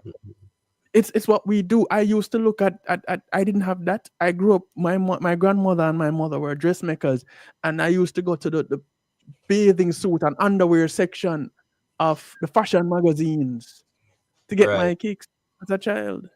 I'm happy you said that, Kevin. Ruthlyn, I'd like to say that I'm younger than you. It's Or put up on the Ishmael. We have some callers. Okay, so it's very disappointing for you to say that, but all I can say to you is we're in a technological era. It's 2025. People don't learn everything in a classroom anymore. Most of us do it online. And if somebody don't have a tablet or a device to bridge that gap, what will they do? If COVID taught us nothing, is that we need tablets. That's all I'll say to you. Caller. Welcome to Reason with Rattigan. Where are you calling from? Hello? Let me turn my device down. Good evening, everyone. Good evening, Kevin. Good evening, Ishmael. Good evening, Mr. Rattigan. Good evening. Go ahead, please. Okay. Normally, for someone to get a house through National Housing Trust, they have to be a contributor. And in that money would be deducted from your salary towards NHT. Mm-hmm. And I think, yeah, there are certain things they would draw from your pay stub. So therefore, if people are paying to NHT and cannot get a house, why then should they continue to pay? And I want to ask the question also, if they are still taking money from people's salary as a contributor towards NHT, because that would make no sense, because you can't get a house like when I was in Jamaica and got mine anymore. No way can you. So why paying NHT? I don't know if it's still happening, if they're still contributing. I don't know. All right. Hang up and listen to the answer. All right. That's a different program. The NHT program is one where it's like Social Security. It's like one where you pay into the program, and at some point in time, you will be entitled to a house, a home. This one is different. This one is where you are not paying, where the government, as it says, indigent housing, where all you have is land. You're not paying into the. And so they come and you fill out the form. You say, look, I'm indigent. I need a home. They say they do their investigation to make sure that you're really indigent and that you own the land. And then at some point thereafter, they start erecting a structure, and they do the paperwork, and then they start erecting a structure, and then you move in. So, hold on. Caller, good night. Welcome to Reason with Rattigan. Where are you calling from? Hello. Mr. Rattigan. Yes, ma'am. Yes, I can Mr. hear. Rattigan, you did not answer the question. I understand that one that Mackenzie talking about. Okay. I am definitely talking about NHT, since this new thing that Andrew brought in with NHT and taking it over. Okay. Yeah, I want to know if they still have to contribute. Yes, they still have to the best of my recollection. People still are making the program cannot continue without contributing. So if I may, ma'am, thank you for calling on that question. So I am a contributor towards the fund, and I believe in the fund. It gives the opportunity for first-time homeowners, that is its mandate, to have the opportunity to own a home. That is his mandate, regardless of whatever the government wants to say. I mean, it's incumbent on whatever government to through their strategic planning, to give it additional mandates. However, though, the main purpose of NHT is to give first-time homeowners the ability to own a home. You are paying a fund so that you or your child or somebody you know can have that opportunity. If you don't pay, there will be no opportunity. That's why Norman Manley made it. That's why it was made. So to answer your question, I think people should continue paying that statutory deduction. All right. I must also say, Andrew. Hold on 1 second. Hold on. Welcome to Reason with Rattigan. Where are you calling from? Pleasant good night, Mr. Rattigan. I'm calling from Hartford, Connecticut. Yes, Hartford. Talk to us. I listen to you every day. I talk about you guys every day. You guys are doing a good job. What I'm talking about, the same old thing where Desmond Mackenzie said. My grandfather have a piece of land at St. Mary, and my sister in a table to condition, and she come to my mother and say she will get a house to build from the government. And my mother give her the title for go and get that house built, and the family plot. My grandfather dead left him grandparents them and him generation. And you're gonna look for we know until we say after them build a 1-bedroom or a 2-bedroom house, the property end up belongs to the government. So what about my sister child we should have? And the family them where they the next generation them. So our property become the government. So them take stranger put on our property. You know, it's a violence and problem them the government that try bring up on poor people. I agree with you. I agree with you. Because here's the thing, even if they say, well, it's not the whole property, the question then is, okay, so how them get access to the house? If them say, oh, it's just the house alone, then if I own 5 acres and the house sits right in the middle of the property, and I say, well, I'm not giving anybody any access to the property. You throw me out of the house, but you still give me the property. Then how them going to get to the property? It's nonsense. And you're right.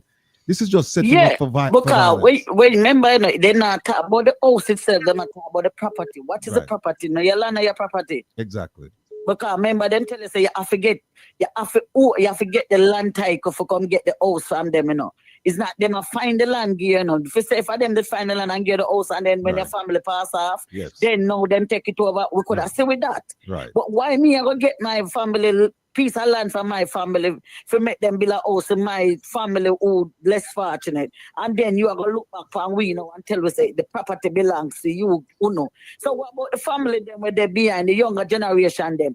Yeah, the family them have, remember, you know, we come from a poor family. Because remember the government them come from a 1-bedroom, 2-bedroom board house, you know. Remember that thing same come from, you know. So when you move from a board house and get big now and sit on premise and on trillionaire and wrap up everybody, you're not going to extend the place from board to concrete. So what about only give you a 2-bedroom house and my little family them grow up now and turn adult, go and get them education, make some money and decide to them going to add 2 more rooms on the house and make the place look more official. You ever tell us that them can't do no addition, them can't do nothing. Right. What can go so, Mr. Rattigan? We don't want that.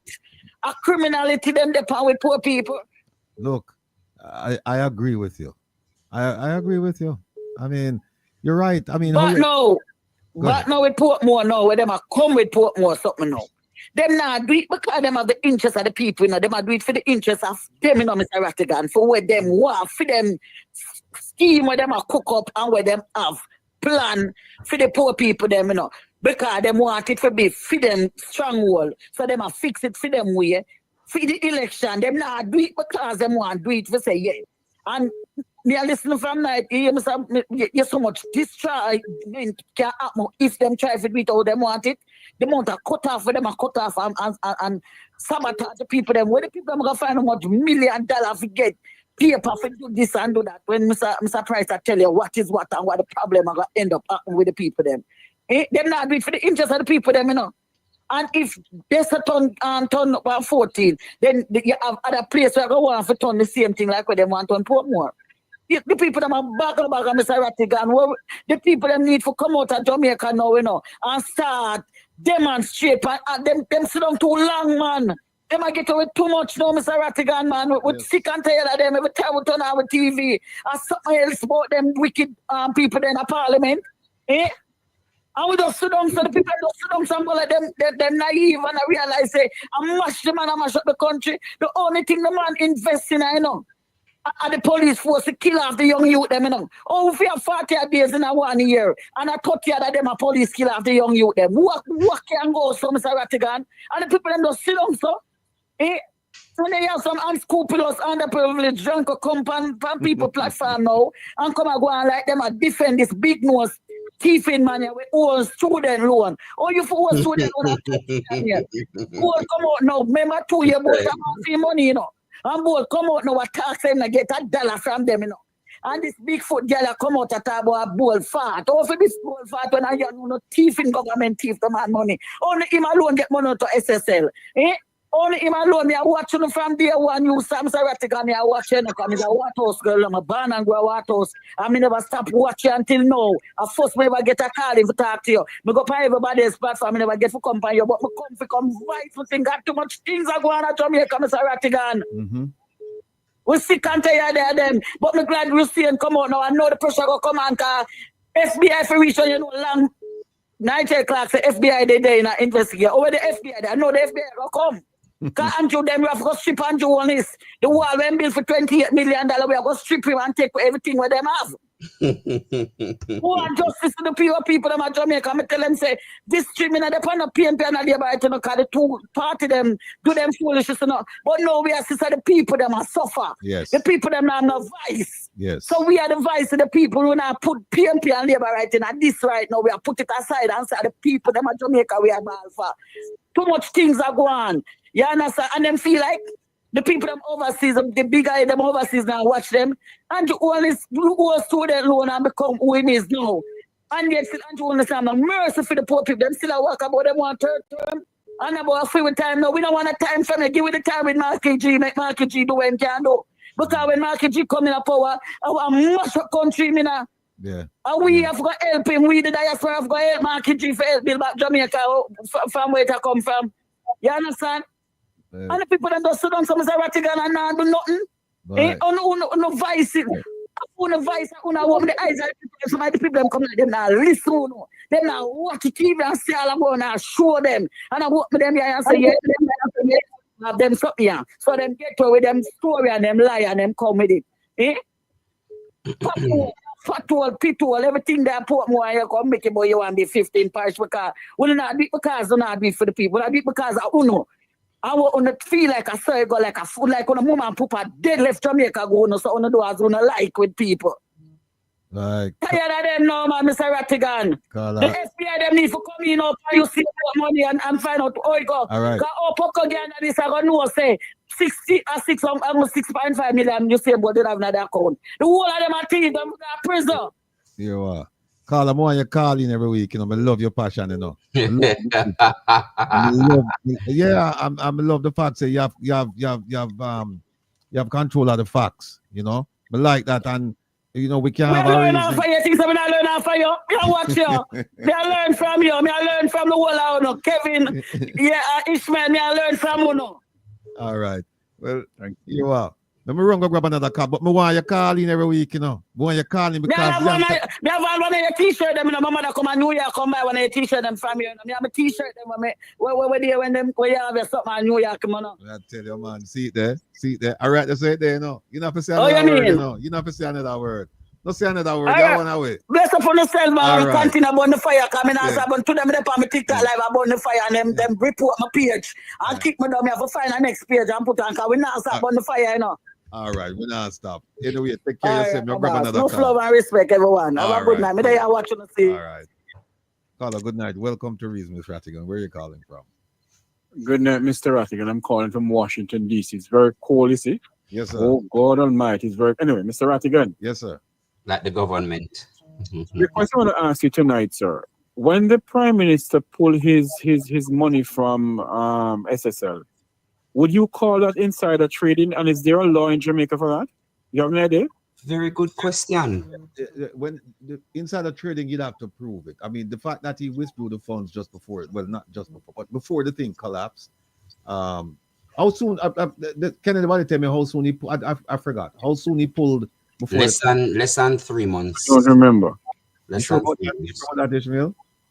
Anecdotally, but I'm sure I heard in and around that time, but that's just anecdotal. It's less than 6 months. Yeah, man. Yeah. So what would happen is that would be an indicator. So then you'd have to look into it some more, and then also, you know, you'd have to do some interviews. And I noticed that the FBI is not doing any interviews. I don't know what's wrong with them because what FBI? Well, remember Minister Clark. Minister Clark is a decent man. He's honest. He's no, Mr. Rattigan. He's a pathologically mendacious individual. No, man, the man of God, man. He wouldn't come and tell any lies, man. Him said the FBI is there, and so no, I'm joking, folks. He's a damn liar. The FBI never. The FBI never did it. No, Minister Clark led us down the primrose path. So I don't believe I do not believe an FBI contingent was there looking at SSL. And regarding your question, is there a law against insider trading? I don't know the answer to that. I will talk to some learned friends in the legal profession and ask and have an answer for you. Let me ask you this question though, Mr. Rattigan. As a Jamaican citizen overseas, an American citizen, and all of this is going on Hussein Bolt, sir. What is your suggestion to Mr. Bolt? I know at one point on my program, either on my program or your program, you reach out and say Mr. Bolt get in contact with you.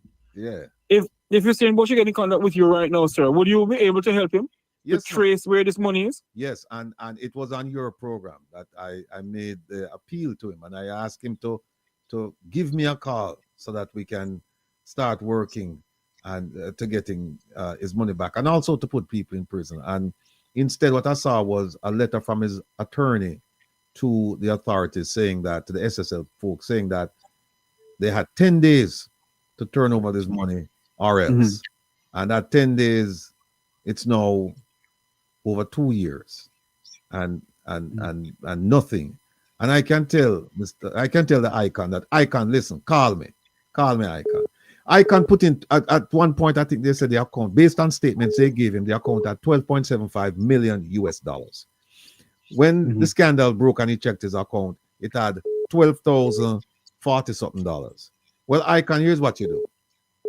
Bring the $12,000 and come see me. Bring it and come see me.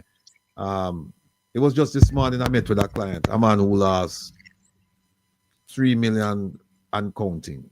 3 million cool cash. I think now it's gone up to 9. But we found the person and we had a discussion this morning. And we're going to get that money back by the hook or the crook. We're going to try to get that money back, you know. So I can give me a call because there are lots of things, there are lots of options we can do from America that your folks cannot do in Jamaica. And we can just sit down. You don't have nothing to lose because you already lose all of the money already. You have nothing more to lose. Just come and sit down and make a discussion. And I can show you how you can go about getting that money back. But equally important is to put people in prison. That's what. So, so, Mr. Rattigan, based on all of this that you see with what is going on with Hussein Bolt, sir, is it that there is some loophole? Because as what the late Wilmot Perkins had said at one point when Air Jamaica was going under, he said that certain people take over Air Jamaica and they're free like a bird in the sky. The people who own SSL is free like a bird in the sky. Only one person is being charged. So do you think in any modern democracy, sir, this happened? Do you think, sir, that the persons who own the company will have gone scot-free? Look, in Jamaica, anything is possible. Jamaica is, well, some people make the argument by extension that anywhere in this world, anything is possible. But when we're talking about corruption, Jamaica is as corrupt as the day is long, right?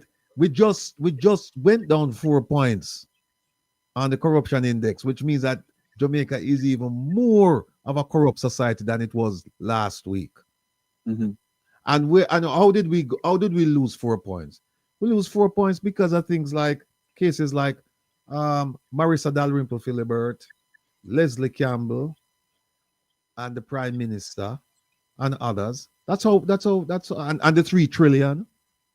You know that them claim say, oh, it's not missing, but they won't tell us what it is. Them tell us what it's not, and then we can prove to them that will not tell you is foolishness, right? These are the things that an international organization downgrade Jamaica. And once you downgrade Jamaica, it's not downgrading, and it's an academic exercise, you know.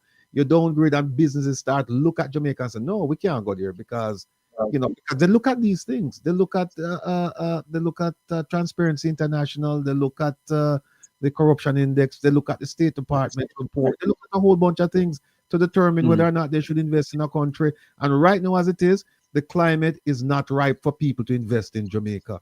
It is not ripe for people to invest in Jamaica. So the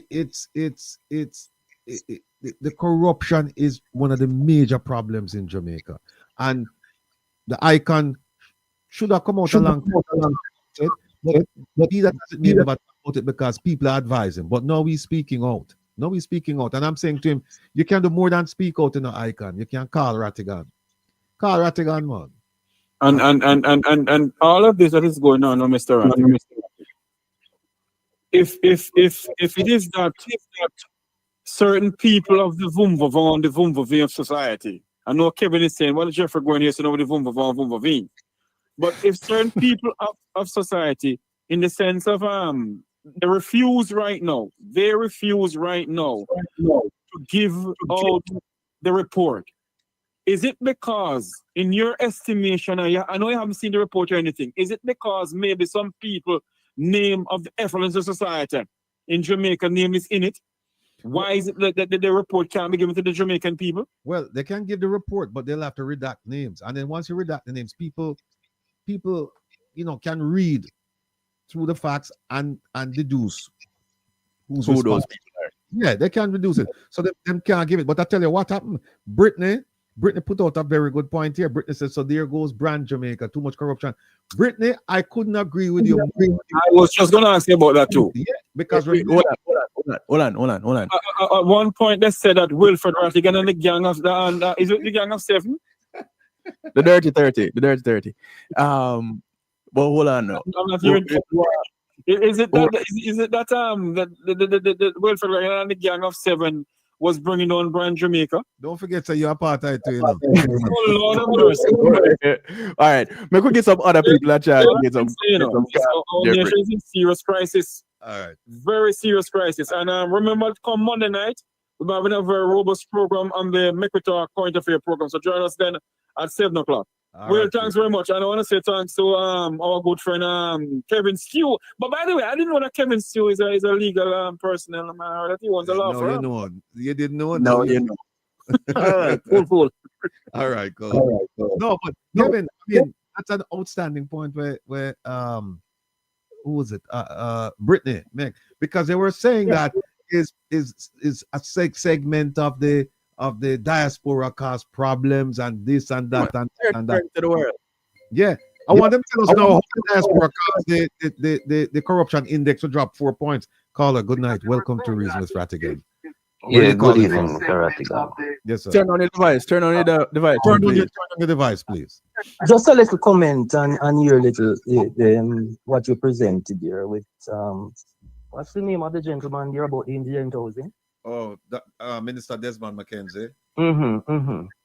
It appears as if the gentleman there and his party is bereft of ideas, man. Is what? You know, they don't have any idea. They're lacking ideas, man. Because the indigent housing thing, that's not anything new that they're coming with. That has been around for years. Yes. Well, anything that they are improving. Well, to be fair to him though, he did say that the program, this is a new version of it, but because he said under the old version they used to build boardhouse, but him come now and say my build concrete, but him take the property. See what I'm saying? No, that's not so, man. I'm a big man. I'm 60 something. You see, and I know my uncle benefit from that thing. Sometime in the late 70s, early 80s, and it was a concrete structure. Okay. But that's not even the point. That's not even the point. My concern is they can't dispossess people of their land, like. Right. They can't dispossess people of their land. You know, what I know used to happen is that if you don't have the property, if you have the property and you're destitute, they build a structure on it for you. Right. But if you don't have the property, what they do, they would have you get permission from somebody who has the property, and that structure would be yours. Right. And you'll be free to pass it on to whoever you want to pass it on to. Right. I can't see. I don't think they'll go far with that. It can't be. All right. And we should not allow that to happen, by the way. We will not allow it. We are going to do our level best to make sure so that program is stopped dead in its tracks. But anyway, me have to run now. Let me take another call. Yes, man. One love. Yeah. Caller, good night. Welcome to Reason with Rattigan. Where are you calling from? Good night. To this now, Rattigan. Yes, sir. Ishmael. Kevin. Blessings. Yeah, go ahead with the question. Am I right? Yes. Yes. Yes, man. Somebody which one you were saying, how long after the Prime Minister take out his money? Yes. yes, Ishmael. Let me see what me there. Yeah, man. How long after? I don't think that's so long like you want to say, no. Me don't know long on top of me, but me don't think that's so long. But the big question I want to ask. Yes, the person who was at the head of SSL, was that same person special advisor to the Prime Minister. Is that so? I know that there's a relationship there, but I don't know if it was an official in an official capacity. But I know that there was some kind of relationship there with the Prime Minister and some other people. I've seen some. I think some other people mentioned the closeness of that gentleman to parliamentarians and people of influence in the society. But I don't think it was an official position. But it's close enough to know. Right. Well. Some question. We're looking at it. We're looking at it, and in the fullness of time, we will come out with an answer. So it's a good question you ask, and it's one well worth looking into. All right. But let me run. Let me grab another call. Thanks for calling. All right. All right. Best of yourself. And we take care of Ishmael over there, you know. Yeah, man. We'll take care of him, man. All right. Caller, good night. Welcome to Reason with Rattigan. Where are you calling? Respect. Turn down your device, please. No, I don't have any device now. All right, go ahead now. Yeah, I'm calling from the beautiful Maryland. Tell me something. Good night to you and your fellow panelists. Tell me something. How much does each one of them indigent house cost? And who are the contractors? And how was the process? And how much does it cost to furniture those was? Because since all the money done spent already, we want to know how it's spent and how much it costs. Well, you're asking the questions that I asked this week in an ATI. So I'm waiting for them to come back. In fact, they did respond to me. They did respond and said that they're gonna come to me with the answers as soon as they can. They have 30 days. So I did get a response from them. But I asked the same questions you asked. And as soon as I get the answer, I'll share them with you and everyone. Okay. All right. All right. Thank you, Take care of yourself. All right. All right. We only have 4 minutes left, so we have to go close and we have to turn off the phone line. No one just make a closing, and we're out of here because we have to go support DJ Kevin Stew. And after that, support the Rebel. We have to play some wicked Bob Marley tonight. Someone never hear them Bob Marley, and someone haven't heard them Bob Marley tune in a long time. Please remember to support ISAT as well, people. Please, me a beg on, please. That's right. So real quick, because I have to bail. Remember, 8 o'clock right after this. Those of you locked in on Reggae Global Radio, you just stay right where you are. You listen, you watch, same place. The Rebel comes up right after at 10 p.m. Thank you very much to the supporting listeners and the affiliates. Welcome Richie B Radio to the family. Thank you, Clinton Lindsay, the Foundation Reading Network. Kevin, say a little bit more about it. Big up the thing, man. Let people know say we're going abroad now with the Jamaican Open Richie B program and this program, that program. They must simulcast it. Yes. Big up and we're looking forward to more work with Richie B Radio. We're glad that you've taken the time out to take this program on, because you recognize that there are more people that need to hear other sides of the story and give more people the opportunity to speak up and ask questions. So big ups to Richie B Radio, the Foundation Radio Network, ClintonLindsay.com, Rupity with Viscosity Blend. Blessings. Much love. Thank you all. I'm out of here. I have to go get ready for the Saturday Stew coming up right now on Reggae Global Radio. All right. Ishmael. Go ahead. What talk about? Big up. Yeah, any closing remarks to people? Yeah, people. Thank you so much again. Another Saturday night. We come closer to D-Day in the country that we love. Ever so closer, and that means that the light at the end of the tunnel is closing in very fast. And it's through that I want to remind you, and I want to thank everybody that has donated thus far. I want to thank everybody that has, if you liked, if you sent a message, if you sent a parcel, we have some honorable mentions, but that's after we have taken back our country. I'll call everybody name. But thank you guys. Next week immediately after Rattigan's program. I want you guys to log in because it's a big thing. So thank you so much, guys. All right. Folks, tune in on to Kevin and him stew pot right now. I will be on right after Kevin. So open up your eyes. See for yourself. Open up your eyes. Know for yourself. Bless up.